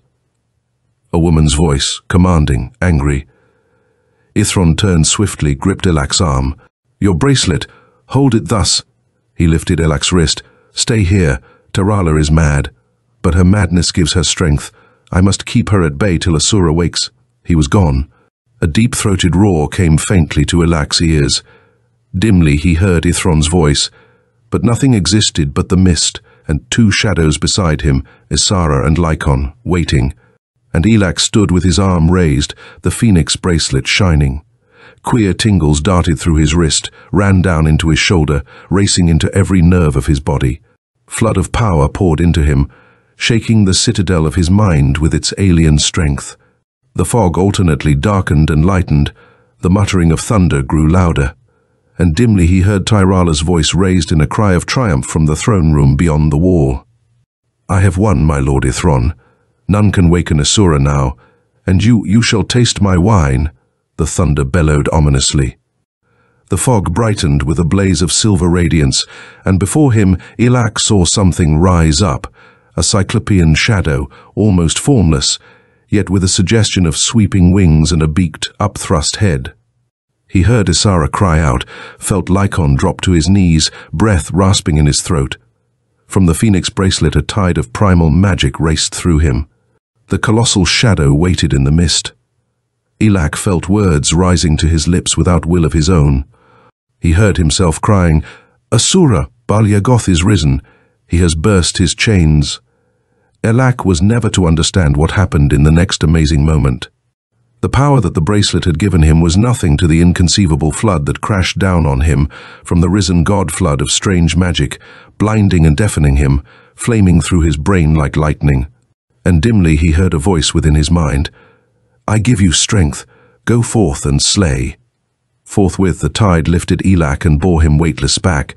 He had a vague impression of walls and rooms flickering past like segments of a dream, and yet he knew, somehow, that Isara and Lycon kept pace with him, shoulder to shoulder. Something was in his mind, and Elak's fingers closed about the hilt of a sword, a blade of flame, white and terrible. All about him the very air shook with unimaginable power. Elak's vision cleared. He stood in a room and remembered, the room of his dream, where he had first seen Tyrala. The walls were blue as infinity, and in that clear depth hung the glowing flower things he had already seen. Avidly they waited, with a horrible air of expectation in their attitude, seemingly watching the horror before them. A muffled drumming throbbed out, shrill, insane flutings piped weirdly. There were monstrously misshapen beings that squatted on scaled haunches, demoniac toad-like creatures whose flaming eyes dwelt on the two figures that danced before an altar. Tyrala and Ithron, both nude, Ithron's pale body in strange contrast to the dark vividness of the witch-woman, and Ithron dancing, whirling like a weightless leaf in Tyrala's grasp. An empty goblet lay on the stones. Ithron had tasted the dreadful wine. The two figures moved in a swift, grotesque saraband to the tune of the evil drumming in the pipes. The flower things in the walls waited. And as Tyrala and Ithron danced, the strength seemed to be draining from the man, the life itself pouring as though sucked by evil vampirism into the body of the witch. Ithron grew shrunken, paper-white, skeletal, and Tyrala's vivid body seemed to drink in life, whirling and swaying with increased energy. Sparks danced eerily in her streaming black hair. Her eyes were pools of lambent radiance. "Strike," a voice whispered in Elak's mind. He scarcely seemed to move, yet the flaming sword in his hand swung up. From its blade poured a cascade of lightnings, crackling, flashing, veiling the room with light. Through the blaze he heard Tyrala's scream, knife-edged, keening with an agony beyond life. And other cries came, thin, utterly horrible. He knew that the glowing flower things were dying. The curtain of light faded, and now nothing existed within the chamber but an altar, blackened and twisted. The walls were burned and blank, and there were mounds of dust on the floor. The power caught Elak again, lifting him. He caught a momentary glimpse of a broad vista spread far beneath him, a land of sluggish rivers and dark forests stretching into the distance, and it was gone. Brief blackness, and then a flash of metallic walls sliding past, a shaft up which he sped with frightful rapidity, knowing Isara and Lycon were beside him. A cavern now, and high gates, a river under the warm radiance of the sun tumbling through a craggy gorge. Then a valley in Sarhaddon, the castles and walls of Sarhaddon, lay beneath him, and he was slanting down through empty air. Down he swept, through gates and walls and barriers, until he stood in the throne room of Sarhaddon's kings. On the great carven chair, ornate with gems and precious metals, sat Xandar the priest, his twisted body hung with royal robes. A circlet of gold crowned the bald head. The scarred half of the priest's face was deftly disguised with paints that could not hide the frightful deformity. A girl lay before the throne, strapped to an engine of torture. Her body was reddened with sword cuts. She was screaming as cords slowly wrenched her limbs apart. Around the room stood nobles and priests. On almost every face Elak saw thinly hidden horror and disgust. One man turned away, and Xandar saw him. "Ho, you Kimor!" he roared. "Are you daintier than your king? Would you share this maiden's couch?" White-faced, the man looked again at the tortured girl. Yet his hand closed convulsively on his sword hilt, and then the voice whispered again in Elak's mind. "Slay!" Elak lifted his blade. A great cry went up within the throne room. The crowd surged back against the tapestried walls. If they had not seen Elak before, he was surely visible now. The monster on the throne thrust out clawing hands. He bellowed, "Baal Yagoth! Yagoth!" A cloudy veil swept down over the priest, hiding him in shadow like a shroud. A foul miasmic stench was strong in Elak's nostrils. He swung the sword. Lightnings blazed out, crashing. They thundered down on the priest, enveloping him in flame. They licked at his armor of black fog and drew back impotent. The air was choked with that charnel smell. The darkness crept out from the priest, fingering toward Elak. Again he lifted his sword. Again the lightnings flared. And this time Elak moved forward, confidently, doggedly, slashing with blade of fire at the dark tendrils that crept in toward him. As he neared Xandar, a cold revulsion shuddered through Elak's flesh. He sensed the nearness of an alien thing, a being so evil that it could exist only in the blackness of the pit. Lightning and shadow clashed, and the castle rocked with thunderous conflict. The priest roared insane blasphemy. The blackness coalesced into a tenebrous cloud. Out of it rose a head, malefic and terrible, with serpent eyes of ancient evil. A flattened head that swayed and arose on shimmering scaled coils, the head of Baal Yagoth. It swung down at Elak. He countered desperately with his sword, felt himself driven back. The shadow of cyclopean wings filled the throne room with rushing winds. Something, unseen yet tangible, dropped toward that monstrous head. A blinding flare of consuming light crashed out, and for a brief moment Elak saw a gleam of blood-red feathers, eyes golden as the moon, and a striking silver beak. And the shadow surrounding Xandar faded and was gone. The rearing serpent head had vanished. Only the priest stood before the throne, stripped of his magic and his power, contorted lips wide in a despairing shriek. His face was a Gorgon mask, seared and blackened into a charred, cindery horror. Eyes of insane rage glared at Elak. The priest sprang forward, hands clawing for Elak's throat. Once more, and for the last time, the alien voice whispered within Elak's brain. "Strike!" Sword of Flame screamed through the air.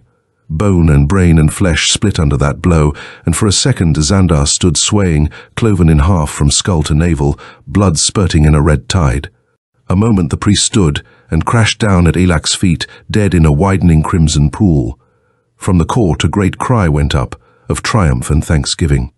Elak felt the sword plucked from his hand. It was a flash of light in the air, and then was gone. He stood alone before the throne of Sarhaddon. The magic had fled. Power of the phoenix and evil spell of Baal Yagoth alike were vanished. The nobles pressed forward, shouting. Elak turned, saw Isara cutting the last of the cords that bound Xandar's victim to her rack. A guardsman lifted the sobbing girl, bore her out. Isara obeyed Elak's gesture. He led her to the throne, seated her in it, and on her slender wrist clasped the phoenix bracelet he took from his own arm. Elak swung to face the room. His rapier came out, was lifted, and 100 swords were unsheathed, shimmering together at his shout, "Isara of Sarhaddon!" "Isara!" roared the nobles. They dropped to their knees, heads bent, paying homage to the girl. But Elak felt a soft hand on his shoulder as he knelt, and looked up into Isara's eyes. The girl whispered, "Elak, you will stay in Sarhaddon." Slowly he nodded, and Isara sank back on her throne, a little smile curving her red lips. As the nobles arose and came forward one by one, sword hilts extended for her touch. Elak made his way through the group, looking for Lycon. He found him at last investigating the contents of a drinking horn. "We stay in Sarhaddon for a while anyhow," he told the little man. "As you will," Lycon said, smiling wisely. He glanced toward the throne. "No doubt you'll be content enough for a few moons. As for me," he buried his round face in the horn and gulped noisily. "As for me," he finished, wiping his mouth with a pudgy hand, "I hear good reports of the royal wine cellars, and may the gods blast me if I don't get the keys to 'em before sunset." End of Beyond the Phoenix by Henry Kuttner. Dragon Moon by Henry Kuttner. Weird Tales. January 1941. Chapter 1. Elak of Atlantis. Of great limbs gone to chaos, a great face turned to night. Why bend above a shapeless shroud, seeking in such archaic cloud sight of strong lords and light? Chesterton. The Wharfside Tavern was a bedlam. The great harbour of Poseidonia stretched darkly to the southeast, but the waterfront was a blaze of bright lanterns and torches. Ships had made port today, and this tavern, like the others, roared with mirth and rough nautical oaths. Cooking, smoke and odour of sesame filled the broad, low room, mingled with the sharp tang of wine. The swarthy seamen of the south held high carnival tonight. In a niche in the wall was an image of the patron god, Poseidon of the sunlit seas. It was noticeable that before swilling liquor, nearly every man spilled a drop or two on the floor in the direction of the carved god. A fat little man sat in a corner and muttered under his breath. Lycon's small eyes examined the tavern with some distaste. His purse was, for a change, heavy with gold. So was that of Elak, his fellow adventurer. Yet Elak preferred to drink and wench in this brawling, smelly tavern, a predilection that filled Lycon with annoyance and bitterness. He spat, muttered under his breath, and turned to watch Elak. The lean, wolf-faced adventurer was quarrelling with a sea captain whose huge, great-muscled body dwarfed Elak's. Between the two, a tavern wench was seated, her slanted eyes watching the men slyly, flattered by the attention given her. The seaman, Dreza, had made the mistake of underestimating Elak's potentialities. He had cast covetous eyes upon the wench and determined to have her, regardless of Elak's prior claim. Under other circumstances, Elak might have left the slant-eyed girl to Dreza, but the captain's words had been insulting. So Elak remained at the table, his gaze wary and his rapier loosened in its scabbard. He watched Dresar, noting the sunburnt, massive face, the bushy dark beard, the crinkled scar that swept down from temple to jawbone, blinding the man in one grey eye. And Lycan called for more wine. Steel would flash soon, he knew. Yet the battle came without warning. A stool was overturned, there was a flare of harsh oaths, and Dresar's sword came out, flaming in the lamplight. The wench screamed shrilly and fled, having little taste for bloodshed save from a distance. Elak crouched cat-like, his rapier motionless in his hand. A glint of angry laughter shone in the cold eyes. Dresar fainted, his sword swept out in a treacherously low cut that would have disemboweled Elak had it reached its mark. But the smaller man's body writhed aside in swift, flowing motion. The rapier shimmered. Its point gashed Dresar's scalp. They fought in silence. And this, more than anything else, gave Elak the measure of his opponent. Dresar's face was quite emotionless. Only the scar stood out white and distinct. His blinded eye seemed not to handicap him in the slightest degree.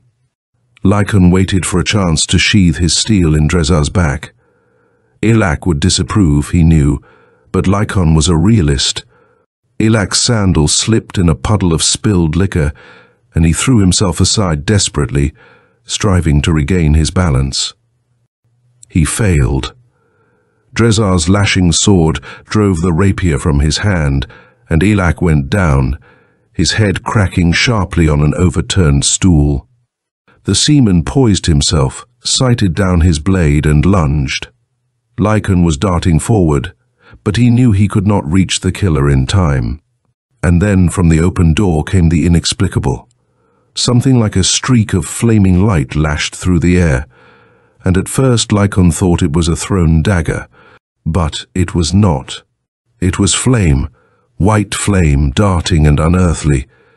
It gripped Dresar's blade, coiled about it, ripped it from the seaman's hand.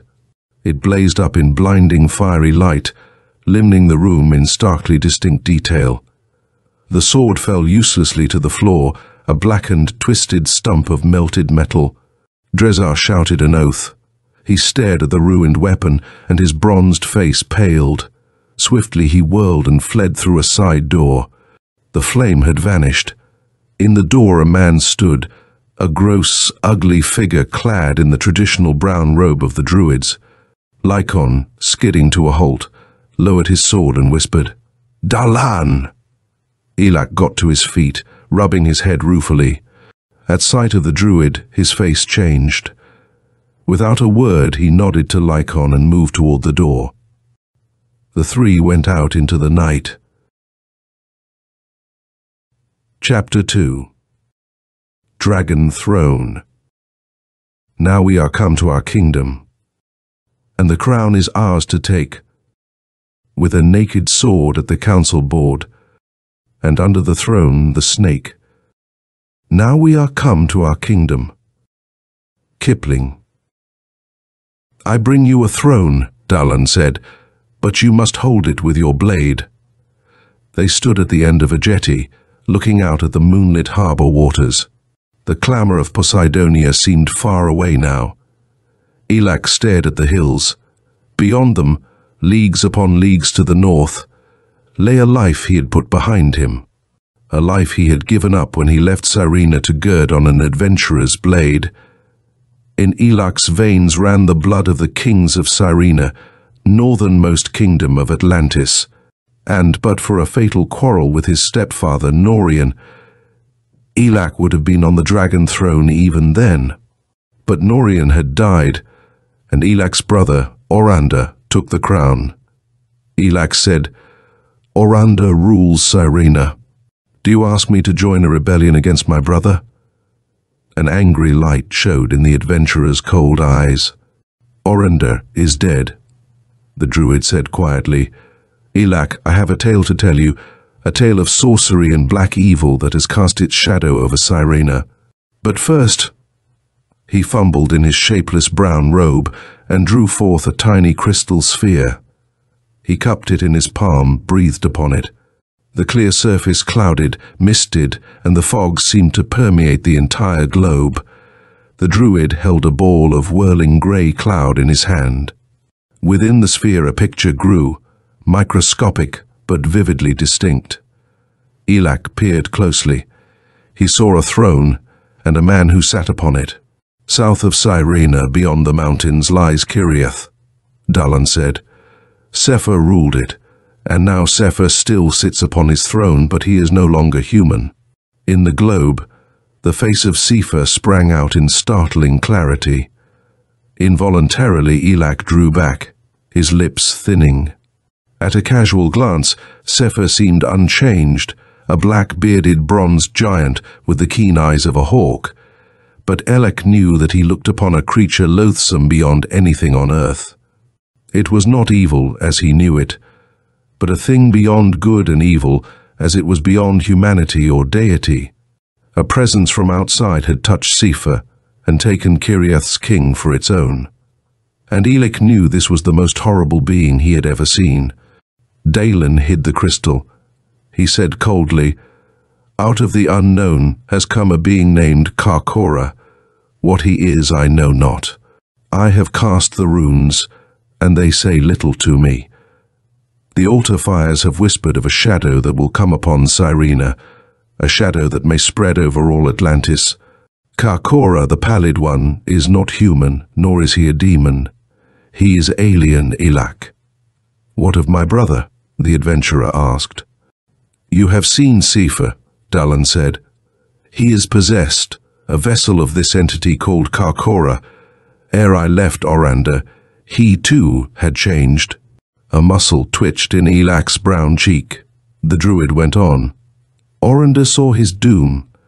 Day by day the power of Karkora over him increased, and the soul of your brother was driven further into the outer dark. He died by his own hand." Elak's face did not change expression, but for minutes he was silent, a deep sorrow in his grey eyes. Lycon turned to look out across the sea. The druid went on. "Orander sent a message to you, Elak. You in all Atlantis are of the royal line of Raynor. Yours, therefore, is the crown. It will not be easy to hold. Karkora is not defeated. But my magic will aid you." Elak said, "You offer me the dragon throne?"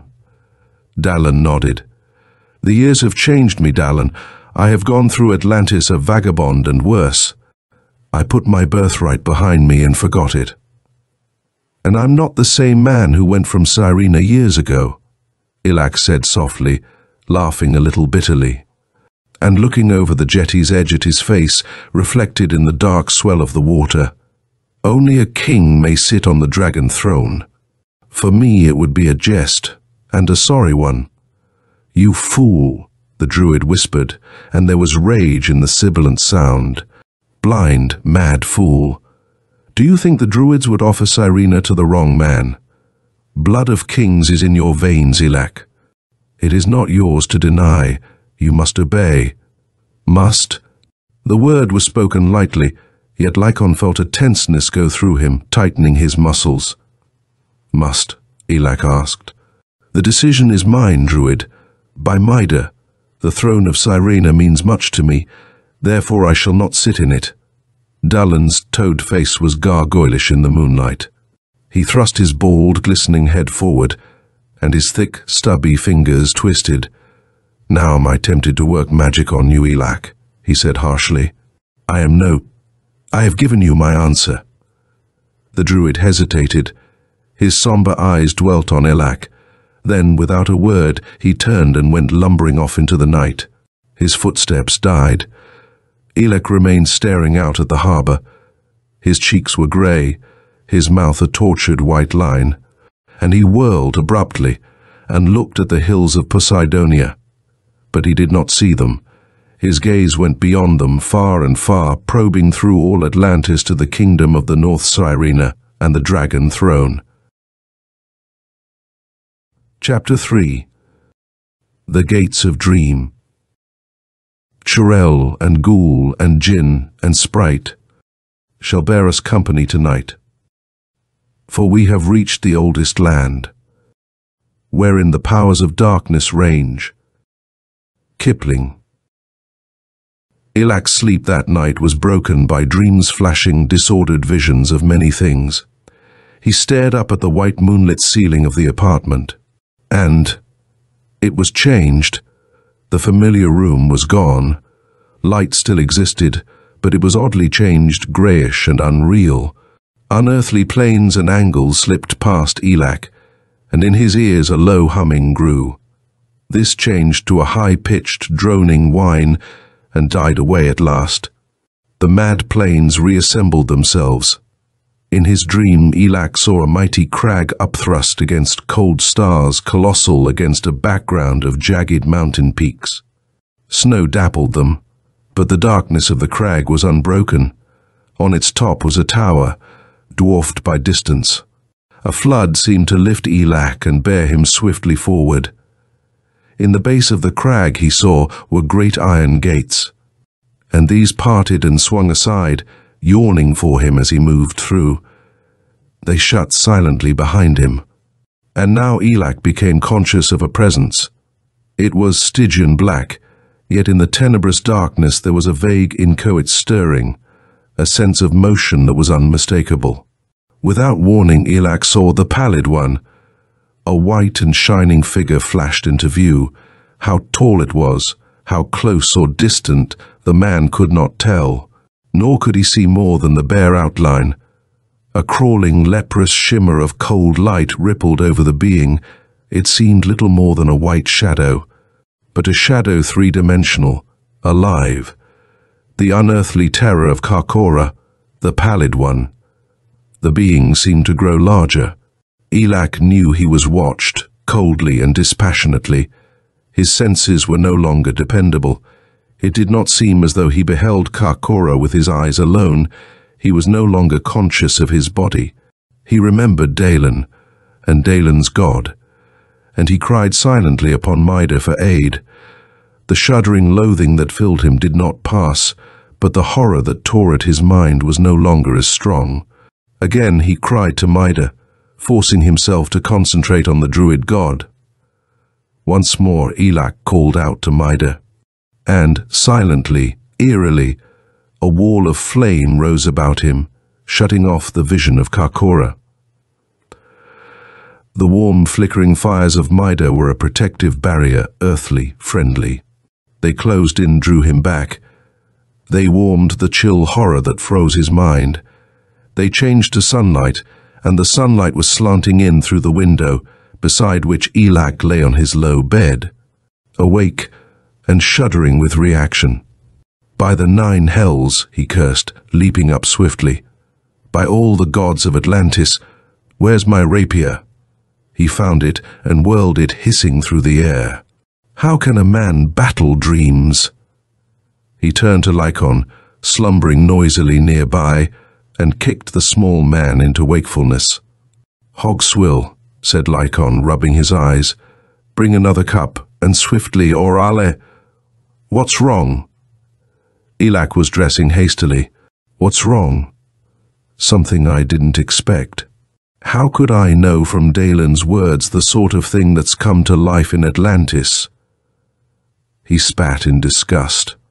That leprous foulness shall never take the dragon throne. He slammed his rapier into its scabbard. I'll find Dalan. I'll go back with him, to Raynor. Elak was silent, but deep in his eyes was a black horror and loathing. He had seen the Pallid One, and he knew that never in words could he hope to express the burning foulness of alien Karkora. But Dalan had vanished. It was impossible to find the druid in teeming Poseidonia, and at last Elak gave up hope and determined to take matters into his own hands. A galley called Kraken was leaving that day, he learned, and would beat up the western coast. In fact, by the time Elak had hired a boatman to take him and Lycon to the vessel, the galley's oars were already dipping into the swells. Elak's cockleshell gained its side, and he clambered over the gunwale, hoisting Lycon after him. He tossed a coin to the boatman and saw the man depart. The sweating backs of slaves were moving rhythmically under the lash of the overseers. One of these came forward at a run, his bronzed face angry. "Who are you?" he hailed. "What do you seek on the Kraken?" "Take us to your captain," Elak said shortly. His hand touched the heavy purse at his belt, and coins jingled. The overseer was impressed. "We're putting to sea," he said. "What do you want?" "Passage to Sirena," Lycon snapped. Bring them here, Rasul," a gruff voice broke in. "They are friends. We'll give them passage to Sirena. And Drezar, Elak's opponent in the tavern brawl, hastened along the poop toward them, teeth gleaming in his bushy beard. "Ho!" he yelled at a nearby group of armed seamen. "Seize those two! Take them alive!" "You dog!" Drezar said with cold rage. He stood before Elak and lifted his hand as though to strike the captive. Elak said stoically, "I want passage to Sirena. I'll pay well for it." "So you will," Drezar grinned and ripped off Elak's purse. He opened it and ran golden coins through his thick fingers. "You'll work for it too, but you'll not reach Sirena. 2 more oarsmen for you, Rasul. 2 more slaves." "See that they work." He turned and strode away. Unresisting, Elak was dragged to a vacant oar and chained there, Lycon shackled beside him.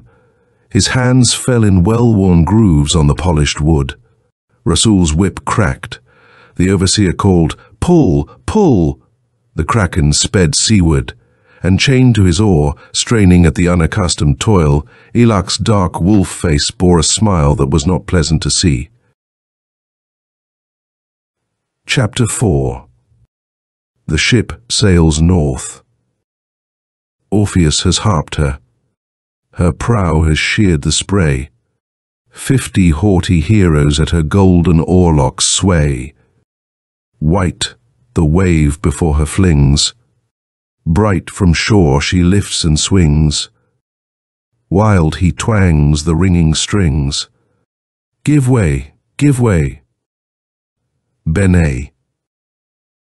They drove down along the coast and skirted the southern tip of Atlantis. Then the galley crept northwest, up the long curve of the continent, and all the while the days were cloudless and fair, and the skies blue as the waters of the ocean sea. Elak bided his time until the Kraken dropped anchor one afternoon at an uninhabited island to replenish the water supply. Drezar went, ashore with a dozen others, leaving only a few men in charge of the ship. This was apparently safe enough, with the slaves chained. Moreover, Drezar had the only keys. But at sunset, Elak nudged Lycon awake and told him to keep watch. "What for?" Lycon's voice was surly. "Do you—" He broke off, staring, as Elak took a tiny twisted bit of metal from his sandal and inserted it delicately in the lock of his ankle cuff. "Gods!" Lycon cursed. "You had that all the time and you waited till now." "These locks are easy to pick," Elak said. "What?" "Of course I waited. We've only a few enemies aboard now, instead of more than a dozen. Keep watch, I tell you." Lycon obeyed. Footsteps creaked upon the deck occasionally, and there were lanterns here and there on the ship, but their illumination was faint enough. The lapping of water against the hull drowned the soft scrape and click as Elak worked. Presently he sighed in satisfaction and opened the cuff. Metal clicked and scraped. Elak was free. He turned to Lycon, and then hurrying footsteps sounded on the raised deck. Rasul, the overseer, ran up, dragging his long whip. He peered down and dragged out his sword, cursing. With the other hand he swept the whip in a great singing blow, smashing down on Elak's unprotected shoulders. Lycon acted. In one swift motion he flung himself forward, guarding Elak. The lash ripped skin and flesh from Lycon's side. And then Elak's sinewy hand closed on the tough hide. He mightily pulled it from Rasul's grasp. "Ho!" the overseer shouted. "Ho! To me!" His voice roared out over the dark sea. His long sword was a pale flickering light in the glow of the lanterns. 2 more men, armed, came running up behind Rasul. They spread out and closed in on Elak. He grinned unpleasantly as a wolf smiles. The whip was coiled in his hand. It sprang out suddenly like a striking snake. The fanged, vicious tip hissed shrilly. In the dimness, the lash was difficult to see, impossible to dodge. Rasul roared in pain. "Slay him!" the overseer shouted. The 3 ran in, and Elak gave way, his wrist turning as he swung the whip. A thrown dagger brought blood from the Atlantean's shoulder, and a man staggered back, screaming shrilly, clawing at his eyes that were blinded by the tearing rip of the lash. "Slay me then," Elak whispered, cold laughter in his eyes. "But the dog's fangs are sharp, Rasul." He caught a glimpse of Lycon, bent above his bonds, busily manipulating the bit of metal that would unlock them. Voices called from the shore. Rasul shouted a response, and then ducked and gasped as the whip shrieked through the dark air. "Beware my fangs, Rasul." Elak smiled mirthlessly, and now the 2 Rasul and his companion were in turn giving way. Step by step, Elak forced them back, under the threat of the terrible lash. They could not guard against it, could not see it. Out of the gloom it would come striking, swift as a snake's thrust, leaping viciously at their eyes. The slaves were awake and straining in their chains, calling encouragement to Elak. The man who had been blinded made a misstep and fell among the rowers.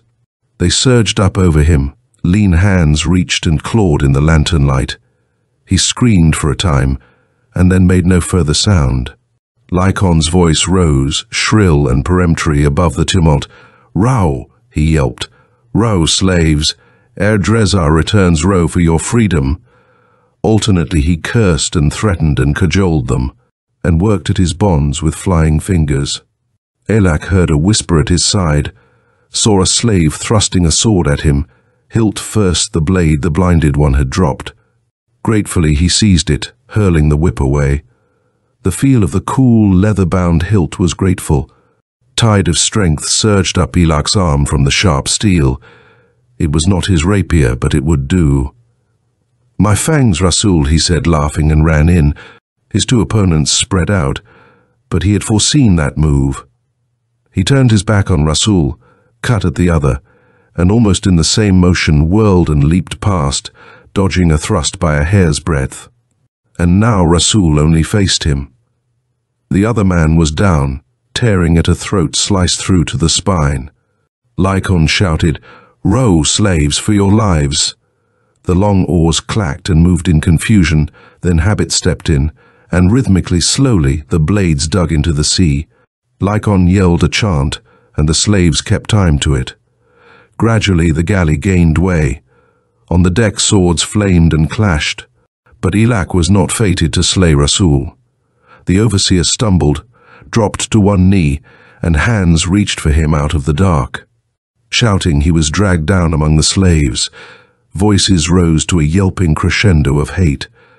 Rasul screamed and was silent. Lycon leaped up, free from his chains. He cursed the rowers. Their momentary inattention to their duty had caused confusion. An oar, caught among others, splintered and broke. The butt, bent like a bow, snapped back and smashed a slave's face to bloody ruin. From overside came cries and commands. The face of Drezar rose above the rail, hideous, contorted, the scar flaming red. He gripped his sword between his teeth. After him, armed men came pouring. Lycon, a captured blade bare in his hand, ran toward them, yelling objurgations at the slaves. The oars moved again, tore at the sea, sent the galley through the waves once more. A slave had long since cut the anchor rope. A dozen armed men, swords gleaming, were ringed about Lycon, who, his back against the mast, was valiantly battling and cursing in lurid oaths. A few steps away, Drezar came cat-like, and murder was in his eyes. He saw Elak stir and ran in, blade ready. Elak did not stoop to recover his sword. He sprang forward under the sweep of the steel, which Drezar had not expected. The two men went down together, rolling on the blood-slippery deck. Drezar tried to reverse the sword in his hand and stab Elak in the back, but Elak's supple body writhed aside, and simultaneously his lean, sinewy fingers closed on Drezar's above the hilt of the blade. Drezar tried to turn the blow, but could not. Elak continued his enemy's thrust, and the sword went smoothly into Drezar's belly, without pausing till it grated against the backbone. "My fangs, Drezar," Elak said very softly, and with no expression on his wolf face, and then drove the sword further in till it pinned the captain like a beetle to the deck. Drezar's mouth opened, a roaring exhalation of breath, fraught with ghastly agony, seemed torn out of the man. His hands beat the deck, his body doubled up and arched like a bow. He coughed blood, gnashed his teeth till they splintered and cracked, and so died. Elak sprang up. He saw a heavy iron key hanging at Drezar's belt. This he tore away and cast down among the slaves. A grateful clamor came in response. Lycan called frantically for aid. Elak responded. But now the outcome of the battle was a foregone conclusion. One by one, the freed slaves passed the iron key to their neighbors and came springing up to add their numbers to Elak's cause. And, presently, the last of the ship's masters lay dead on deck, and the oarsmen, no longer in chains, no longer slaves, sent the galley plunging through the dark sea to the north. Chapter 5. Anger of Amenok. For the man dwelt in a lost land, of boulders and broken men. Chesterton. They came to a forbidding, bleak coast that loomed high above the galley. The cold winds of autumn filled the sails and let the weary oarsmen rest. The sea turned smoothly grey, surging in long, foamless swells under a blue-grey sky. The sun gave little heat. The crew turned gratefully to the ship's stock oil and wine and woven stuff, finding warmth and comfort in it. But Elak was chafed by inaction. He longed to reach Raynor. Endlessly he paced the decks, fingering his rapier and pondering on the mystery of the thing called Karkora. What was this pallid one? Whence had it come? These problems were insoluble, and remained so till, one night, Elak dreamed. He dreamed of Dagon. The druid priest seemed to be standing in a forest glade. Before him a fire flickered redly. And Dagon said, "Leave your ship at the Red Delta. Seek Anger of Amenok. Tell him you seek the throne of Raynor." There was no more. Elak awoke, listening to the creaking of the galley's timbers and the whisper of waves against the side. It was nearly dawn. He rose, went on deck, and searched the horizon under a shielding palm. To the right, breaking the grey cliffs, was a gap. Beyond it, an island. And on the island a castle loomed, part of the rock, it seemed, growing from it. The galley swept on, and now Elak saw that a river ran between the broken cliffs. At its mouth was a delta made of reddish sand. So, in the cold, lowering dawn, Elak and Lycan left the galley. Willing oarsmen rowed them to shore. The two climbed the northern cliff and stood staring around. Inland the plateau stretched unbroken by tree or bush, windswept and desolate. To the west lay the ocean sea, chill and forbidding. "Perhaps this anger of your dream dwells in that castle," Lycan said, pointing and shivering. "One of the men told me this is Kiriath. To the north, beyond the mountains, lies Raynor." Elak said somberly, "I know. And Sifa rules over Kiriath Sifa, whom Karkora has taken for his own. Well, come on." They set out along the edge of the cliff. The wind blew coldly, and brought to them a thin, high piping that seemed to come out of nowhere. Sad, mournful, weird, it murmured half-heard in the air about the two. And across the plateau a man came, a great grey man, roughly clad, with unkempt hair and iron grey beard. He played upon a set of pipes, but put these away as he saw Elak and Lycon. He came closer and halted with folded arms, waiting. The man's face might have been chipped from the rough rocks of this land. It was harsh and strong and forbidding, and the cool grey eyes were like the sea. "What do you seek here?" he asked. His voice was deep and not at all unpleasant. Elak hesitated. "Anger. Anger of Amanok. Do you know of him?" "I am Anger." For a heartbeat there was silence. Then Elak said, "I seek the throne of Raynor." Laughter sprang into the grey eyes. Anger of Amanok reached out a huge hand and gripped Elak's arm, squeezing it painfully. He said, "Dalan sent you. Dalan." Elak nodded. "But it is not me you seek. It is Mayana, the daughter of Poseidon. You must seek her there." He pointed to the distant castle on the island. "Her power alone can aid you, but first come." He led the way to the cliff's edge. A perilous narrow path led down the jagged face. Anger started along it with sure-footed ease, and Elak and Lycon followed more gingerly. Far below, the breakers tore upon the rocks. Seabirds called shrilly. The path ended at a cave mouth. Anger entered, beckoning to the others. The cavern widened into a high-arched chamber, obviously Anger's home. He gestured to a heap of furs and gave each of his guests a great horn of mead. "So, Dalan sent you. I had wondered. Orander is dead. Once the Pallid One has set his seal on a man, there is escape in death alone." "Karkora," Elak said musingly. "What is he? Do you know Anger?" "You must seek your answer from Mayana on the isle. Only she knows. Mayana of the seas. Let me tell you." The grey eyes grew bright with dream.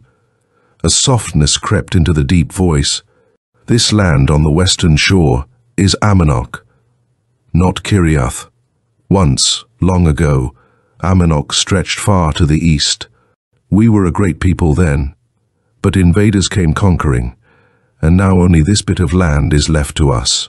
Yet it is Amanok, and I dwell here because in my veins runs the blood of kings." Anger flung back his grey tousled head. "And for ages the castle on the isle had existed. None dwelt there. There were legends that even before the Amanoks held this land, an ancient sea people made it their home. Sorcerers they were, warlocks and magicians, but they died and were forgotten. So in time my own people were scattered through Kiriath, and I dwelt here alone. Sefer ruled, well and wisely. One night he walked alone on the cliffs of Amanok, and when he returned to his palace, he brought a bride with him. The bride was Mayana. Some say he found her in the island castle. Some say she rose from the waves. I think she is not human. She is one of the old sea race. A shadow fell on the land. Out of the dark, out of the unknown, came Karkora. He took Sefer for his own. Mayana fled here and dwells now in the castle protected by her sorcery, and Karkora rules." Anger's grey beard jutted. His eyes were lambent pools. He said, "My people were a druid race. We worshipped great Mida as I do now. And I tell you that Karkora is a foulness and a horror, an evil that will spread through all the world if the druids fail to destroy him. Mayana holds his secret. Mayana knows. You must go to her on her isle. For myself." A mighty hand clenched. "I have king's blood, and my people live, though in bondage. I shall go through Kiriath and gather men. I think you will need armies ere you sit on Raynор's dragon throne. Well, I have an army for you, and for Mida." Anger reached behind him, brought out a huge warhammer bound with thongs. Laughter touched his grim face. "We shall fight in the old way, woad-painted, without armor, and I think Helmbreaker will taste blood again. If you get aid from Mayana, well, but with you or without you, man of Raynor, Aminok will go forth to battle." The great grey man towered against the cave mouth, a grim, archaic figure, somehow strong with primeval menace. He stood aside, pointing. "Your way lies there to the isle, mine lies inland. When we meet again, if we do, I shall have an army to give you."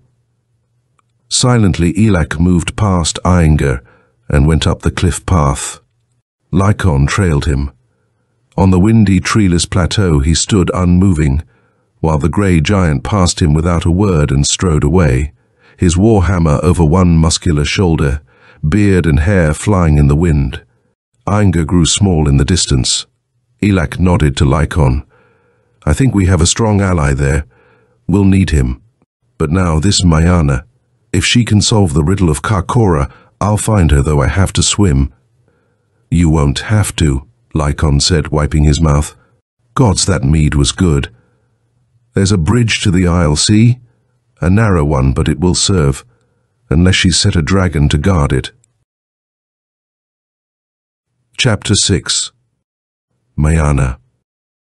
By the tall obelisks, all seaweed girt, drift the pale dead of long and long ago, lovers and kings who may not more be hurt, wounded by lips or by the dagger's blow. The sunken towers. From the cliff's edge, a narrow bridge of rock jutted, a natural formation worn by wind and rain. It ended on a jagged ledge, at the back of which a black hole gaped. Elak said, "Lycon, wait here. I must take this road alone." The little man disagreed profanely, but Elak was firm. "It will be safer, so we won't both fall into the same trap. If I'm not back by sundown, come after me, you may be of aid then." Lycon could not help but realize the truth of this. He shrugged fat shoulders. "Very well, I'll wait in Inger's cave. His mead was potent. I'm anxious to sample more. Luck, Elak." Nodding, the Atlantean started along the bridge. He found it safer not to look down, but the surging roar of the breakers sounded disquietingly from beneath. Seabirds mewed and called. The wind tore at his swaying body. But at last he was across, and felt the firm stability of the rocky ground under his sandals. Without a backward glance, he entered the cave mouth. Almost immediately outside, sounds dimmed and quieted. The road led down, a natural passage, seemingly, that turned and twisted in the rock. Sand was gritty underfoot, with bits of shell here and there. For a time it was dark, and then a greenish, vague, luminous glow appeared, apparently emanated by the sand on which he trod. It was utterly silent. Still the tunnel led down, till Elak's feet felt moisture beneath him. He hesitated, staring around. The rocky walls were dewed and sweating. A dank, salty odor was strong in his nostrils. Loosening his rapier in its scabbard, he went on. The green glow brightened. The passage turned. Elak rounded the corner and stood motionless, staring. Before him, a vast cavern opened. It was huge and terrifyingly strange. Low-roofed stalactites hung in myriad shapes and colors over the broad expanse of an underground lake. The green shining was everywhere. The weight of the island above seemed to press down suffocatingly, but the air, despite a salt sea smell, was fresh enough. At his feet, a sandy half-moon of a beach reached down to the motionless surface of the water. Further out, he could see far down vague shadows that resembled sunken buildings, fallen peristyles and columns, and far away. In the center of the lake was an island. Ruined marble crowned it. Only in the center a small temple seemed unharmed. It rose from shattered ruins in cool, white perfection. All around it the dead and broken city lay, to the water's edge and beyond. A submerged, forgotten metropolis lay before Elak. Silence, and the pale green expanse of the waveless lake. Softly Elak called, "Mayana." There was no response. Frowning, he considered the task before him. He felt an odd conviction that what he sought lay in the temple on the islet, but there was no way of reaching it save by swimming, and there was something ominous about the motionless green of the waters. Shrugging, Elak waded out. Icy chill touched his legs, crept higher about his loins and waist. He struck out strongly, and at first there was no difficulty. He made good progress. But the water was very cold. It was salt, and this buoyed him up somewhat. Yet when he glanced at the islet, it seemed no nearer. Grunting, Elak buried his face in the waters and kicked vigorously. His eyes opened. He looked down. He saw, beneath him, the sunken city. Strange it was, and weird beyond imagination, to be floating above the wavering outline of these marble ruins. Streets and buildings and fallen towers were below, scarcely veiled by the luminous waters, but possessing a vague, shadowy indistinctness that made them half unreal. A green haze clothed the city, a city of shadows, and the shadows moved and drifted in the tideless sea. Slowly, endlessly, they crept like a stain over the marble. They took shape before Elak's eyes. Not sea shapes, no. The shadows of men walked in the sunken metropolis. With queer, drifting motion, the shadows went to and fro. They met and touched and parted again in strange similitude of life. Stinging, clicking cold filled Elak's mouth and nostrils. He spluttered and struck out, realizing that he was far beneath the surface, that unconsciously holding his breath, he had drifted into the depths. He fought his way up. It was oddly difficult. Soft, clinging arms seemed to touch him. The water darkened. But his head broke the surface, and he drank deeply of the chill air. Only by swimming with all his strength could he keep from sinking. That inexplicable drag pulled him down. He went under. His eyes were open, and he saw, far below, movement in the sunken city. The shadow shapes were swirling up, rising, spinning like autumn leaves rising to the surface. And shadows clustered about Elak, binding him with gossamer fetters. They clung feathery and tenacious as spiderwebs. The shadows drew him down into the shining depths. He struck out frantically. His head broke water once more. He saw the islet, closer now. "Mayana!" he called. "Mayana!" Rustling movement shook the shadows. A ripple of mocking laughter seemed to go through them. They closed in again, dim, impalpable, unreal. Elak went under once more, too exhausted to fight, letting the shadows have their will with him. Only his mind cried out desperately to Mayana, striving to summon her to his aid. The waters brightened. The green glow flamed emerald bright. The shadows seemed to pause with odd hesitation, as though listening. Then suddenly they closed in on Elak. They bore him through the waters. He was conscious of swift movement amid whirling green fire. The shadows carried him to the islet, bore him up as on a wave, and left him upon the sands. The green light faded to its former dimness. Choking, coughing, Elak clambered to his feet. He stared around. The shadows had vanished. Only the motionless lake stretched into the distance. He stood amid the ruins of the islet. Hastily he staggered away from the water's marge, clambering across broken plinths and fallen pillars, making his way to the central temple. It stood in a tiny plaza, unmarred by time, but stained and discolored in every stone. The brazen door gaped open. Unsteadily Elak climbed the steps and paused at the threshold. He looked upon a bare room, lit with the familiar emerald glow, featureless save for a curtain, on the further wall. Made of some metallic cloth and figured with the trident of the sea god. There was no sound but Elak's hastened breathing. Then, abruptly, a low splashing came from beyond the curtain. It parted. Beyond it was green light, so brilliant it was impossible to look upon. Silhouetted against the brightness for a moment, loomed a figure of unearthly slimness and height. Only for a second did Elak see it. Then the curtain swung back into place, and the visitant was gone.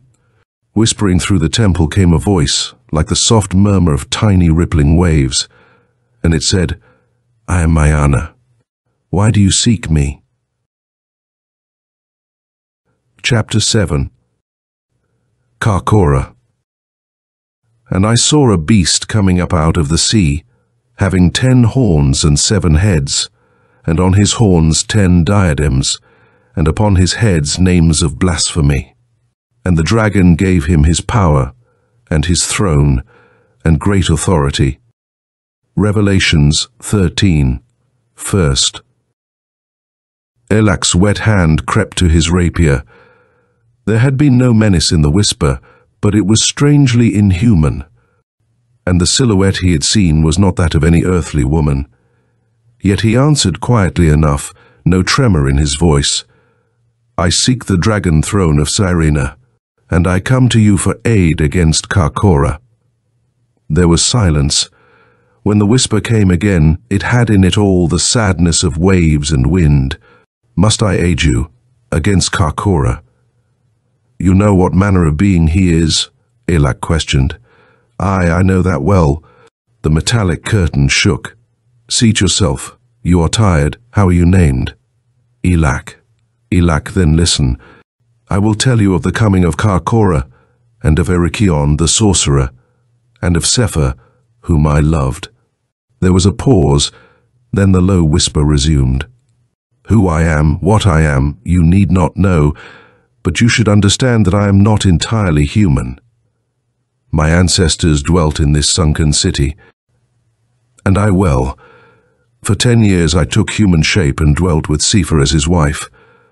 I loved him, and always I hoped to give him a son who would someday mount the throne. I hoped in vain, or so I thought. Now in the court dwelt Erikion, a wizard. His magic was not that of the sea, soft and kindly as the waves, but of a darker sort. Erikion delved in ruined temples and pored over forgotten manuscripts of strange lore. His vision went back even before the sea folk sprang from the loins of Poseidon, and he opened the forbidden gates of space and time. He offered to give me a child, and I listened to him, to my sorrow. I shall not tell you of the months I spent in strange temples, before dreadful altars. I shall not tell you of Erikion's magic. I bore a son dead. The silver curtain shook. It was long before the unseen speaker resumed.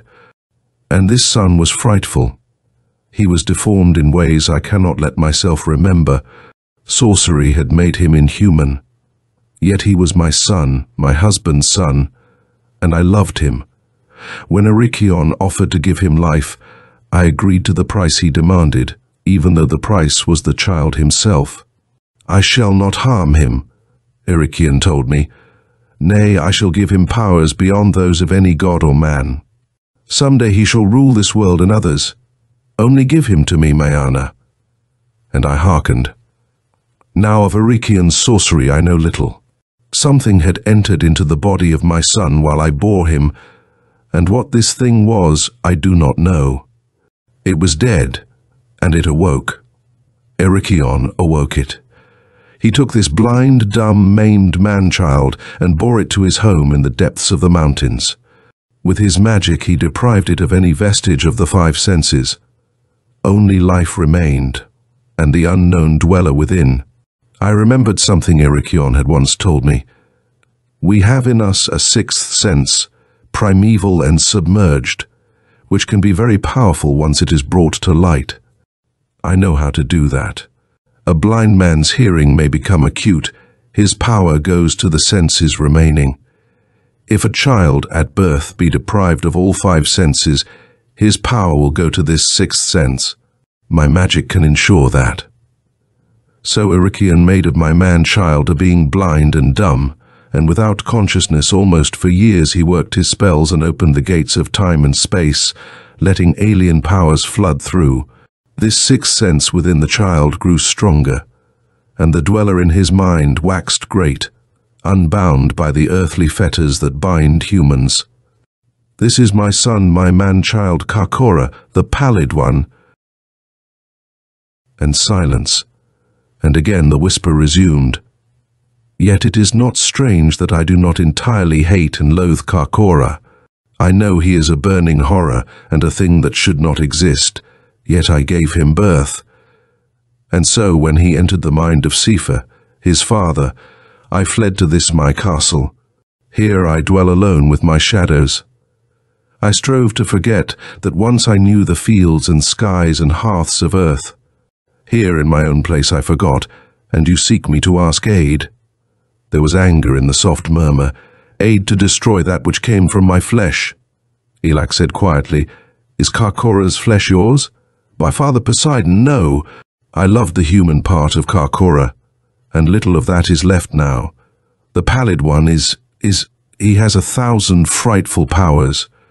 Through his one strange sense, it has opened for him gateways that should remain always locked. He walks in other worlds beyond unlit seas, across the nighted voids beyond earth. And I know he seeks to spread his dominion over all. Kiriath fell to him, and I think Cyrena. In time he will take all Atlantis, and more than that. Elak asked, This Erekion, the wizard, what of him? I do not know, Mayana said. Perhaps he dwells in his citadel yet with Karkora. Not for years have I seen the sorcerer.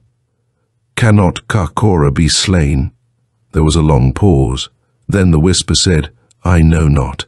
His body, resting in the citadel, is mortal, but that which dwells within it is not. If you could reach the body of Karkora even so you could not slay him. Nothing can kill the pallid one? Elak asked. Do not ask me this, Mayana's voice said with angry urgency.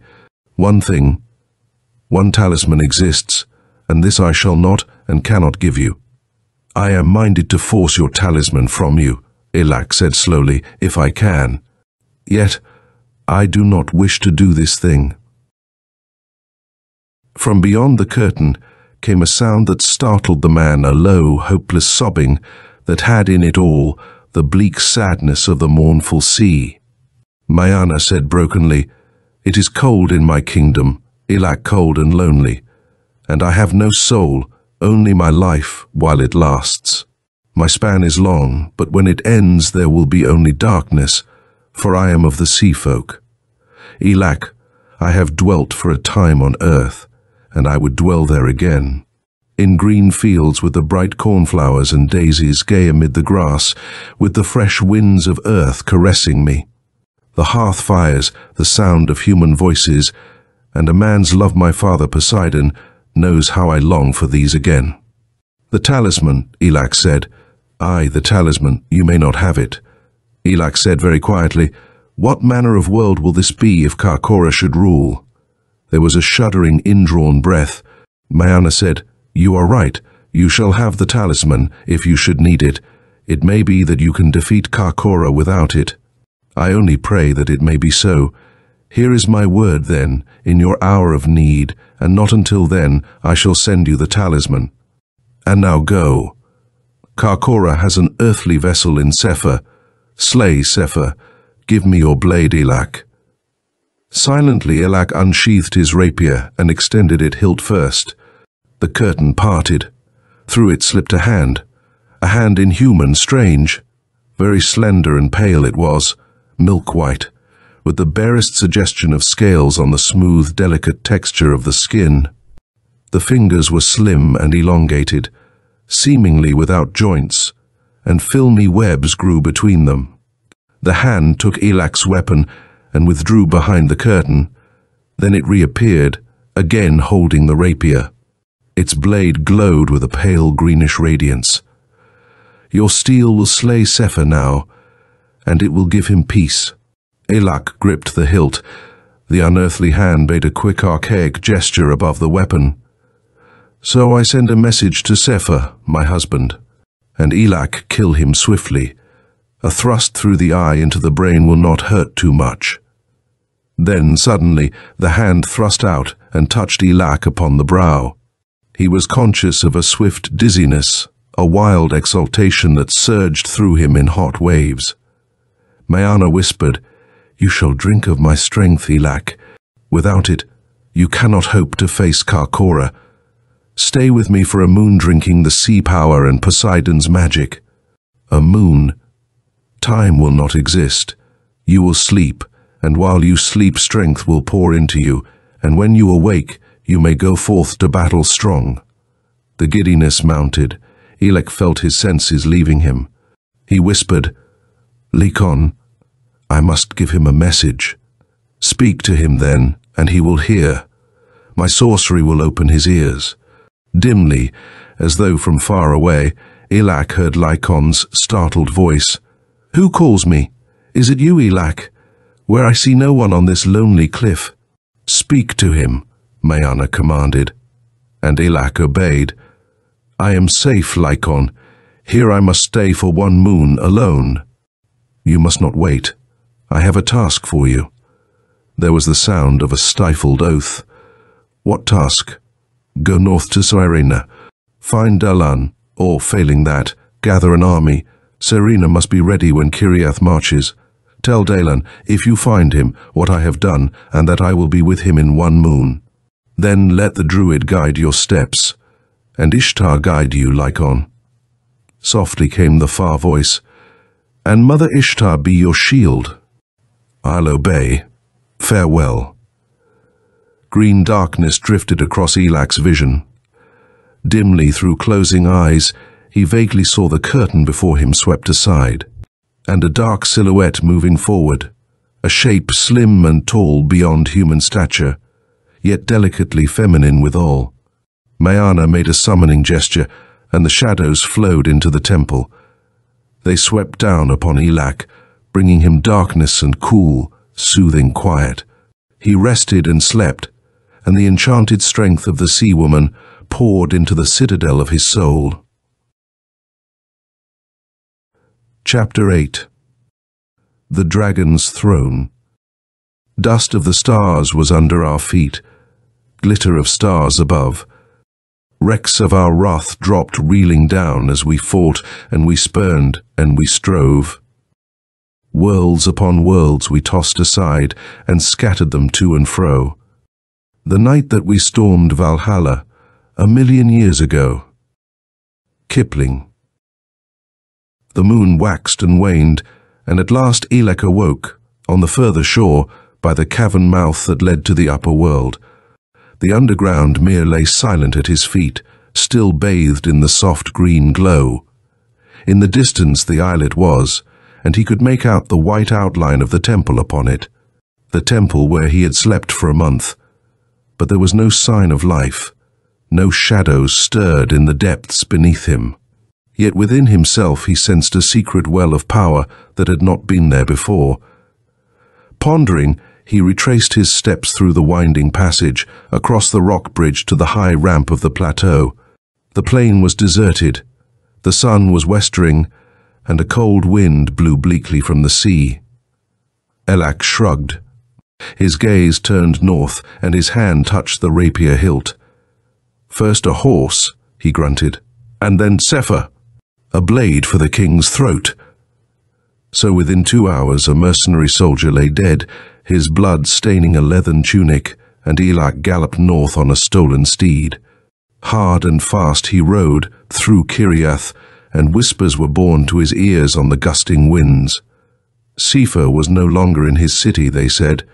At the head of a vast army, he was sweeping north to the gateway, the mountain pass that led to Raynor. From the very borders of Kiriath warriors were coming in answer to the king's summons. Mercenaries and adventurers flooded in to serve under Sefer. He paid well and promised rich plunder the sack of Raynor. A trail of blood marked Elak's path. 2 horses he rode to death. But at last the gateway lay behind him. He had thundered through Shan Forest and forded Monra River. Against the horizon towered a battlemented castle, and this was Elak's goal. Here Oranda had ruled. Here was the dragon throne, the heart of Raynor. Elak rode across the drawbridge and into the courtyard. He cast his mount's reins to a gaping servitor, leaped from the horse, and raced across the yard. He knew each step of the way. In this castle he had been born, and now the throne room, vast, high-ceilinged, warm with afternoon sunlight. Men were gathered there, princes and lords of Raynor, barons, dukes, minor chieftains, by the throne Dagon. And beside him, Lycon, round face set in unaccustomed harsh lines, for once sober and steady on his feet. "By Mida," Lycon roared. "Elak! Elak!" The Atlantean pushed his way through the murmuring, undecided crowd. He came to stand beside the throne. His hand gripped Lycon's shoulder and squeezed painfully. The little man grinned. "Ishtar be praised," Lycon murmured. "Now I can get drunk again." Dagon said, "I watched you in the crystal, Elak, but I could not aid. The magic of the Pallid One battled my own. Yet I think you have other magic now, see sorcery." He turned to the mob. His lifted arms quieted them. "This is your king," Dagon said. Voices were raised, some in approbation, some in angry protest and objection. A tall, lean oldster shouted, "Aye, this is Zulus returned once more. This is Orander's brother." "Be silent, hearer," another snapped. "This scarecrow Raynор's king?" Elak flushed and took a half-step forward. Dagon's voice halted him. "You disbelieve, Gorlias?" he asked. "Well, do you know of a worthier man? Will you sit on the dragon throne?" Gorlias looked at the druid with an oddly frightened air. He fell silent and turned away. The others broke into a renewed chorus of quarreling. Hera silenced them. His lean face was triumphant. "There's one sure test. Let him take it." He turned to Elak. "The lords of Raynor have fought like a pack of snarling dogs since Orander's death. Each wanted the throne." Baron Kond yelled louder than the rest. Dagon offered him the dragon throne, in the name of Mida, if he could hold it. From the others a low whisper went up, uneasy, fearful. Hera continued, "Kond mounted the dais a month ago and sat on the throne. And he died. The fires of Mida slew him." "Aye," Gorlias whispered. "Let this Elak sit upon the throne." A chorus of assent rose. Lycon looked worried. He murmured, "It's true, Elak, I saw it." Red fire came out of nowhere and burned Kond to a cinder.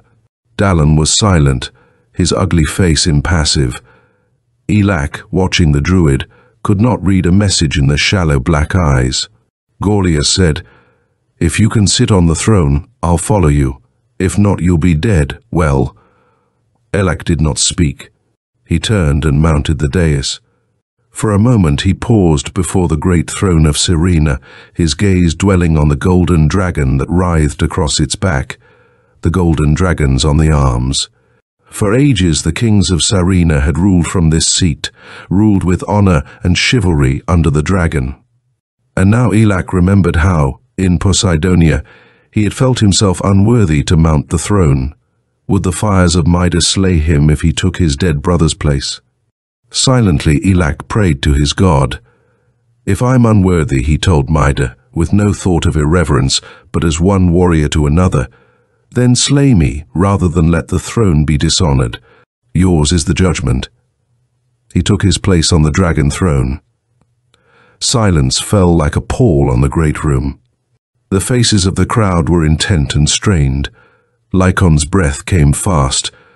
The druid's hands, hidden under the brown robe, made a quick, furtive gesture. His lips moved without sound. Red light flashed out above the throne. Through the room a cry rose and mounted, wordless, fearful. The fires of Mida flamed up in glaring brilliance and cloaked Elak. They hid him in a twisting crimson pall. They swirled about him, blazing with hot radiance. They swept into a strange, fantastic shape, a coiling silhouette that grew steadily more distinct. A dragon of flame coiled itself about Elak, and suddenly it was gone. Lycon was gasping oaths. The others were milling about in a confused mob. Dagon stood motionless, smiling slightly, and on the dragon throne Elak sat unharmed. No breath of fire had scorched or blistered him, No heat had reddened his skin. His eyes were blazing. He sprang up and unsheathed his rapier. Silently he lifted it. There was a clash of ringing blades. A forest of bright steel lifted. A great shout bellowed out.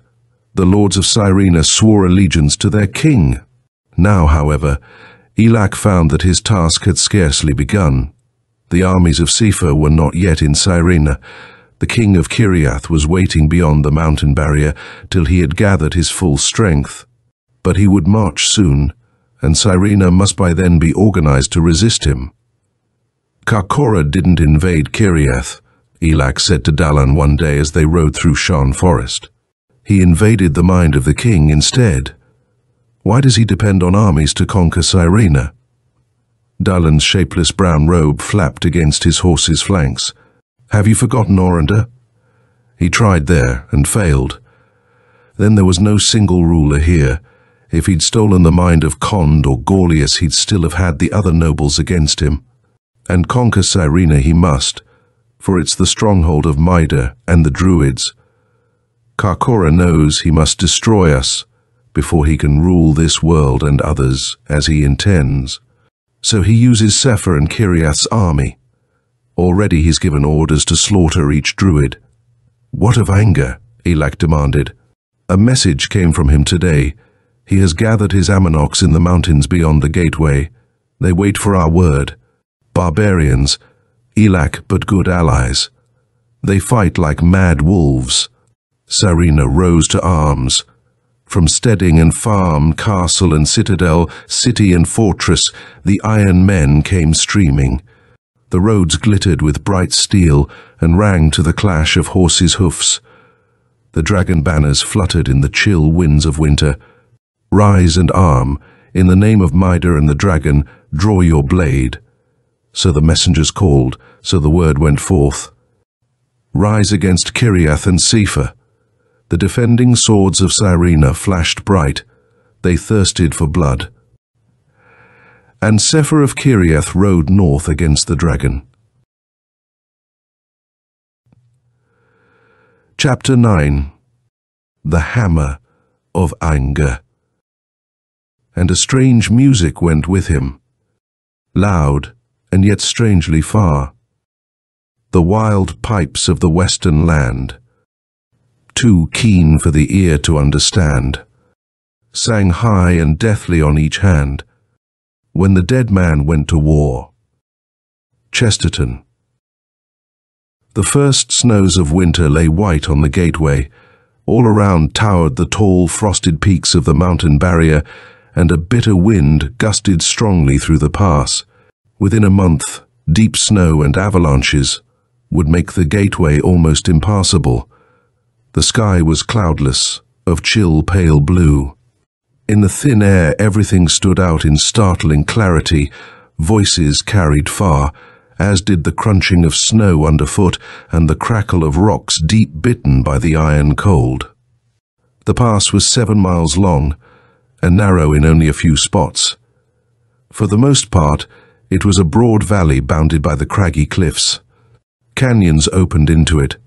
Dawn had flamed and spread in the east. The sun hung above a snow-capped peak. South of a narrow portion of the gateway, part of Cyrene's army waited. Behind them were reinforcements. Upon the crags were archers and arbalesters, waiting to rain death upon the invaders. Steel silver moved against a background of white snow and black grim rocks. Elak was astride a warhorse upon a small hillock. Hera rode up, gaunt old face keenly alert, joy of battle in the faded eyes. He saluted swiftly. "The bowmen are placed and ready," he said. "We've got rocks and boulders into position to crush Sefer's army, should it get too far." Elak nodded. He wore chain armor, gold encrusted, with a close-fitting helm of gleaming steel. His wolf face was taut with excitement, and he curbed the steed as it curvetted. "Good, Hera. You are in command there. I trust your judgment." As Hera departed, Dagon and Lycon arrived, the latter flushed and unsteady in his saddle. He gripped a drinking horn and swilled mead from it occasionally. His long sword slapped the horse's flank. "The minstrels will make a song of this battle," he observed. "Even the gods will eye it with some interest." "Don't blaspheme," Dagon said, and turned to Elak. "I've a message from Anger. His savage Ammonoks wait in that side canyon." The druid flung out a pointing hand. "And will come when we need them."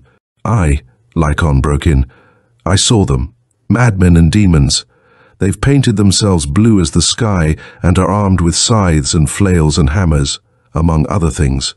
And they're playing tunes on their pipes and bragging, each louder than the other. Only Anger sits silent, fondling his helm breaker. He looks like an image chipped out of grey stone." At the memory, Lycon shivered and then gulped the rest of the mead. "Faith," he said sadly, "the horn's empty. Well, I must get more." And off he went, reeling in the saddle. "Drunken little dog," Elak remarked. "But his hand will be steady enough on the sword." Far away a trumpet shouted shrilly, resounding among the peaks. Now the foreguard of Sifa's army was visible as a glitter of steel on casques and lifted spearheads. Along the pass they came, steadily, inexorably, in close battle formation. The trumpet sang and skirled. In response, drums of Raynor snarled answer. They rose to a throbbing, menacing roar. Cymbals clashed resoundingly. The banners of the dragon flung out stiffly in the cold blast. Kiriath rode without a standard. In silence, save for the clashing of metallic hoofs and the angry screaming of the trumpet, they came. A vast array that flooded into the valley. Pikemen, archers, knights, mercenaries on they came, intent on conquest and plunder. Elak could not see Sifa, though his gaze searched for the king, and slowly the invaders increased their speed, almost imperceptibly at first, and then more swiftly till through the gateway Kiriath charged and thundered, lances lowered, swords flashing. The trumpet shouted urgent menace. Dagon's gross body moved uneasily in his saddle. He unsheathed his long blade. Elak looked around. Behind him the army waited. Everything was ready. The king of Raynor rose in his stirrups. He lifted his rapier and gestured with it. He shouted, "Charge! Ho the dragon!" With a roar, Raynor swept forward down the pass. Closer and closer the two vast forces came. The drums roared death. From the icy peaks the clamour resounded thunderously. A cloud of arrows flew. Men fell, screaming.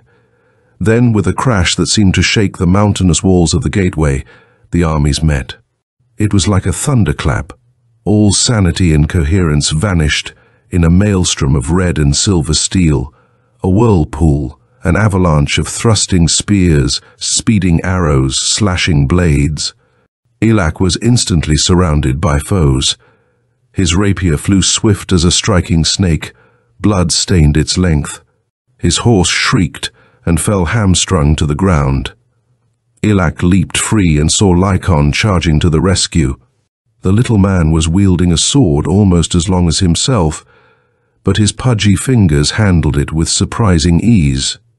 He lopped off one man's head, ruined another's face with a well-placed kick of his steel-shod foot, and then Elak had leaped astride a riderless steed.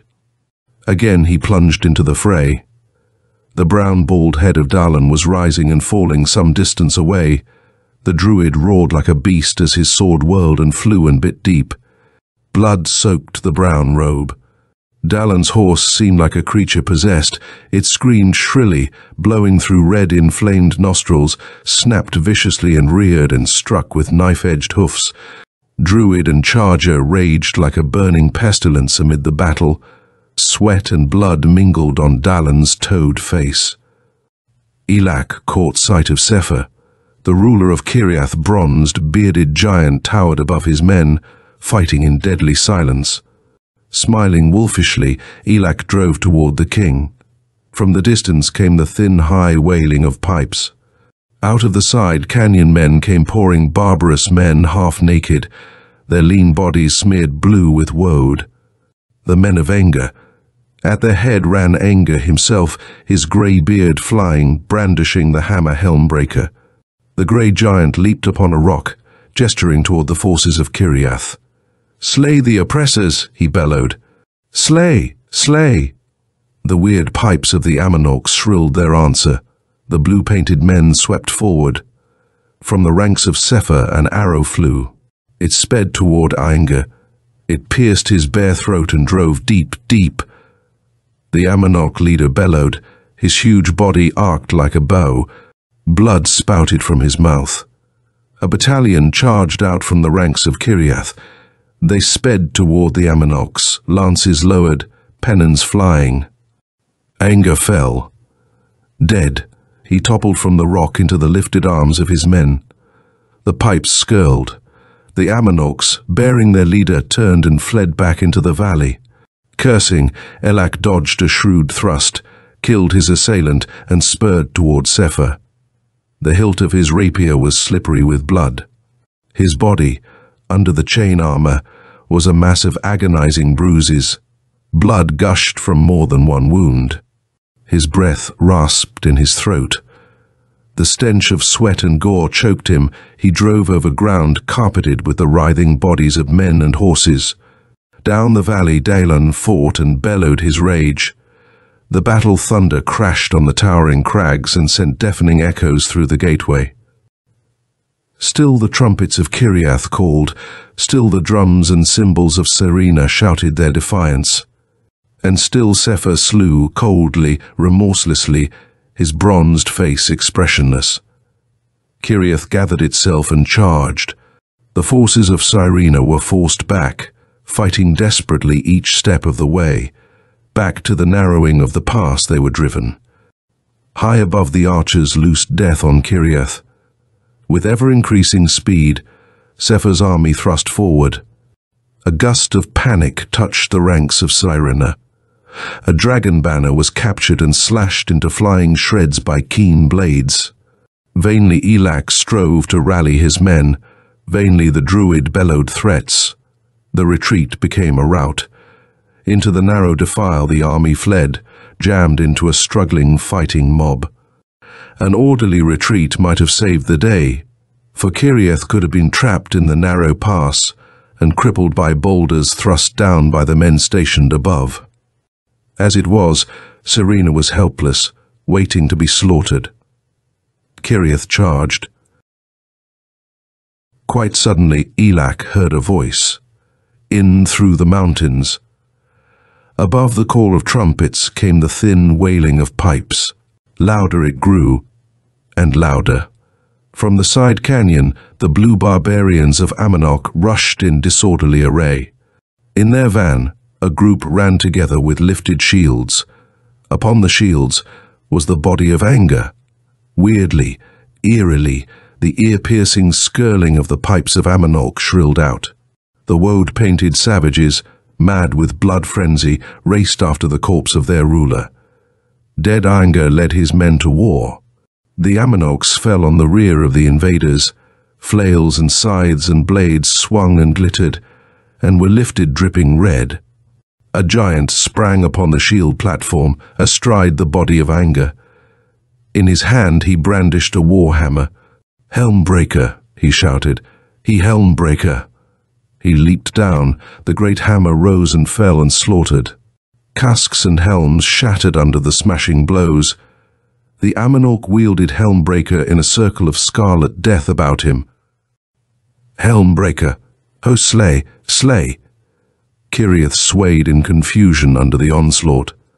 In that breathing space, Elak and Dagon rallied their army.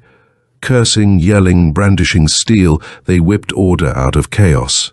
Elak snatched a dragon banner from the dust, lifted it high. He turned his horse's head down the valley.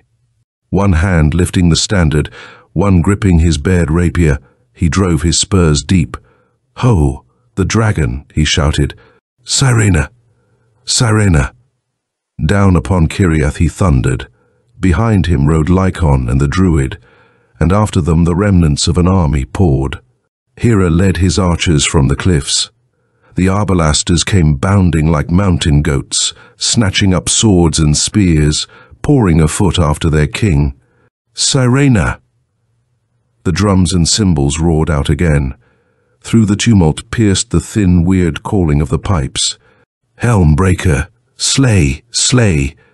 And then madness, a hell of shouting, scarlet battle through which Elak charged, Dagon and Lycon beside him, riding straight for the bushy beard that marked Sefer. On and on, over screaming horses and dying men, through a whirlpool of flashing, thirsty steel, thrusting, stabbing, hacking. The face of Sefer rose up before Elak. The bronzed face of Kiriath's king was impassive. In his cold eyes dwelt something inhuman. Involuntarily, an icy shudder racked Elak. As he paused momentarily, the brand of Sefer whirled up and fell shattering in a great blow. Elak did not try to escape. He poised his rapier, flung himself forward in his stirrups, sent the sharp blade thrusting out. The enchanted steel plunged into Sefer's throat. Simultaneously, Elak felt his back go numb under the sword cut. His armor tore raggedly. The blade dug deep into the body of the warhorse. The light went out of Sefer's eyes. He remained for a heartbeat upright in his saddle. Then his face changed. It darkened with swift corruption. It blackened and rotted before Elak's eyes. Death, so long held at bay, sprang like a crouching beast. A foul and loathsome thing fell forward and rumbled from the saddle. It dropped to the bloody ground and lay motionless. Black ichor oozed out from the chinks of the armor. The face that stared up blindly at the sky was a frightful thing. And without warning, darkness and utter silence dropped down and shrouded Elak. Chapter 10. The Black Vision. And the devil that deceived them was cast into the lake of fire and brimstone, where are also the beast and the false prophet, and they shall be tormented day and night forever and ever. Revelations 20:10. He felt again the dizzy vertigo that presaged the coming of Karkora. A high-pitched droning whine rang shrilly in his ears. He felt a sense of swift movement. A picture came. Once more he saw the giant crag that towered amid the mountains. The dark tower lifted from its summit. Elak was drawn forward. Iron gates opened in the base of the pinnacle. They closed as he passed through. The high whining had ceased. It was Cimmerian dark, but in the gloom a presence moved and stirred and was conscious of Elak. The pallid one sprang into view. He felt a sense of whirling disorientation. His thoughts grew inchoate and confused. They were slipping away, spinning into the empty dark. In their place something crept and grew. A weird mental invasion took place. Power of Karkora surged through Elak's brain, forcing back the man's consciousness and soul, thrusting them out and back into the void. A dreamlike sense of unreality oppressed Elak. Silently he called upon Dagon. Dimly a golden flame flickered up, far away. Elak heard the druid's voice whispering faintly out of the abyss. "Mida aid him, Mida!" Fires of Mida vanished.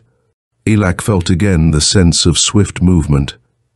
He was lifted. The darkness was gone. Grey light bathed him. He was, seemingly, in the tower on the summit of the crag, the citadel of Karkora. But the place was unearthly. The planes and angles of the room in which Elak stood were warped and twisted insanely. Laws of matter and geometry seemed to have gone mad. Crawling curves swept obscenely in strange motion. There was no sense of perspective. The grey light was alive. It crept and shimmered, and the white shadow of Karkora blazed forth with chill and dreadful radiance. Elak remembered the words of Mayana, the sea witch, as she spoke of her monstrous son Karkora. He walks in other worlds, beyond unlit seas, across the nighted voids beyond earth. Through the whirling chaos a face swam, inhuman, mad and terrible. A man's face, indefinably bestialized and degraded, with a sparse white beard and glaring eyes. Again, Elak recalled Mayana's mention of Erikion, the wizard who had created the Pallid One. Perhaps he dwells in his citadel yet with Karkora. Not for years have I seen the sorcerer. If this were Erikion, then he had fallen victim to his own creation. The warlock was insane. Froth dribbled on the straggling beard. The mind and soul had been drained from him. He was swept back and vanished in the grinding maelstrom of the frightful, lawless geometrical chaos. Elak's eyes ached as he stared, unable to stir a muscle. The shadow of the Pallid One gleamed whitely before him. The planes and angles changed, pits and abysses opened before Elak. He looked through strange gateways. He saw other worlds, and with his flesh shrinking in cold horror, he stared into the depths of the 9 hells. Frightful life swayed into motion before his eyes. Things of inhuman shape rose up out of nighted depths. A charnel wind choked him. The sense of mental assault grew stronger. Elak felt his mind slipping away under the dread impact of alien power. Unmoving, deadly, Karkora watched. "Mida," Elak prayed. "Mida, aid me." The mad planes swept about faster in a frantic saraband of evil. The dark vision swept out, opening wider vistas before Elak. He saw unimaginable and blasphemous things. Dwellers in the outer dark, horrors beyond earth life. The white shadow of Karkora grew larger. The crawling radiance shimmered leprously. Elak's senses grew dulled. His body turned to ice. Nothing existed but the now gigantic silhouette of Karkora. The Pallid One reached icy fingers into Elak's brain. The assault mounted like a rushing tide. There was no aid anywhere. There was only evil and madness and black, loathsome horror. Quite suddenly Elak heard a voice. In it was the murmur of rippling waters. He knew Mayana spoke to him by strange magic. "In your hour of need I bring you the talisman against my son Karkora." The voice died. The thunder of the seas roared in Elak's ears. A green veil blotted out the mad, shifting planes and angles. In the emerald mists, shadows floated, the shadows of Mayana. They swept down upon him. Something was thrust into his hand, something warm and wet and slippery. He lifted it, staring. He gripped a heart, bloody, throbbing alive. The heart of Mayana, the heart beneath which Karkora had slumbered in the womb. The talisman against Karkora. A shrill droning rose suddenly to a skirling shriek of madness, tearing at Elak's ears, knifing through his brain. The bleeding heart in Elak's hand drew him forward. He took a slow step, another. About him the grey light pulsed and waned. The white shadow of Karkora grew gigantic. The mad planes danced swiftly. And then Elak was looking down at a pit on the edge of which he stood. Only in the depths of the deep hollow was the instability of the surrounding matter lacking. And below was a shapeless and flesh-colored hulk that lay inert 10 feet down. It was man-sized and naked, but it was not human. The pulpy arms had grown to the sides, the legs had grown together. Not since birth had the thing moved by itself. It was blind and had no mouth. Its head was a malformed grotesquerie of sheer horror. Fat, deformed, utterly frightful, the body of Karkora rested in the pit. The heart of Mayana seemed to tear itself from Elak's hand. Like a plummet it dropped and fell upon the breast of the horror below. A shuddering, worm-like motion shook Karkora. The monstrous body writhed and jerked. From the bleeding heart, blood crept out like a stain. It spread over the deformed horror. In a moment, Karkora was no longer flesh-colored, but red as the molten sunset. And abruptly, there was nothing in the pit but a slowly widening pool of scarlet. The Pallid One had vanished. Simultaneously, the ground shook beneath Elak. He felt himself swept back. For a second, he seemed to view the crag and tower from a distance against the background of snow-tipped peaks. The pinnacle swayed. The crag rocked. They crashed down in thunderous ruin. Only a glimpse did Elak get. Then the dark curtain blotted out his consciousness. He saw, dimly, a pale oval. It grew more distinct, and it was the face of Lycon bending above Elak, holding a brimming cup to the latter's lips. "Drink," he urged. "Drink deep." Elak obeyed, and then thrust the liquor away. He stood up weakly. He was in the pass of the gateway. Around him the men of Serena rested, with here and there a blue-painted warrior of Amanok. Corpses littered the ground. Vultures were already circling against the blue. Dallin was a few paces away, his shallow black eyes regarding Elak intently. He said, "Only one thing could have saved you in Karkora's stronghold. One thing," Elak said grimly. "It was given me. Karkora is slain." A cruel smile touched the druid's lipless mouth. He whispered, "So may all enemies of Mida die." Lycon broke in, "We've conquered Elak.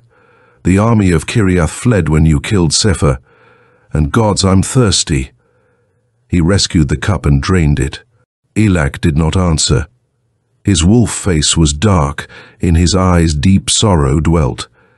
He did not see the triumphant banners of the dragon tossing in the wind, nor did he envision the throne of Sirena that waited. He was remembering a low, rippling voice that spoke with longing of the fields and hearth fires of earth. A slim, inhuman hand that had reached through a curtain, a sea witch who had died to save a world to which she had never belonged. The shadow was lifted from Atlantis. Over Sirena the golden dragon ruled under Great Mida. But in a sunken city of marble beauty, the shadows of Mayana would mourn for Poseidon's daughter. End of Dragon Moon by Henry Kuttner.